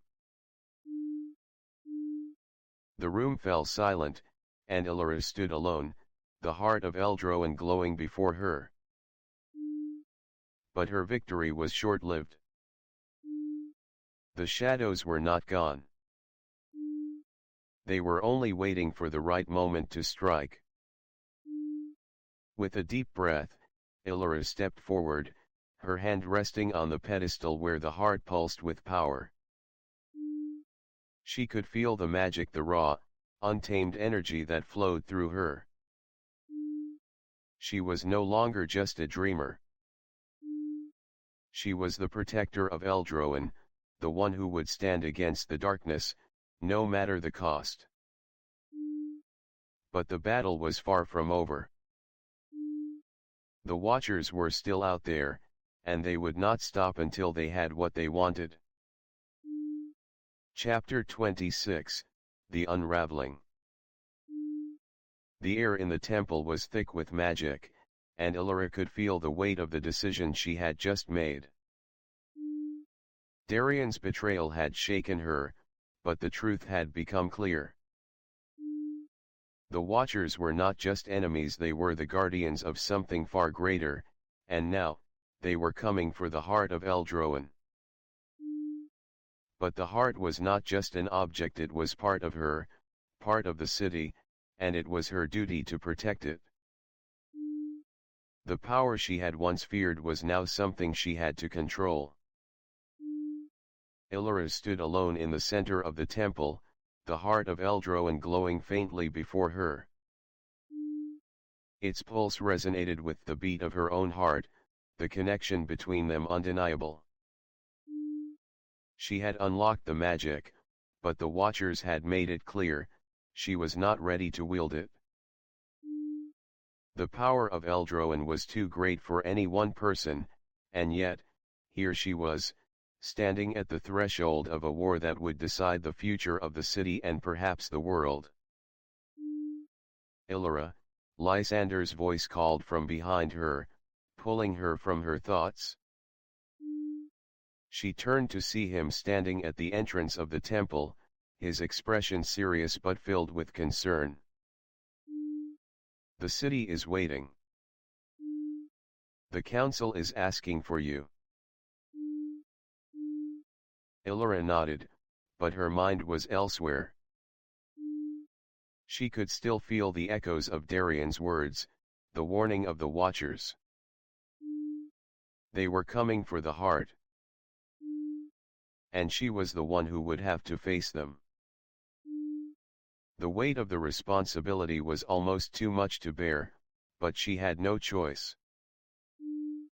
She had to protect Eldroan, and she had to do it before the shadows could claim it. Tell them I'll be there soon, Elara said, her voice steady but filled with the resolve she hadn't felt in days. I need to prepare. Lysander nodded and turned to leave, but before he could exit, he paused and looked back at her. Elara, I know you're carrying the weight of the city's future. But you're not alone in this. We're all here with you. Don't forget that. Elara forced a smile, grateful for his support, but she knew the truth. She was alone in this battle. The Watchers were coming, and the power of Eldroan was not something she could face without understanding its full potential. As Lysander left, Elara turned back to the heart. Its glow seemed to grow brighter, as if it were calling to her. She reached out, her fingers brushing the surface of the stone, and in that instant, a surge of magic rushed through her, filling her with a sense of clarity. She could feel the heart's power, ancient and untamed, pulsing beneath her fingertips. She understood now what she had to do. She had to unlock the full potential of the heart, to merge with its magic and control it, not just for herself, but for the city. The doors of the temple creaked open, and Elara turned to see the council members entering, their faces filled with a mixture of hope and fear. They had seen what she could do, but they also knew that the battle ahead would require more than just her strength. It would require all of them, working together. Elara, the councilwoman said, her voice steady but filled with worry. We've heard the news. The Watchers are coming. What can we do? Elara stood tall, her heart pounding in her chest. We must prepare for war. The Watchers seek to claim the heart, but we cannot let that happen. I have the power to protect the city, but I cannot do it alone. We need every hand we can get. The council members nodded, their expressions grim but resolute. What do we do first? The councilwoman asked. Elara looked around the room, her mind already working through the steps. First, we need to strengthen the city's defenses. The Watchers will not come lightly, and we need to be ready for anything. We also need to prepare the people. They must understand that this is not just a battle for Eldroin, it's a battle for the future. And the heart? The councilwoman asked. Elara turned to face the heart, her gaze softening. The heart is no longer just a source of power. It is a symbol of hope, a symbol of what we can achieve when we work together. We cannot let the Watchers take it, and we cannot let it fall into the wrong hands. I will protect it with everything I have. The room fell silent as the council members absorbed her words. They knew the gravity of the situation. The power of Eldroin was not just a force for good, it was a power that could change the world. And now, it was in Elara's hands. We'll do everything we can, the councilwoman said, her voice resolute. The people will follow your lead, Elara. You've earned their trust. Elara nodded, her heart swelling with pride. But beneath that pride was the weight of the responsibility she carried. The Watchers were coming, and this battle would not be won with magic alone. It would take everything she had and everything Eldroin had to survive. Then let's get to work, Elara said, her voice filled with a quiet determination. We have no time to lose. The next few days were a blur of activity. Elara worked tirelessly with the council, organizing the city's defenses and preparing the people for the coming storm. The gates were reinforced, and the city's walls were strengthened with every available resource.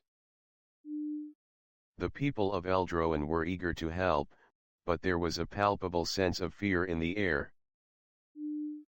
They had seen what the darkness could do, and they were not ready to face it again. Elara did everything she could to reassure them, but she knew the truth. The Watchers were more than just a physical threat, they were a force of nature, ancient and powerful, and they would stop at nothing to claim the heart of Eldroin. As the days passed, Elara continued to meditate on the power she had unlocked, seeking to understand it fully. The magic of Eldroin was not just a tool, it was a force, a living entity that was tied to the very fabric of the city. It flowed through her, yes, but it also flowed through the people, through the land itself. And she needed to learn how to wield it, to control it before it controlled her. One evening, as the sun began to set, Elara stood alone on the balcony of the tower, looking out over the city. The sky was painted with hues of orange and purple, and the city beneath her was alive with activity. But there was still a tension in the air, a sense that something was waiting just beyond the horizon. And then, she felt it.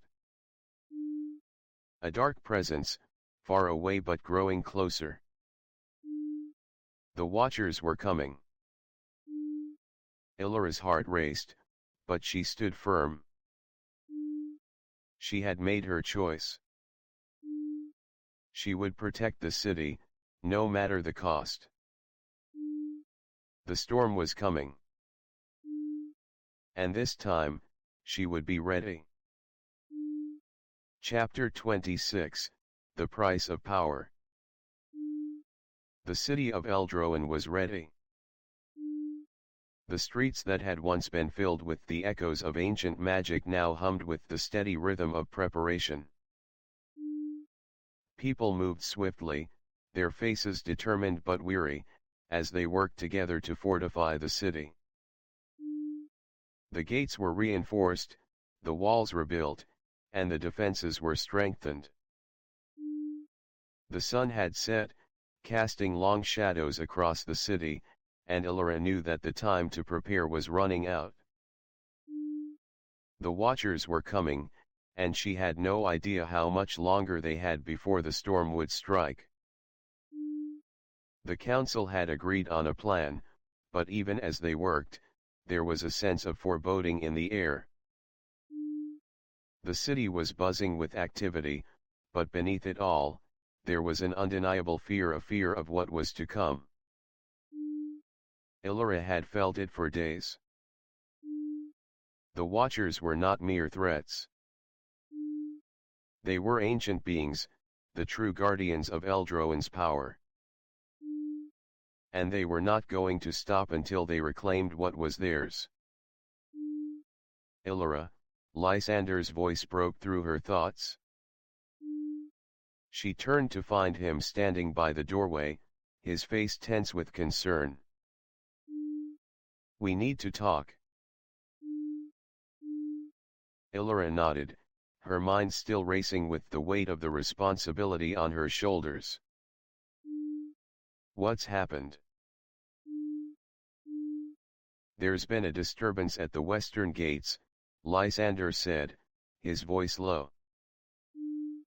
"The Watchers, they're making their move sooner than we expected." Elara's heart sank. She had feared this. The Watchers were moving, and they were coming for the city. "What do you mean, making their move?" Lysander stepped into the room, his hands clenched at his sides. "The shadows, they're not just creeping at the edges anymore. People are disappearing again. And there's been talk of strange figures seen at the gates, cloaked in darkness, waiting for something. We can't wait any longer. We need to act." Elara's breath caught in her throat. "How many have disappeared?" "Too many," Lysander replied. "The signs are clear. We're not dealing with just shadows anymore. There's something else, something much worse. The Watchers are here, and they're preparing to strike." Elara's heart raced, and a sense of urgency washed over her. She couldn't let the Watchers win. She couldn't let them take control of Eldroan again. The city had already suffered enough, and now, it was up to her to protect it no matter the cost.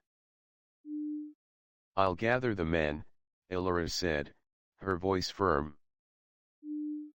"We'll head to the western gates and confront them. This ends tonight."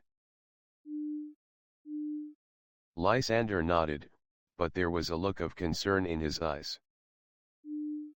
"Elara, be careful. The Watchers aren't like anything we've faced before. They control the very shadows, the very magic we've sealed away. You can't face them alone." Elara's gaze hardened. "I won't face them alone. I have you, Lysander. And I have the strength of Eldroan with me." The two of them quickly gathered the necessary forces, Lysander with his men, and Elara with a group of the city's most trusted warriors.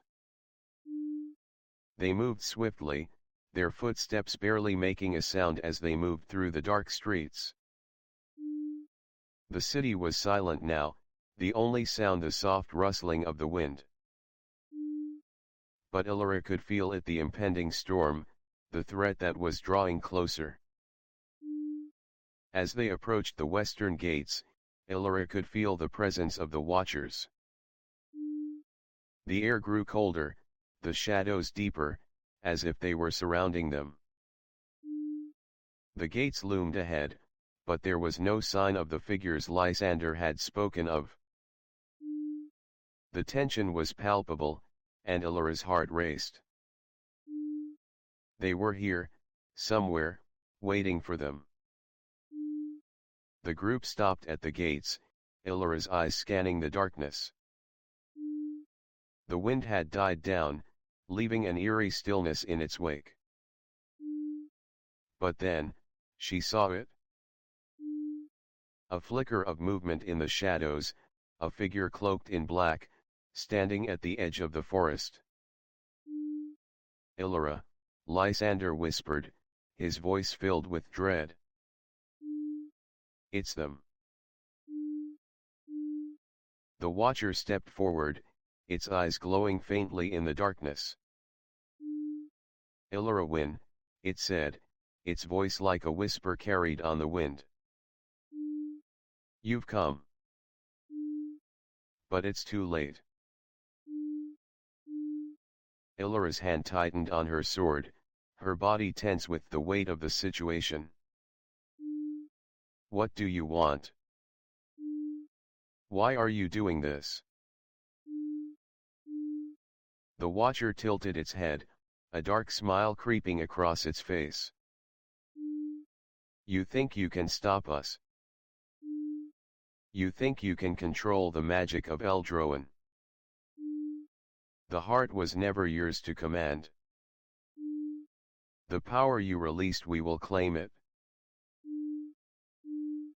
The shadows around them seemed to stir, and Elara felt the weight of their power pressing in on her. This wasn't just a battle for the city, it was a battle for the future itself. "We will not let you take it," Elara said, her voice unwavering. The Watcher raised its hand, and the air around them seemed to warp and twist. Dark tendrils of magic reached out, wrapping around the warriors standing near Elara. They fought against the shadows, but it was like trying to break free from quicksand. The Watcher's magic was too strong. Elara stepped forward, her own magic flaring to life. The power of Eldroan surged through her, stronger than it had ever been. She had released it, yes, but it was still inside her, still a part of the city. The magic was not just a tool to be used. It was a force, alive and breathing, waiting to be wielded. With a cry, Elara released the magic, sending a wave of light crashing into the shadows. The Watcher staggered back, its form flickering in and out of existence as the light pierced the darkness. "You cannot control it." The Watcher screamed, its voice filled with rage. "It's too much. The shadows will consume you." But Elara did not falter. She had faced darkness before, and she would face it again. The Watchers had no idea who they were dealing with. She was the dreamer, the protector of Eldroan, and she would not let the shadows take her city. With a final, powerful surge of magic, Elara struck, her light enveloping the Watcher and ripping it apart. The shadows screamed as they were torn apart by the force of her power, and for a moment, the air was still. Elara stood alone, her breath heavy, her body trembling from the exertion. The Watchers had been defeated for now, but she knew this victory was only temporary. The battle for Eldroan was far from over. The wind picked up again, and the darkness seemed to retreat into the forest, but Elara knew it was still out there. The Watchers would return. They always did. But Elara would be ready. Chapter 27, The Hidden War. The city of Eldroin, though still standing, was like a vessel teetering on the brink of destruction. The shadows had retreated for now, but the atmosphere felt wrong, as though a storm was just beyond the horizon. Elara could feel it in her bones, the calm before the real fight. It had been several days since the confrontation with the Watcher. The city had celebrated their victory, but Elara knew better than to let her guard down. The Watchers were not defeated. They were simply biding their time, waiting for the next opportunity to strike. And in the silence of the city, there was a sense of something watching. Something unseen. Elara stood at the edge of the city, looking out over the sprawling landscape. The once vibrant city was now a place of reconstruction and hope, but Elara couldn't shake the feeling that everything was fragile. They had defeated one Watcher, but how many more were out there? And what did they want with Eldroin's magic? The answers felt just out of reach, like a puzzle with pieces missing. Her thoughts were interrupted by the sound of footsteps behind her. She turned to see Lysander approaching, his expression serious.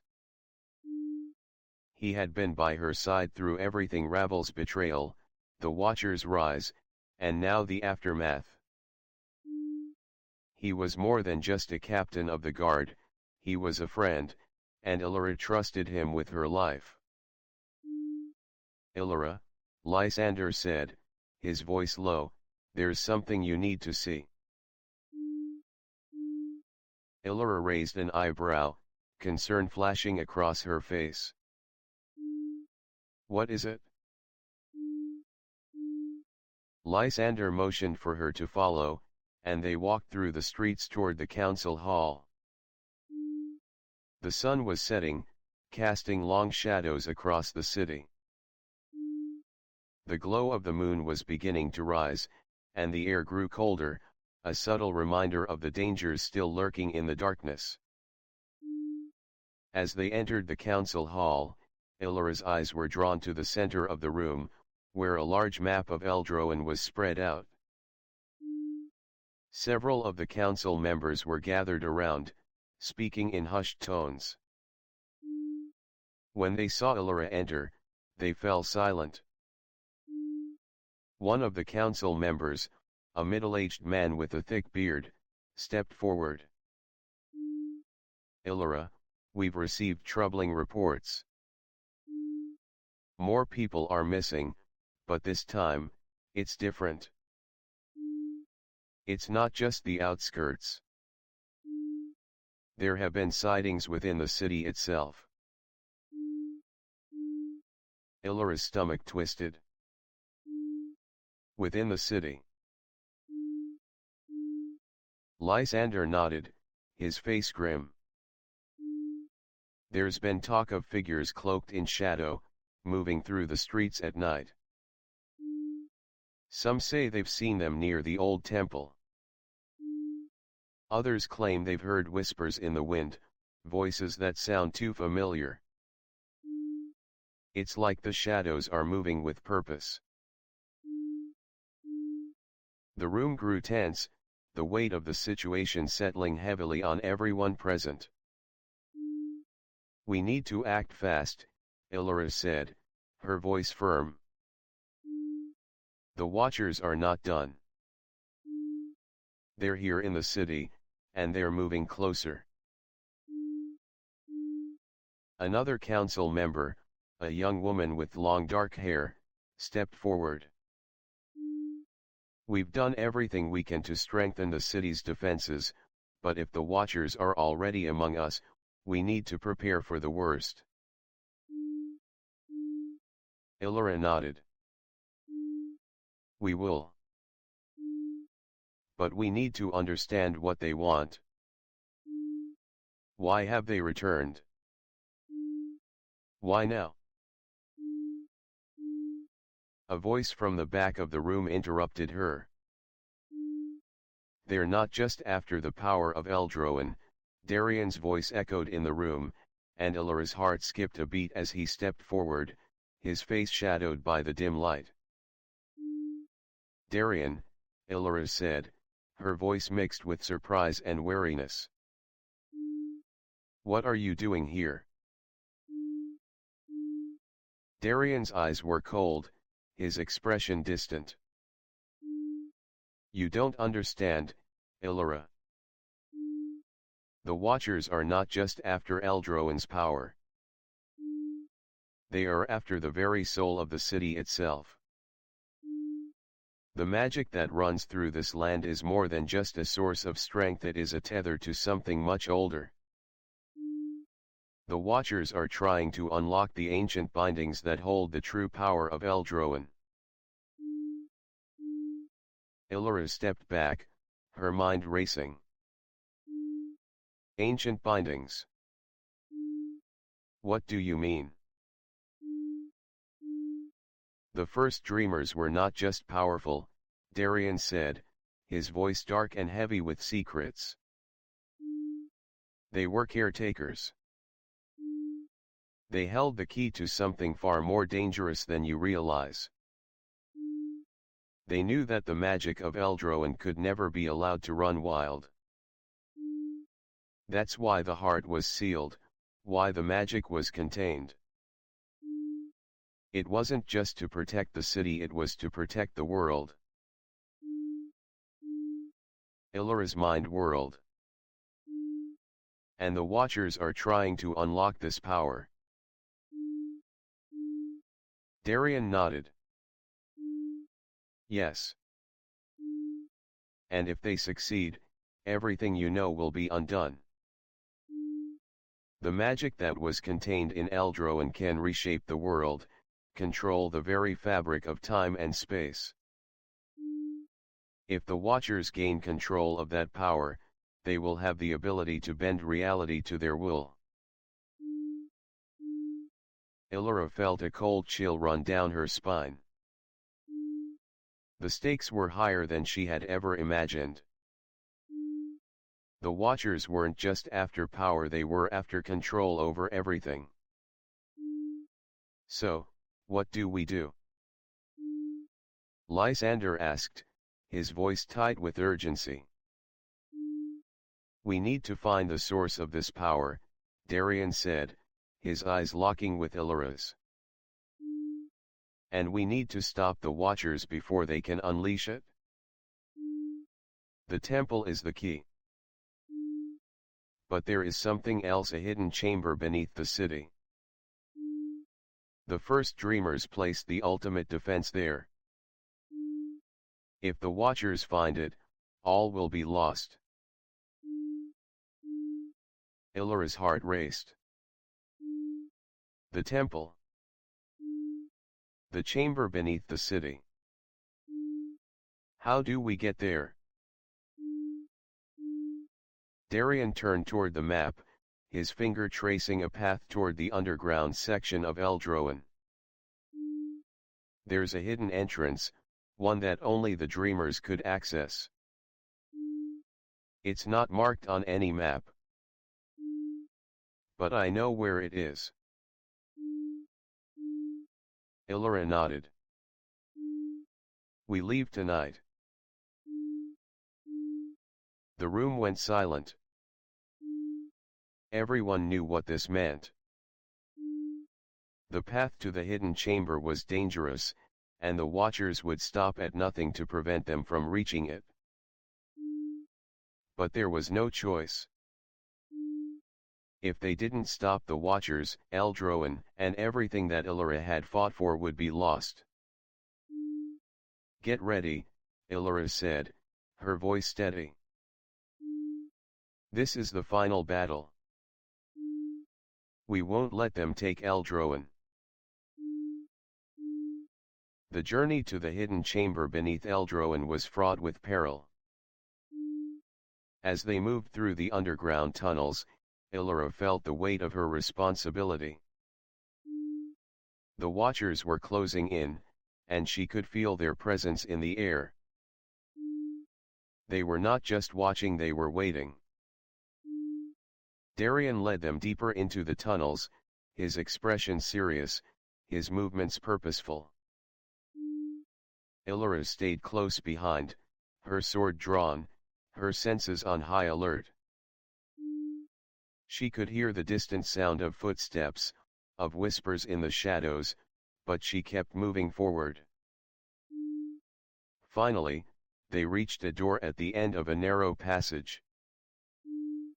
The air was thick with magic, and Elara could feel the pulse of Eldroin's power beyond the door. She turned to Darien, her heart pounding in her chest. "This is it," she said, her voice barely a whisper. "We need to be ready."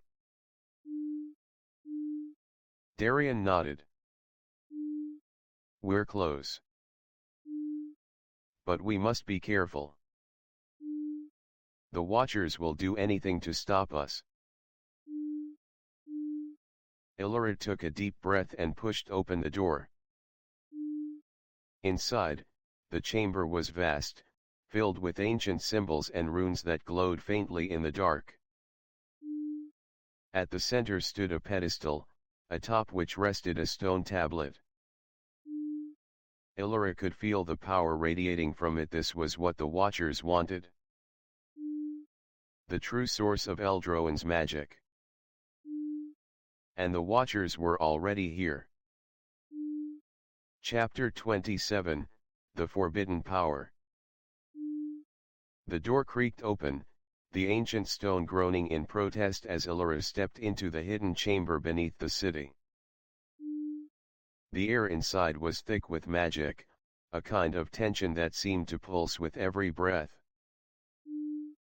Eldroin's magic hummed around her, but it wasn't the familiar power she had once known. This was something older, deeper. Something that made her blood run cold. Elara's gaze swept across the chamber, her eyes landing on the stone tablet resting atop a pedestal at the center of the room. The stone was smooth, worn with age, but faint carvings covered its surface, runes that glowed with a dim, eerie light. The power emanating from the tablet was palpable, and Elara felt its pull, beckoning her forward. She could feel the weight of the decision ahead of her pressing down on her shoulders. Behind her, Lysander and the others remained silent, their eyes watchful. They had come this far together, but Elara knew that the true battle was just beginning. The Watchers were still out there, lurking in the shadows, and they would stop at nothing to take what they believed was theirs. Elara stepped closer to the pedestal, her hand trembling as she reached out. The moment her fingers brushed the stone, a surge of energy shot through her, flooding her body with power. It was like nothing she had ever felt before, raw, untamed, and overwhelming. For a moment, she thought she might lose herself in it, the magic threatening to swallow her whole. But then, as quickly as it had come, the surge faded, leaving her breathless but steady. She looked at the tablet in her hands, feeling a deep connection to it, as though it were a part of her. "Elara," Darien's voice broke through her thoughts, and she turned to see him standing nearby, his eyes filled with something she couldn't quite place. "You have unlocked it? But do you understand what you've done?" Elara's heart skipped a beat. "What do you mean?" "This power, it's the key, isn't it? The key to stopping the Watchers." Darien shook his head, his face hardening. It is more than that, Elara. You've unlocked a force far more powerful than you realize. The heart of Eldroan, this is its true nature. The Watchers weren't just guarding it, they were trying to keep it contained. What do you mean contained? Elara asked, her voice tight with confusion. Darien took a step closer, his gaze never leaving the tablet. The heart was never meant to be released. The first dreamers sealed it away for a reason. They knew that the power inside could reshape the world. It could destroy everything, or it could bring about something far worse. Elara's pulse quickened. What do you mean? What could be worse than what we've already faced? Darien's eyes locked onto hers, his expression grave. The Watchers are not the only ones who have been waiting. There is a force beyond them, older than even the dreamers. The heart of Eldroan is the key to unlocking that power. And now, you've opened the door. Before Elara could respond, the ground beneath them shook. The chamber trembled, and a deep rumbling sound echoed through the walls. The power of the heart surged again, more intense than before. Elara felt a surge of fear course through her as the chamber seemed to darken, the air thick with energy. What's happening? Elara asked, her voice filled with dread. Darien's face twisted in fear. It's awakening. The force within the heart is being unleashed, and there's nothing we can do to stop it now. Elara took a step back, her mind racing. She had known that releasing the heart would have consequences, but she hadn't realized the full extent of its power. She had thought the Watchers were the greatest threat. But now, something else, something far older, was stirring, and she could feel its presence growing stronger with each passing second. The walls of the chamber cracked, and a dark figure stepped from the shadows. It was a shape made of swirling darkness, a being of pure shadow, its eyes glowing like embers in the night. The Watcher had arrived. Elara, Wynn, the Watcher's voice echoed, its tone both cold and commanding. You've awakened what was never meant to be. The heart was sealed for a reason. And now, you've doomed the city. Elara's heart pounded in her chest as she stepped forward, her hands crackling with the magic of Eldroan. I won't let you have it. I won't let you take the heart. The Watcher laughed, a dark, hollow sound that reverberated through the chamber. You cannot stop what you have already begun. The power of Eldroan is mine, and soon, the world will bend to my will. Before Elara could react, the Watcher raised its hand, and dark tendrils of energy shot toward her. She barely managed to raise her own shield of light, but the tendrils wrapped around it, pulling her toward the figure. Elara! Lysander shouted, his voice filled with urgency. But the Watcher's power was overwhelming, and the magic that flowed from it was unlike anything Elara had faced before. She could feel the darkness pressing against her, could feel it trying to break through her defenses. But she wouldn't let it. Not now. Not after everything she had fought for. With a cry, Elara summoned the full force of her magic, releasing it in a burst of light so bright it seemed to shatter the darkness around her. The watcher screamed in pain as the light consumed it, but the shadow resisted, its form flickering in and out of existence. Elara, you cannot defeat me. The watcher howled. The heart is not yours to command. You will succumb to its power, just as all who came before you. But Elara refused to back down. She was the dreamer. She had the power of Eldroan within her, and she would not let it be used for destruction. She would not let the shadows win.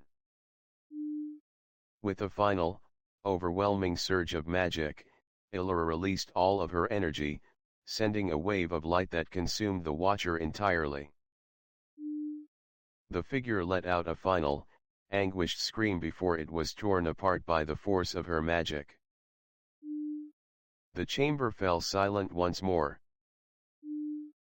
Elara stood alone, breathing heavily, her heart racing. She had done it. The watcher was gone. But the power of the heart was still within her, and she could feel its pull. The force she had unleashed was not something to be taken lightly, and Elara knew that the battle was far from over. The shadows would return. They always did. She looked around the chamber, her mind still reeling from the battle. The power of Eldroan was both a gift and a curse, and Elara knew that she would have to find a way to control it before it consumed her, and before it consumed the world. Chapter 28, The Fractured Path. The aftermath of the battle was eerily silent. The dark energy of the watcher had dissipated, but Elara could still feel its presence lingering in the air, like a phantom that refused to leave. The heart of Eldroan was no longer pulsing with the same overwhelming power, but its magic was still very much alive within her. She could feel it, a connection deeper than anything she had ever experienced. It wasn't just a part of her, it was her. But that connection was dangerous. The power that surged through her veins was wild, untamed, and Elara knew she could not control it forever. The Watchers had tried to warn her. They had tried to make her doubt herself. And for a moment, she had. But now, she was resolute. She would not let them win. She would not let them take Eldroan. The city around her was still, the streets devoid of the usual hustle and bustle. There were no celebrations after the victory, no triumphant cheers. The people were rebuilding, yes, but there was an unmistakable tension in the air. The shadows of the Watchers still lingered, and they were waiting for the right moment to strike. Elara. Lysander's voice broke through her thoughts, pulling her back into the present. She turned to find him standing in the doorway, his expression a mixture of concern and uncertainty. He had been by her side through all of this, and she could see the weight of the situation on his face. "It's time," Lysander said, his voice low but steady. "The people are asking for you. The council is waiting." Elara nodded, her mind still racing with the events that had transpired. She had thought that defeating the Watcher would be the end of their troubles. But now, she realized that the true battle had just begun. The Watchers were not simply shadows, they were a force that sought to control Eldroan's magic, and by extension, the world. The council had been preparing for this moment, for the time when Elara would step forward as the leader of Eldroen. But Elara had never wanted to be a leader. She had never wanted to wield the power of the first dreamers. She had only wanted to protect the city, to keep it safe from the forces that threatened to destroy it. But now, the city had no choice but to look to her. She was the dreamer. She was the one who had the power to protect Eldroen, but she also had the power to destroy it. And that responsibility weighed on her like a 1,000-pound stone pressing down on her chest. Lysander led her through the halls of the council hall, his steps quick and purposeful. Elara followed, her mind focused, but her heart heavy with the uncertainty of what was to come. The council members were gathered around a large table, their faces serious and drawn. The moment Elara entered the room, the conversations died down, and all eyes turned to her. Elara, the councilwoman said, stepping forward. We've heard of your victory, but there is little time to celebrate. The Watchers are regrouping, and they're not done with us. We need a plan, and we need it now. Elara nodded, her gaze sweeping across the room. The council members were nervous, their eyes filled with the fear that had gripped the city ever since the Watchers first arrived. Elara understood their fear. The city was fragile now, vulnerable, and the Watchers were not going to stop until they had what they wanted. What's the situation? Elara asked, her voice steady but filled with urgency. What have we learned about their movements? One of the council members, a younger man with dark hair, stepped forward. We've received word from the outer districts. There have been more disappearances, more sightings of the Watchers. We believe they're regrouping, preparing for something. Elara's heart skipped a beat. The Watchers were gathering, and she knew that they wouldn't just sit back and wait for the city to recover. They were coming for the power of Eldroen, and they were not going to stop until they had it. We need to act fast, Elara said, her voice rising with determination. The Watchers won't hesitate. They'll strike again, and we need to be ready. The council members nodded, but Elara could see the doubt in their eyes. They weren't as confident as she was. They didn't have the power of Eldroen coursing through their veins. But Elara knew that she had to lead them, even if she didn't feel ready herself.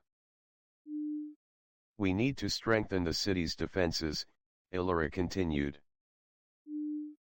We can't afford to wait for the Watchers to make their move. We have to take the fight to them. Lysander stepped forward. We've already started preparations. But Elara, we need to know what we're up against. We need more information. Elara looked at him, her thoughts racing. I know. But I don't have all the answers yet. We need to find out what they're planning, and we need to do it quickly. The councilwoman spoke again, her voice firm. The people are scared, Elara. We can't keep them in the dark any longer. We need to tell them what's happening, and we need to prepare them for what's coming. Elara nodded. I will speak to them. I'll tell them the truth, and I'll make sure they're ready. As the council members began discussing their next steps, Elara felt a sense of resolve settle over her. The road ahead was uncertain, and the battle would be difficult, but she was ready. The Watchers had come for Eldroan's power, but they would not take it. She would not let them. The sun had set, casting long shadows across the city as Elara stood on the balcony of the tower, looking out over Eldroan. The streets below were quiet now, the city still recovering from the battle, but Elara knew that this peace was fragile. The Watchers were not gone, and they would not stop until they had what they wanted. Elara, Lysander's voice interrupted her thoughts. He stood beside her, his eyes scanning the horizon. Are you ready? Elara turned to him, her gaze steady. I have no choice. Lysander nodded, his expression resolute. We'll face this together. You're not alone. Elara smiled faintly, grateful for his support. Thank you, Lysander. We'll protect this city. No matter what. As the moon rose higher in the sky, Elara knew that the real battle was just beginning. The Watchers were coming for Eldroan's power, but they would find that the city would not fall easily. The people would stand with her. And together, they would face the shadows. Chapter 28, The Last Stand. Eldroan stood on the edge of an abyss. The streets were quieter than usual, the people tense with the knowledge that the Watchers were preparing to strike. Elara could feel the weight of their presence in the air, like a storm waiting to break. The city, still in the midst of rebuilding, was fragile. The magic of Eldroan that had once defined its existence was no longer a constant force. The heart of Eldroan was sealed away, but the Watchers were far from finished. They wanted the power, and they would stop at nothing to claim it. Elara stood at the top of the tower, her eyes scanning the city below. The moon cast long shadows over the buildings, and the wind carried with it the scent of earth and stone. It was a calm night, but Elara knew that the calm would not last. Elara, Lysander's voice pulled her from her thoughts, and she turned to see him approaching.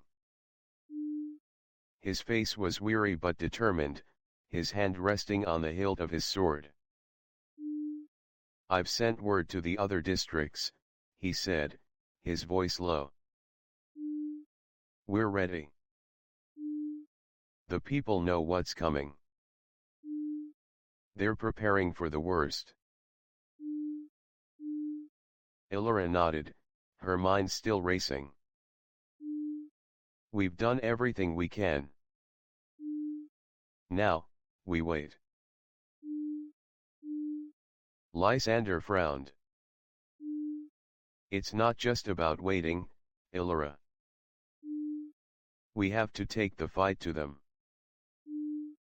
We can't let the Watchers control Eldroan again. We need to be proactive. I know, Elara said, her voice firm. We will. But we need to understand what they want. We need to know their plan before we can strike.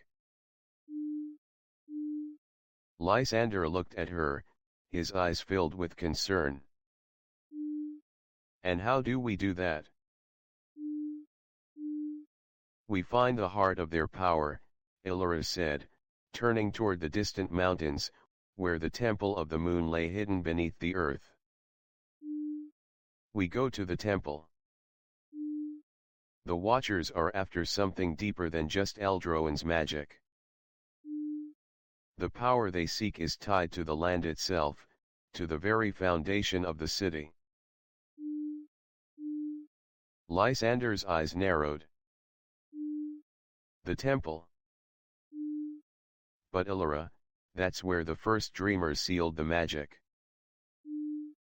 It's too dangerous. Elara shook her head. We don't have a choice. The Watchers will be there, and we need to get there first.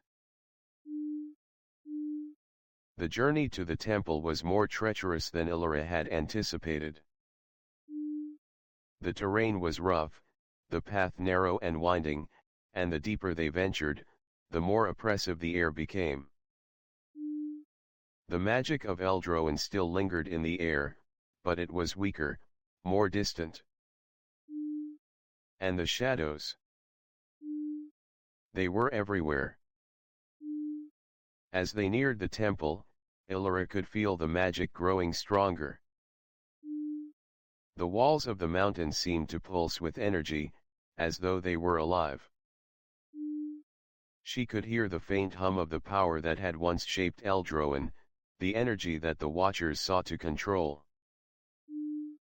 When they reached the entrance, Elara paused, taking a deep breath. She could feel the weight of what was to come. This was the moment. The Watchers were waiting for them, and if they succeeded in claiming the power of the temple, Eldroan would fall. There was no turning back now. With a single motion, she pushed open the massive stone doors of the temple, the sound echoing through the cavernous halls. The air inside was cool and still, and the walls were lined with ancient carving symbols of the first dreamers, of power and magic, of secrets long buried. The group moved forward cautiously, their footsteps echoing in the silence. The further they went, the darker it became, and Elara could feel the presence of the Watchers growing stronger. The shadows moved with purpose now, and Elara knew that they were not alone. We're getting close, she whispered to Lysander. The walls of the temple narrowed, leading them to a large, circular chamber at the heart of the structure. In the center of the room stood an altar, and atop it lay a glowing orb, its light dim but still alive with power. This was it. The heart of Eldroan's magic. Elara, Lysander whispered, his voice filled with dread. Do you feel it? The power, it's overwhelming. Elara nodded, her eyes fixed on the orb. It was both beautiful and terrifying. This was the power the Watchers sought, the power they would do anything to control. Before she could reach the altar, a figure stepped from the shadows. The Watcher. Elara Wynn, the Watcher's voice echoed in the chamber, dark and powerful. You've come, but it's too late. You cannot stop what has already begun. Elara's hand instinctively went to her dagger, her heart pounding in her chest. I won't let you take it. The power of Eldroan is not for you. The Watcher laughed, a cold, mirthless sound. You are foolish. You think you can control the power. The heart is not a weapon. It is a force. A force that has shaped the world for millennia. And now, it will shape you. Before Elara could respond, the Watcher raised its hand, and dark tendrils of magic shot toward her. Elara raised her own magic, summoning the light of Eldroin to counter the dark energy, but the Watcher's power was overwhelming. The force of it slammed her backward, sending her crashing into the stone floor. Elara! Lysander shouted, but the Watcher's magic was too strong. The shadows coiled around Elara, wrapping her in a tight grip, pulling at her very soul. Fight it, Elara! Lysander cried, his sword raised, but the shadows seemed to hold him back, trapping him in place. Elara struggled, her body trembling as the magic of the Watcher threatened to consume her. The power of Eldroin surged within her, but it was wild, uncontrollable. She could feel the heart, its magic calling to her, urging her to claim it, to take control. But she knew that if she did, she might lose herself to it. With a fierce cry, Elara focused all of her strength into one final burst of magic, pushing back against the darkness. The power of the first dreamers flared to life, and with a surge of light, the shadows recoiled. The Watcher screamed as the light consumed it, its form disintegrating into nothingness. Elara collapsed to the ground, gasping for breath. The room was silent, the air still. The Watcher was gone. But Elara knew this was not the end. The Watchers were not finished. The battle was far from over. And she had just unlocked the power to fight them whether she was ready or not. Chapter 29, The Echoes of Eldroin. The temple lay silent, its walls stained with the residue of the battle that had just been fought.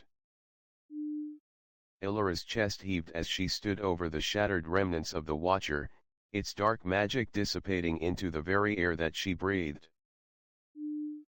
For a moment, she could only feel the pulse of the magic that had once flowed through her, now subdued, locked away, yet still alive inside her. The weight of it was a constant presence, always there, always tugging at the edges of her thoughts. The Watcher was gone, but Elara knew better than to believe it was over. The shadows had not retreated. They had only shifted, gathering strength for what was to come. She had won this battle, but the war was far from over. Lysander approached, his face marked with concern but his step steady. Elara, are you all right? She turned to face him, her expression hardening. We can't afford to rest. The Watchers won't stop now. We've unlocked something far more dangerous than I thought. He stepped closer, his brow furrowed. What do you mean? You've sealed the power away. The heart is gone. It's over. Elara shook her head, feeling the weight of her own words. It's not over. Not as long as the magic still flows through me. She paused, her hands trembling slightly as she held onto the energy of Eldroin. The connection was undeniable, and the more she tried to push it away, the more it resisted. I thought sealing the heart was enough, but I was wrong. The power of Eldroin can't be contained. It's in the land, in the people, and in me. I've unleashed something far beyond my control. Lysander placed a hand on her shoulder, his grip firm. Then we fight it? We stand with you, Elara. You're not alone in this. But Elara could feel the truth of her situation. She was the dreamer, and the power that flowed through her veins was both a blessing and a curse. She had freed the city from the grip of darkness, but now she was tied to it, bound to its magic in ways she could not yet fully comprehend.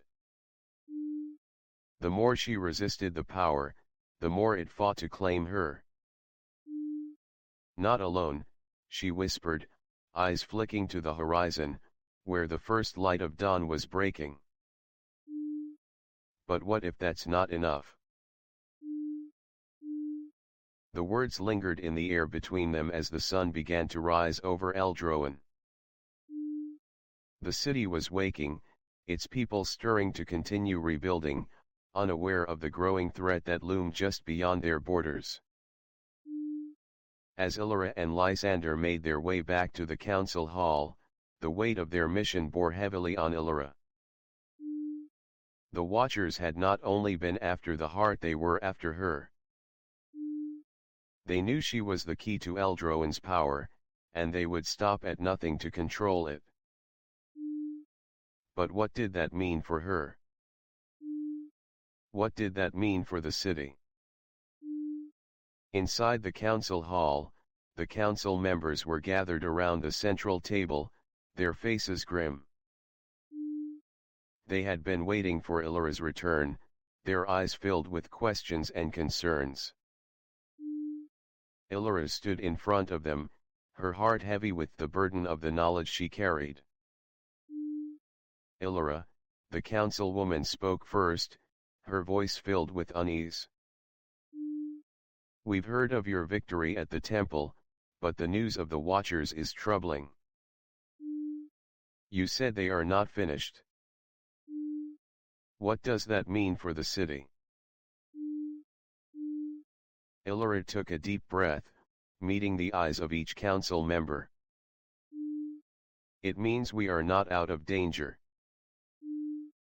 The Watchers are still out there, and they know we're vulnerable. They want control over Eldroan's magic. But we can't let that happen. The councilwoman's face tightened. But what can we do? We've fortified the city, but we don't have the power to fight these forces. You've sealed the heart. It's over, isn't it? No, Elara said firmly, her gaze steady. The magic hasn't gone anywhere. It's still here, in the city, in the people, in me. I thought sealing the heart would end it. But I was wrong. The Watchers are coming, and they're coming for me. A murmur spread around the room, and Elara could feel the weight of their gazes upon her. She had been the one to unleash the power, but now she had to take responsibility for what followed. She had already lost so much: her family, her past, her identity, but now the stakes were higher than ever. If the Watchers want me, Elara continued, then I'll face them. But I need your help. We need to be united, stronger than ever, because they will not stop. Lysander stepped forward, his voice filled with determination. We'll stand with you, Elara. Whatever it takes. We'll rally the people, and we'll fight. The council nodded in agreement, their resolve hardening. We are with you, Elara, the councilwoman said. But we must prepare. The Watchers are not the only threat. There are others who will seek to take advantage of the power we've unleashed. Elara felt the weight of her decision settling in her chest. She had chosen this path, she had chosen to protect Eldroan, but the path was dark, and the road ahead was fraught with danger. She had to fight, but she had to do so with wisdom, with care. The power of Eldroan could be a weapon, yes, but it could also be a curse. We will fight, Elara said, her voice resolute. But we must first understand the magic. We need to learn how to control it before it controls us. We need to know what the Watchers want and how to stop them. Only then can we rebuild. That night, as Elara lay in her chambers, her mind raced with the knowledge of what lay ahead. The power of Eldroan still flowed through her, its magic thrumming just beneath the surface. She could feel it, pushing against her, pulling her towards something she couldn't yet understand. The heart had been sealed, but its magic had never truly left. And the Watchers. They were coming. She could feel their presence, their eyes watching her from the shadows.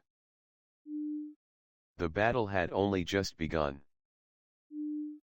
Chapter 29, The Heart of the Void. The tension in Eldroan was palpable. The city was rebuilding, but the shadow of the Watchers loomed over everything. Elara could feel it, the sense that something terrible was about to happen.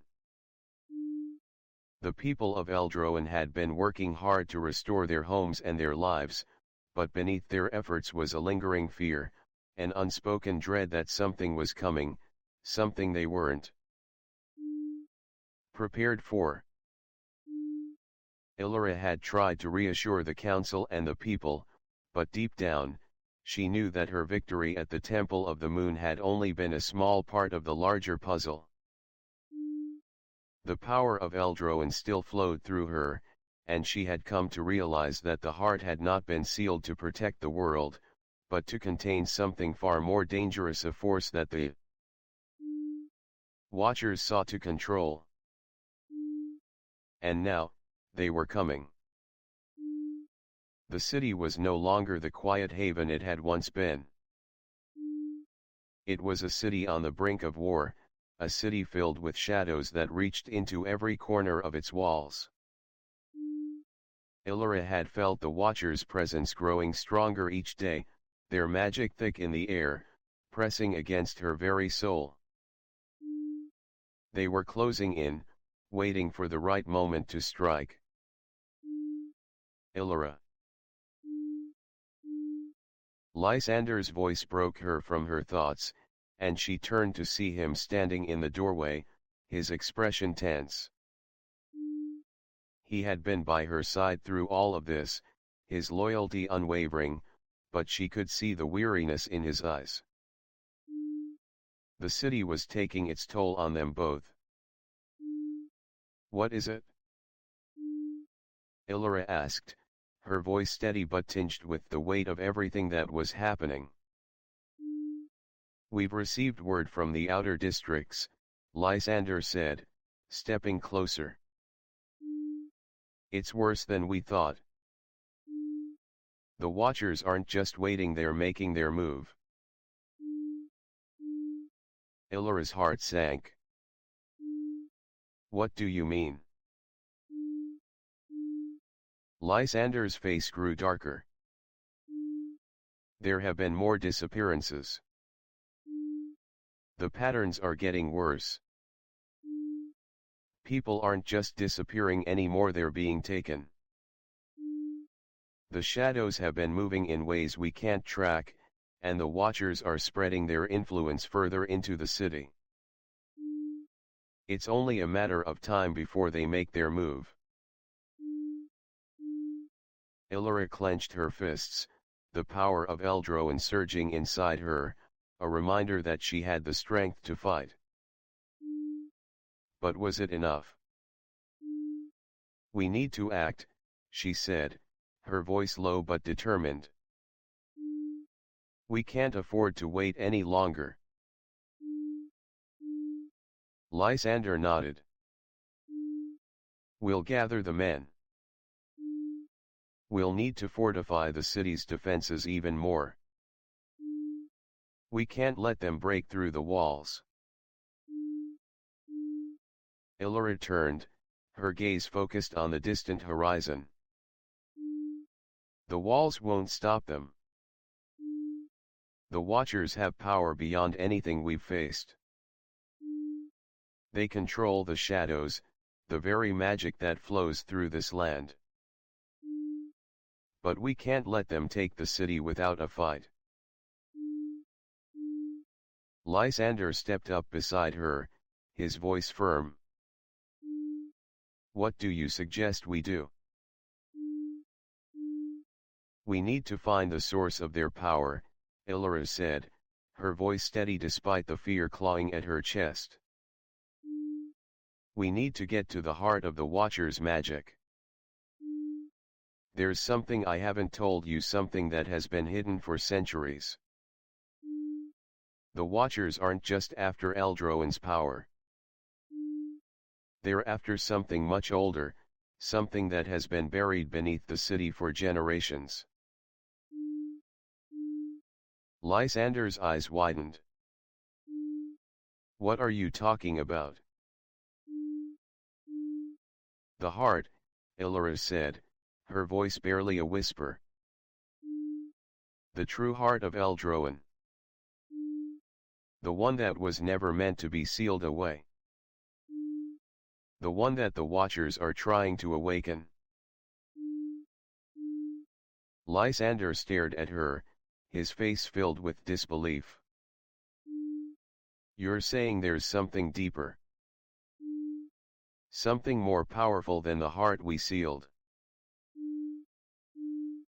Elara nodded. "Yes. And if the Watchers find it, they will control Eldroan and everything else." The air was thick with anticipation as Elara and Lysander led a group of trusted soldiers toward the underground chambers beneath the city. The path was narrow, the walls of stone heavy with centuries of secrets. The deeper they went, the more oppressive the magic became, until it felt as though the very ground they walked on was alive, pulsating with power. Elara could feel the magic of Eldroan surrounding her, an ancient, untamed force that she had only begun to understand. It was calling to her, urging her forward, but at the same time, she could feel the weight of the Watcher's presence pressing in from all sides. They were here, and they were close. As they reached the heart of the chamber, Elara's breath caught in her throat. There, before her, was a door, ancient and sealed shut, the runes carved into the stone glowing faintly in the dim light. This was it. The source of the power that had been hidden for so long.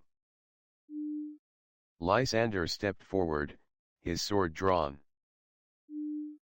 "What now?" Elara stepped forward, placing her hand on the door. The power of Eldroan surged through her as she felt the ancient magic within the stone. She closed her eyes, focusing on the energy, reaching out with her senses. The door was sealed, yes, but not forever. She had the power to open it. With a deep breath, Elara pressed harder, her fingers glowing with light. The runes began to glow brighter, the stone vibrating with power. And then, with a sound like thunder, the door shuddered open, revealing what lay beyond. The chamber beyond was vast, the walls lined with ancient carvings that seemed to come alive in the flickering light. At the center of the room was a pedestal, upon which rested a glowing crystal, a heart-shaped gemstone, pulsing with an energy so pure it almost hurt to look at. Elara felt the magic in the room swell, filling her chest with its power. This was it. The true heart of Eldroen. The source of all magic in the city. But as she stepped closer, she felt a presence behind her. She turned, but before she could react, a figure emerged from the shadows, its dark form moving with unnatural speed. Elara Wynn, the figure's voice echoed, cold and malevolent. You've come for the heart. But it is already mine. Elara's heart raced as the Watcher stepped forward, its eyes glowing with a sinister light. This was no ordinary Watcher. This was the one who had been pulling the strings all along. The one who had orchestrated everything. You were always meant to fail, the Watcher hissed. The heart was never yours to claim. Elara's breath quickened, her fingers trembling around the hilt of her sword. I will stop you. The Watcher's laugh was chilling. You can't. You've already lost, Elara. You've awakened something far beyond your control. And now, Eldroen is mine. Chapter 30, The Descent into Darkness. Elara stood frozen, her hands still outstretched toward the glowing crystal.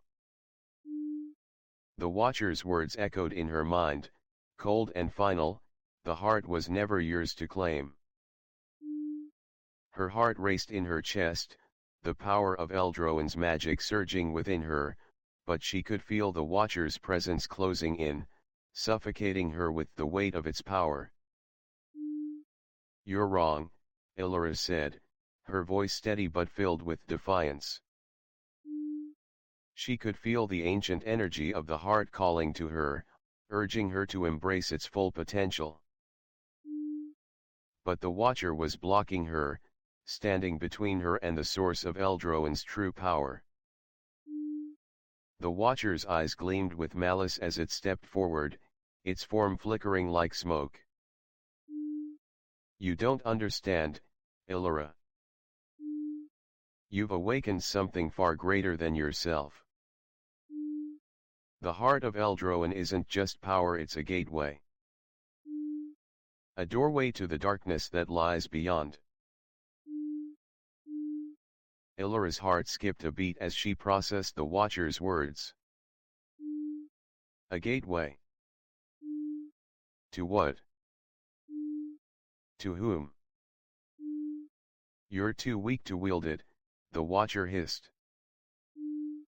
And now, you will watch as the darkness consumes you. With a movement as swift as lightning, the Watcher raised its hand, and dark tendrils of magic surged toward Elara. She barely had time to react before the shadows engulfed her, pulling her into their depths. Pain lanced through her body as the magic constricted around her, the very air choking her.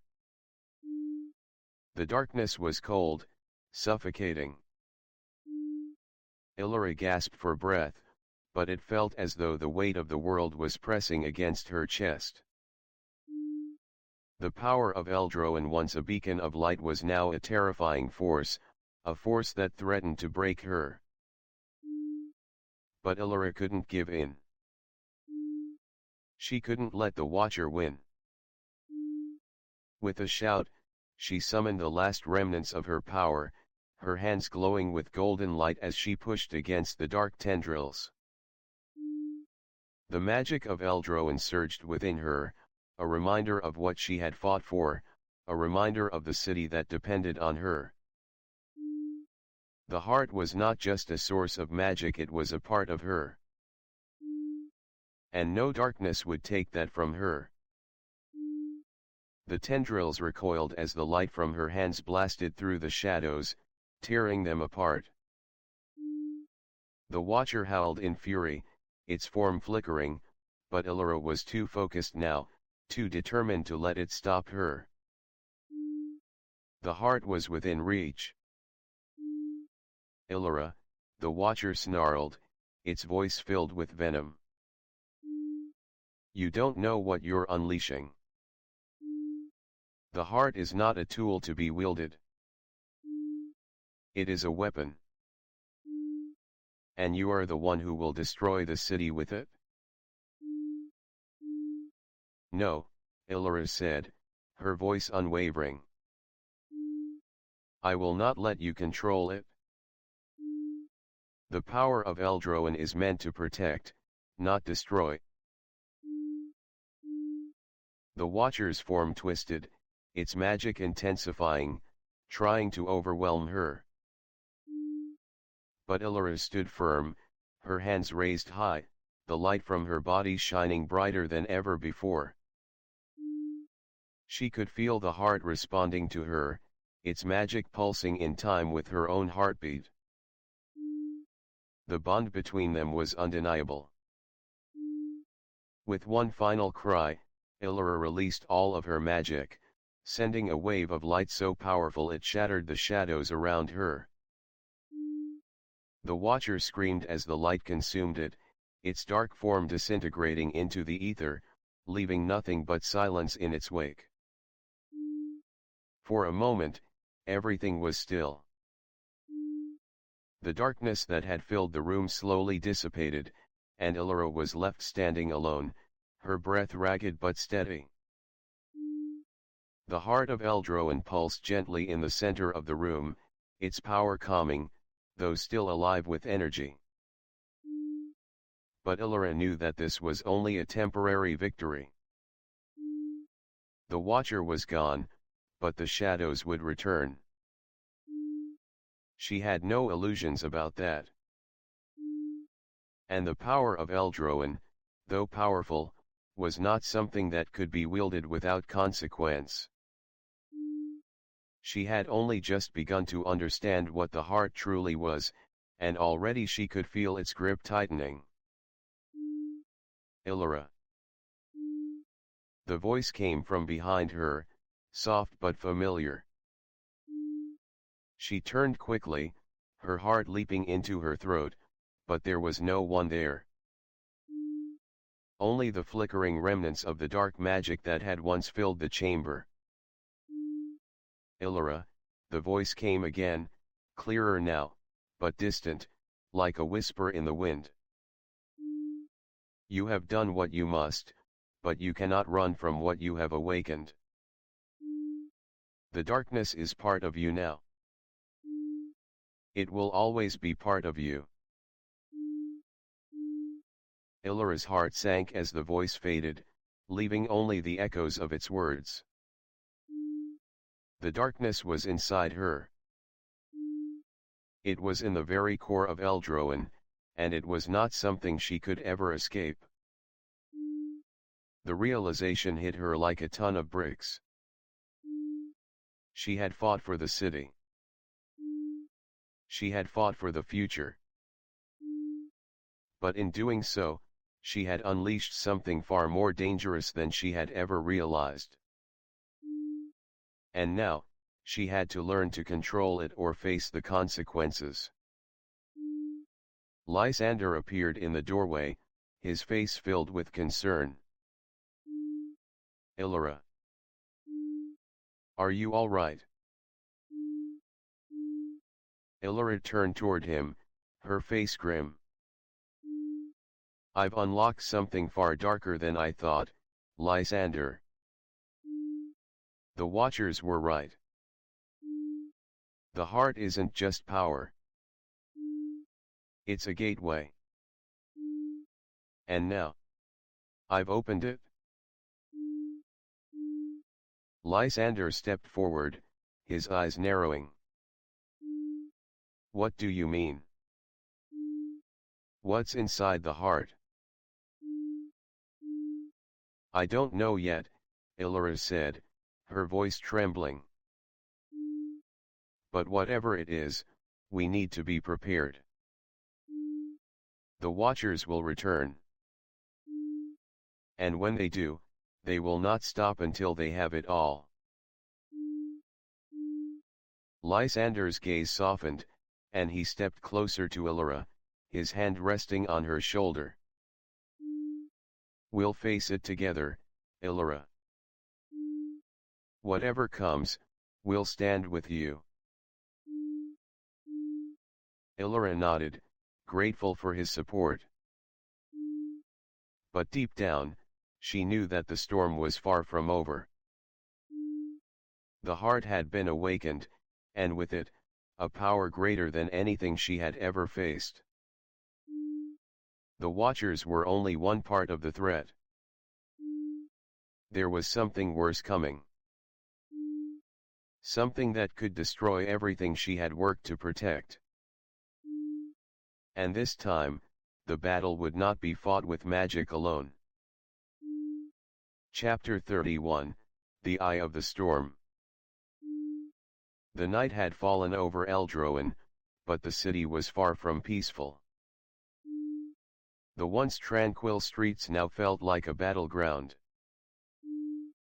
Elara could feel the weight of the air, the tension that had been building since her encounter with the Watcher in the Temple of the Moon. The heart of Eldroen had been opened, and with it, the power that had been sealed away for so long had been unleashed. But something far more dangerous than the Watchers was now stirring in the depths of the city. A force she wasn't yet ready to face.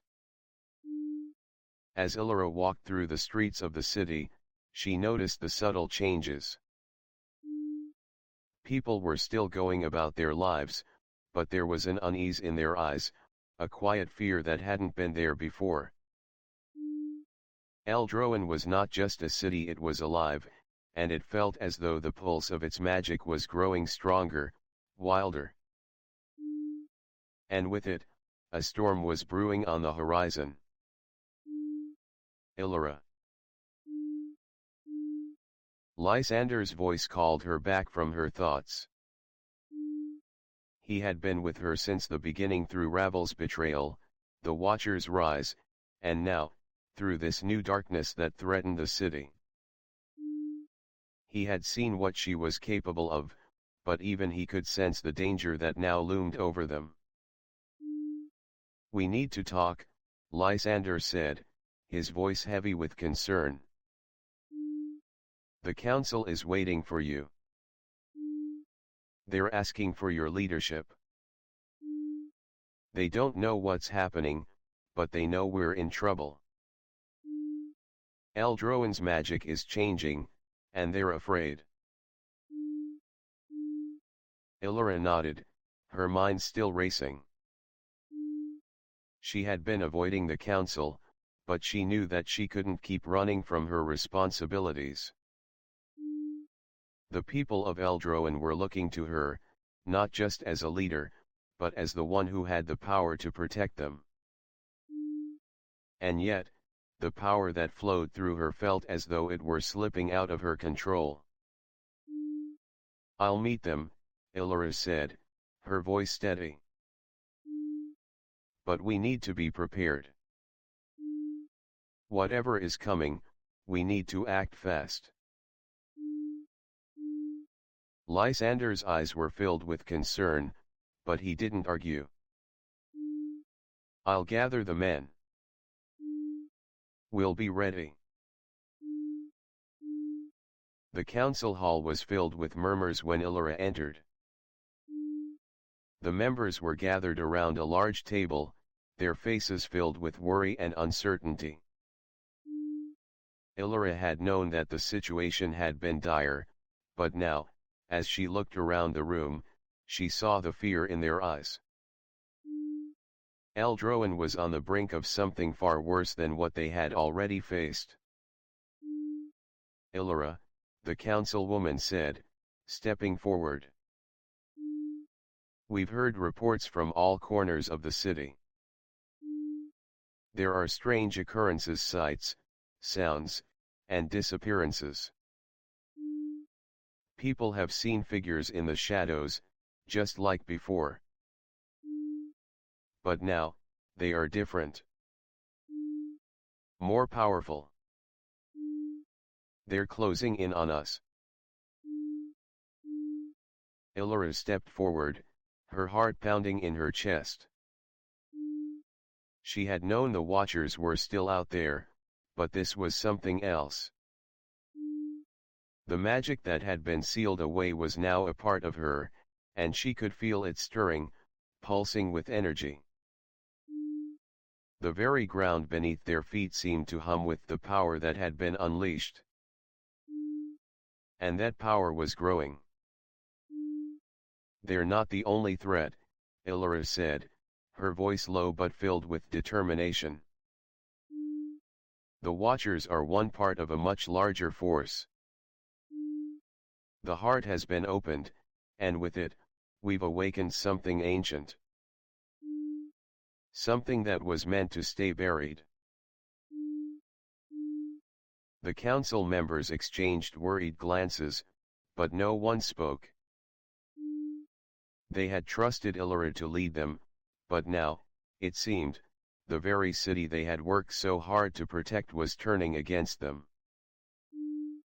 We need to find the source of this power, Elara continued. The Watchers are looking for something in Eldroan, but I think there's something deeper, something more dangerous. If we don't stop it, we won't just lose the city, we'll lose everything. But what can we do? The councilwoman asked, her voice filled with desperation. We've reinforced the walls, but there's no stopping the magic. It's too powerful. Elara's gaze hardened. We can stop them. But we need to understand what we're up against. We need to go to the heart, the true heart of Eldroan. The power of the Dreamers is not just in the city's walls. It's in the land, in the people, and in me. If I can tap into it, we can fight back. Lysander stepped forward. We'll stand with you, Elara. Whatever it takes. The room fell silent as Elara's words sank in. The weight of the responsibility was immense, but it wasn't something she could run from. Eldroan was her home, her city, and she would not let it fall. We need to move quickly, Elara said. The longer we wait, the stronger the shadows become. We'll head for the Temple of the Moon. There are answers there. We'll find out what the Watchers want and stop them before they can do any more damage. As the council adjourned and preparations were made, Elara felt the weight of her decision settle in her chest. The power of Eldroan was inside her, but it was a force she didn't fully understand. The heart had been sealed away for a reason. It was not a weapon, it was something much older, much more dangerous. And now, the Watchers were closing in, seeking to unlock its secrets. Elara, Lysander said as they prepared to leave, his voice filled with concern. You're sure about this? Elara looked at him, her expression hardening. We don't have a choice. The city depends on us. And I will protect it. Lysander nodded, his resolve matching hers. Then let's go. The journey to the Temple of the Moon was long, but Elara's mind was focused. She could feel the power of Eldroan growing within her, but it was like a storm brewing in the distance. The air around them seemed to grow heavier with every step they took. The city was still far behind them, but the Watcher's influence was already stretching out, creeping toward them from the shadows. As they reached the entrance to the temple, Elara paused, her breath catching in her throat. The door was massive, ancient, and covered in intricate runes that glowed faintly in the moonlight.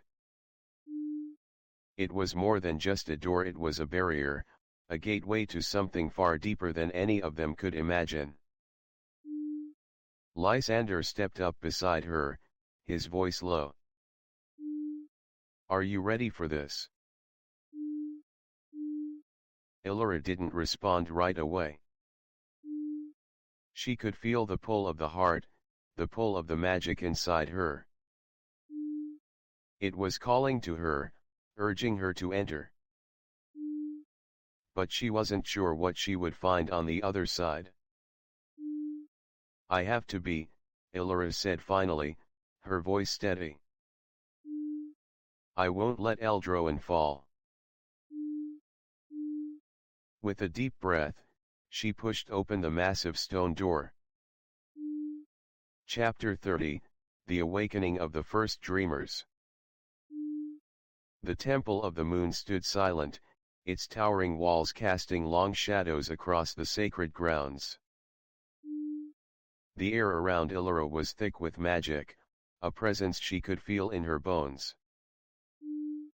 The moment she crossed the threshold, it was as if the very fabric of Eldroan had shifted. The land, the people, the city, they all breathed in unison with the ancient power that lay dormant beneath the temple. "Elara, are you sure?" Lysander's voice broke through the tension, his tone filled with concern. He stood beside her, his eyes scanning the darkness that stretched before them. "I don't have a choice," Elara replied, her voice firm. "The Watchers are closing in. We need answers, and we need them now. This place holds the key to everything. If we can't stop the Watchers here, Eldroan is lost."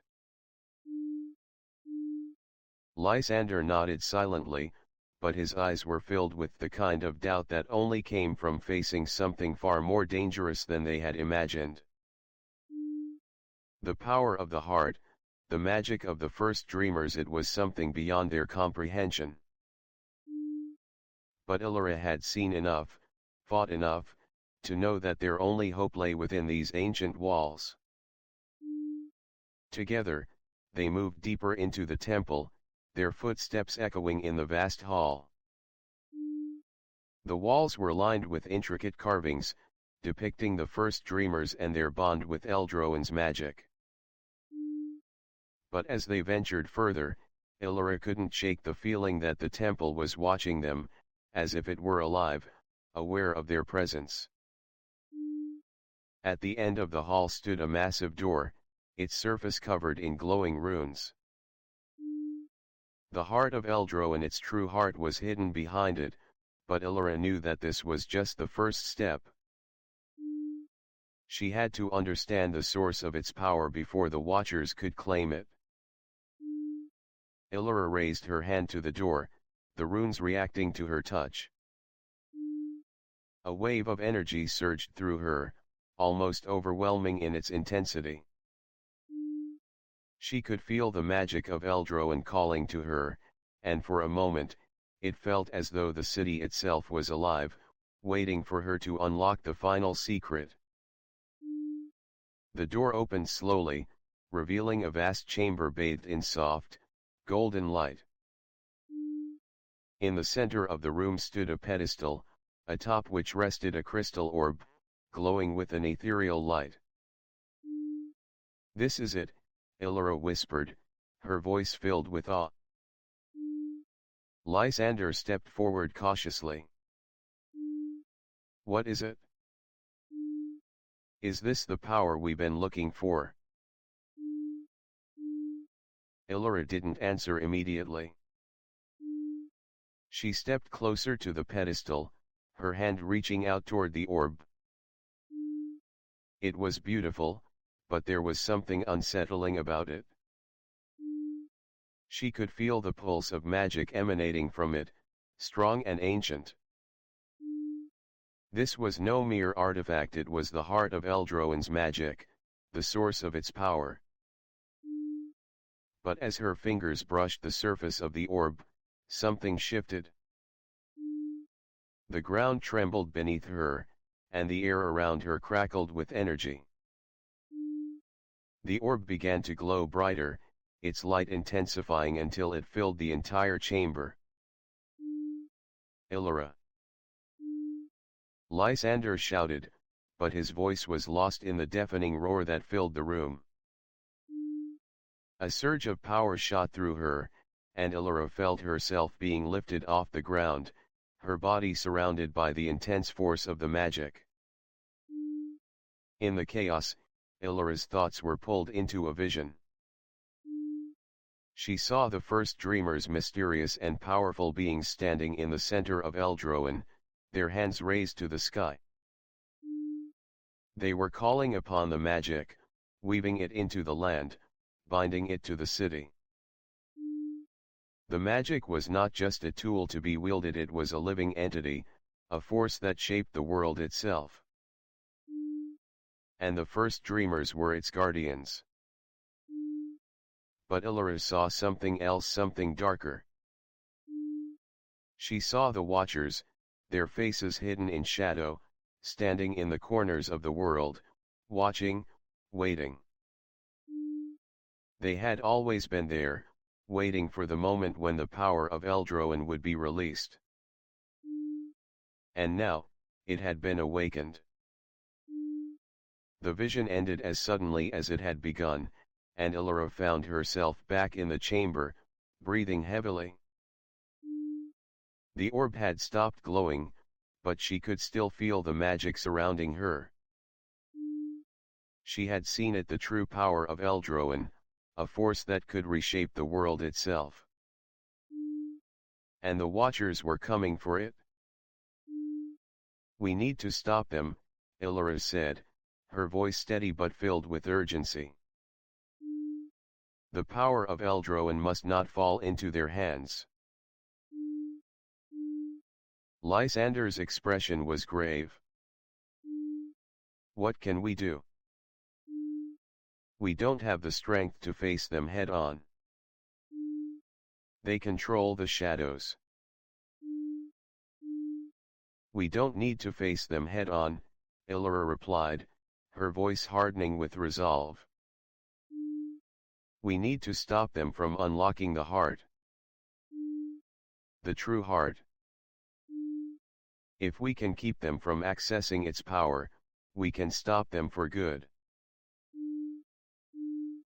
Lysander nodded, his grip tightening on his sword.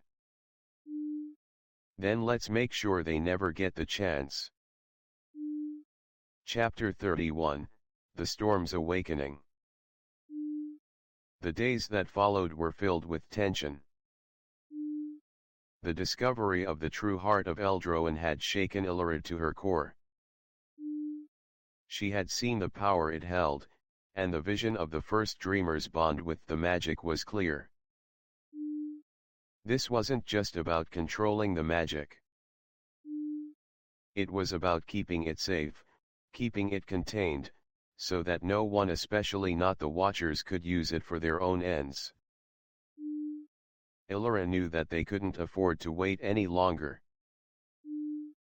The Watchers had already begun their move, and they wouldn't stop until they had the heart. The people of Eldroan needed to be prepared, but Elara was beginning to realize the true cost of the battle ahead.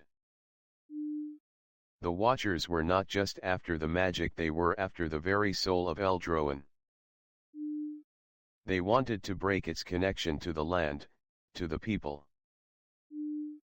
They wanted to use its power to reshape the world to their will. Elara, Lysander's voice interrupted her thoughts, and she turned to find him standing at the doorway, his expression serious. The Watchers are getting closer. We've seen them moving through the outskirts, and there have been whispers from the east.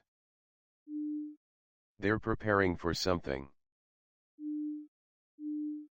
Elara nodded. We need to get ahead of them. We can't wait any longer. She gathered her forces, including the most loyal of the council's warriors, and prepared to confront the Watchers once again. They would head out at dawn, to the heart of the land where Eldroan's magic was strongest. The Watchers would not get the heart, not while Elara still breathed. As the dawn broke over Eldroan, Elara and her group made their way through the countryside. The land was beautiful, filled with lush forests and flowing rivers, but there was an undercurrent of fear that ran through the air. The people were watching them as they passed, their faces filled with hope but also anxiety. They had all seen what the Watchers were capable of. They had all felt the shadows creeping in. We're getting close, Lysander said, his voice tight with anticipation. The Watchers can't be far. Elara's heart raced as they neared the center of the land, where the heart of Eldroan was said to be strongest. The land seemed to hum with magic, the very earth beneath their feet alive with energy. She could feel it, the power that ran through the land, connecting everything: people, trees, water, earth. This was Eldroan's true magic. And it was hers to protect. As they reached the heart of the land, Elara felt a sudden surge of power. The Watchers were here. Chapter 32, The Final Battle. The city of Eldroan stood at the edge of an uncertain future. Its walls were strong, its people resilient, but Elara could feel the storm brewing in the air. The Watchers had made their move, and they were not going to stop until they had what they wanted. The heart of Eldroan, the source of the city's power, was no longer just a tool for protection, it had become a weapon, and Elara knew that the city would either rise or fall based on what happened next. With the heart now fully unlocked, Elara could feel its power coursing through her, calling to her, urging her to tap into its true potential. But she knew the cost. The magic was raw, uncontrollable, and if she wasn't careful, it would consume her. It already felt like a burden, a weight too heavy to bear. And yet, it was her responsibility. The Watchers were closing in, and Elara had made her choice. She would protect Eldroan not just from the Watchers, but from the darkness within the heart itself. Lysander stood beside her, his face grim but resolute. The journey they had undertaken had brought them here, to the heart of Eldroan's land, where the power of the heart could be fully realized. But the cost of unleashing that power was unknown, and it had become clear to Elara that the stakes were higher than ever before. Elara, Lysander said, his voice steady but filled with urgency. They're coming for us. They're already here. Elara turned to face him, her expression unwavering. I know. And I'll stop them. Together, they led their group of warriors toward the center of the land, the place where the magic of Eldroan was strongest. The trees parted, revealing a clearing where the land itself seemed to pulse with energy. The air was thick with magic, and Elara could feel the very earth beneath her feet vibrating with the power of the heart. She reached out, her hand hovering above the ground. The magic responded to her touch, but it was wild, chaotic, pulling her towards something she couldn't yet understand. The shadows that had followed them through the city were now here, in the heart of Eldroen. The Watchers were watching from the edges of the clearing, their dark forms lurking in the shadows. "You've come far, Elara Wynn," a voice echoed from the shadows. The Watcher stepped forward, its eyes glowing with a malevolent light. "But you are too late." Elara's heart raced, but she stood firm. "I won't let you take Eldroen. I won't let you control its magic." The Watcher laughed, its voice echoing through the clearing. "You think you can stop us? You think you can control the power of Eldroen? The heart was never meant to be wielded by mortals. You are nothing but a tool, Elara. You will bring the city to its knees." With a swift motion, the Watcher raised its hand, and dark tendrils of magic shot toward Elara, wrapping around her. The power was overwhelming, pulling at her very soul. But she didn't give in. She couldn't. The magic of Eldroen surged within her, and she pushed back, her hands glowing with golden light. The battle raged on, the Watcher's dark magic clashing against the light of Eldroen. Elara's power surged in waves, each burst pushing back the shadows, each pulse growing stronger. She could feel the Watcher's grip on the heart slipping, but they were relentless.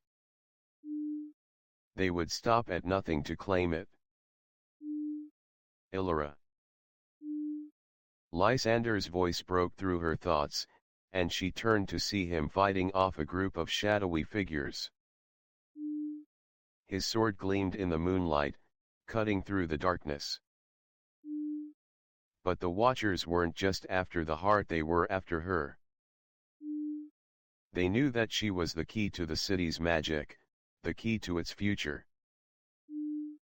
If they could break her, they could break Eldroen. With a final, desperate cry, Elara released all of her power, her hands crackling with energy as the light from the heart exploded outward.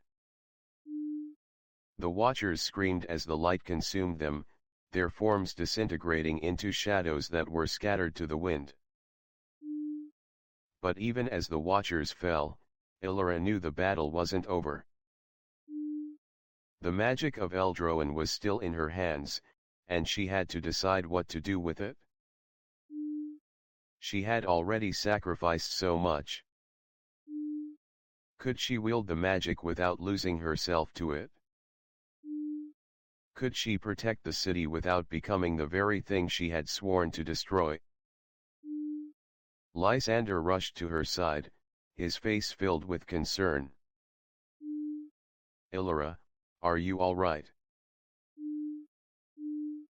Elara nodded, her voice steady despite the exhaustion that clung to her. "We've won. But this is only the beginning." The clearing was silent now, the echoes of the battle fading into the night. Elara looked around, her gaze settling on the remnants of the Watchers, their dark magic scattered to the wind. She had faced them, and she had won. But there was still so much she didn't understand. The magic of Eldroen was hers to wield, but at what cost? The power of the heart was too great for any one person to control, and Elara knew that if she wasn't careful, it would consume her. She had already seen the darkness within herself, and she knew that she had to find a way to balance the power, to keep the city safe without losing herself to the magic. Elara, Lysander said softly, his hand resting on her shoulder. The people are waiting for you. Elara turned to him, her expression softening. The people are strong, Lysander. Together, we'll rebuild. As they made their way back toward the city, Elara felt the weight of her decision settling over her. She had won, but the true battle was only just beginning. The magic of Eldroen was powerful, and it would test her in ways she couldn't yet comprehend. But she would face it, just as she had faced every other challenge in her life. The storm had passed for now. But Elara knew that the winds would shift again. And when they did, she would be ready. Chapter 31, The Legacy of Eldroen. The city of Eldroen was alive again. The streets hummed with life, the people working side by side to rebuild what had been lost. The walls had been strengthened, the gates fortified, and the city's magic, though still untamed, was now in the hands of its people. The Watchers were gone, but Elara knew that the power of Eldroen was not something that could be taken lightly. As she stood at the heart of the city, looking out over the streets, Elara felt a sense of peace settle over her. The battle had been hard, but they had won. The heart of Eldroen had been protected, and for now, the city was safe. But as the sun set over Eldroen, Elara knew that the future was uncertain. The power of the heart was still within her, and with it, a responsibility greater than she could imagine. She had unlocked the magic, but she had also opened a door to something that could easily slip beyond her control. Lysander stood beside her, his eyes scanning the horizon. You did it, Elara. We all did. Elara nodded, her heart heavy with the weight of her choices. We did. But this isn't over. The magic of Eldroen will always be a part of me. And as long as I'm here, I'll protect it. But I need help.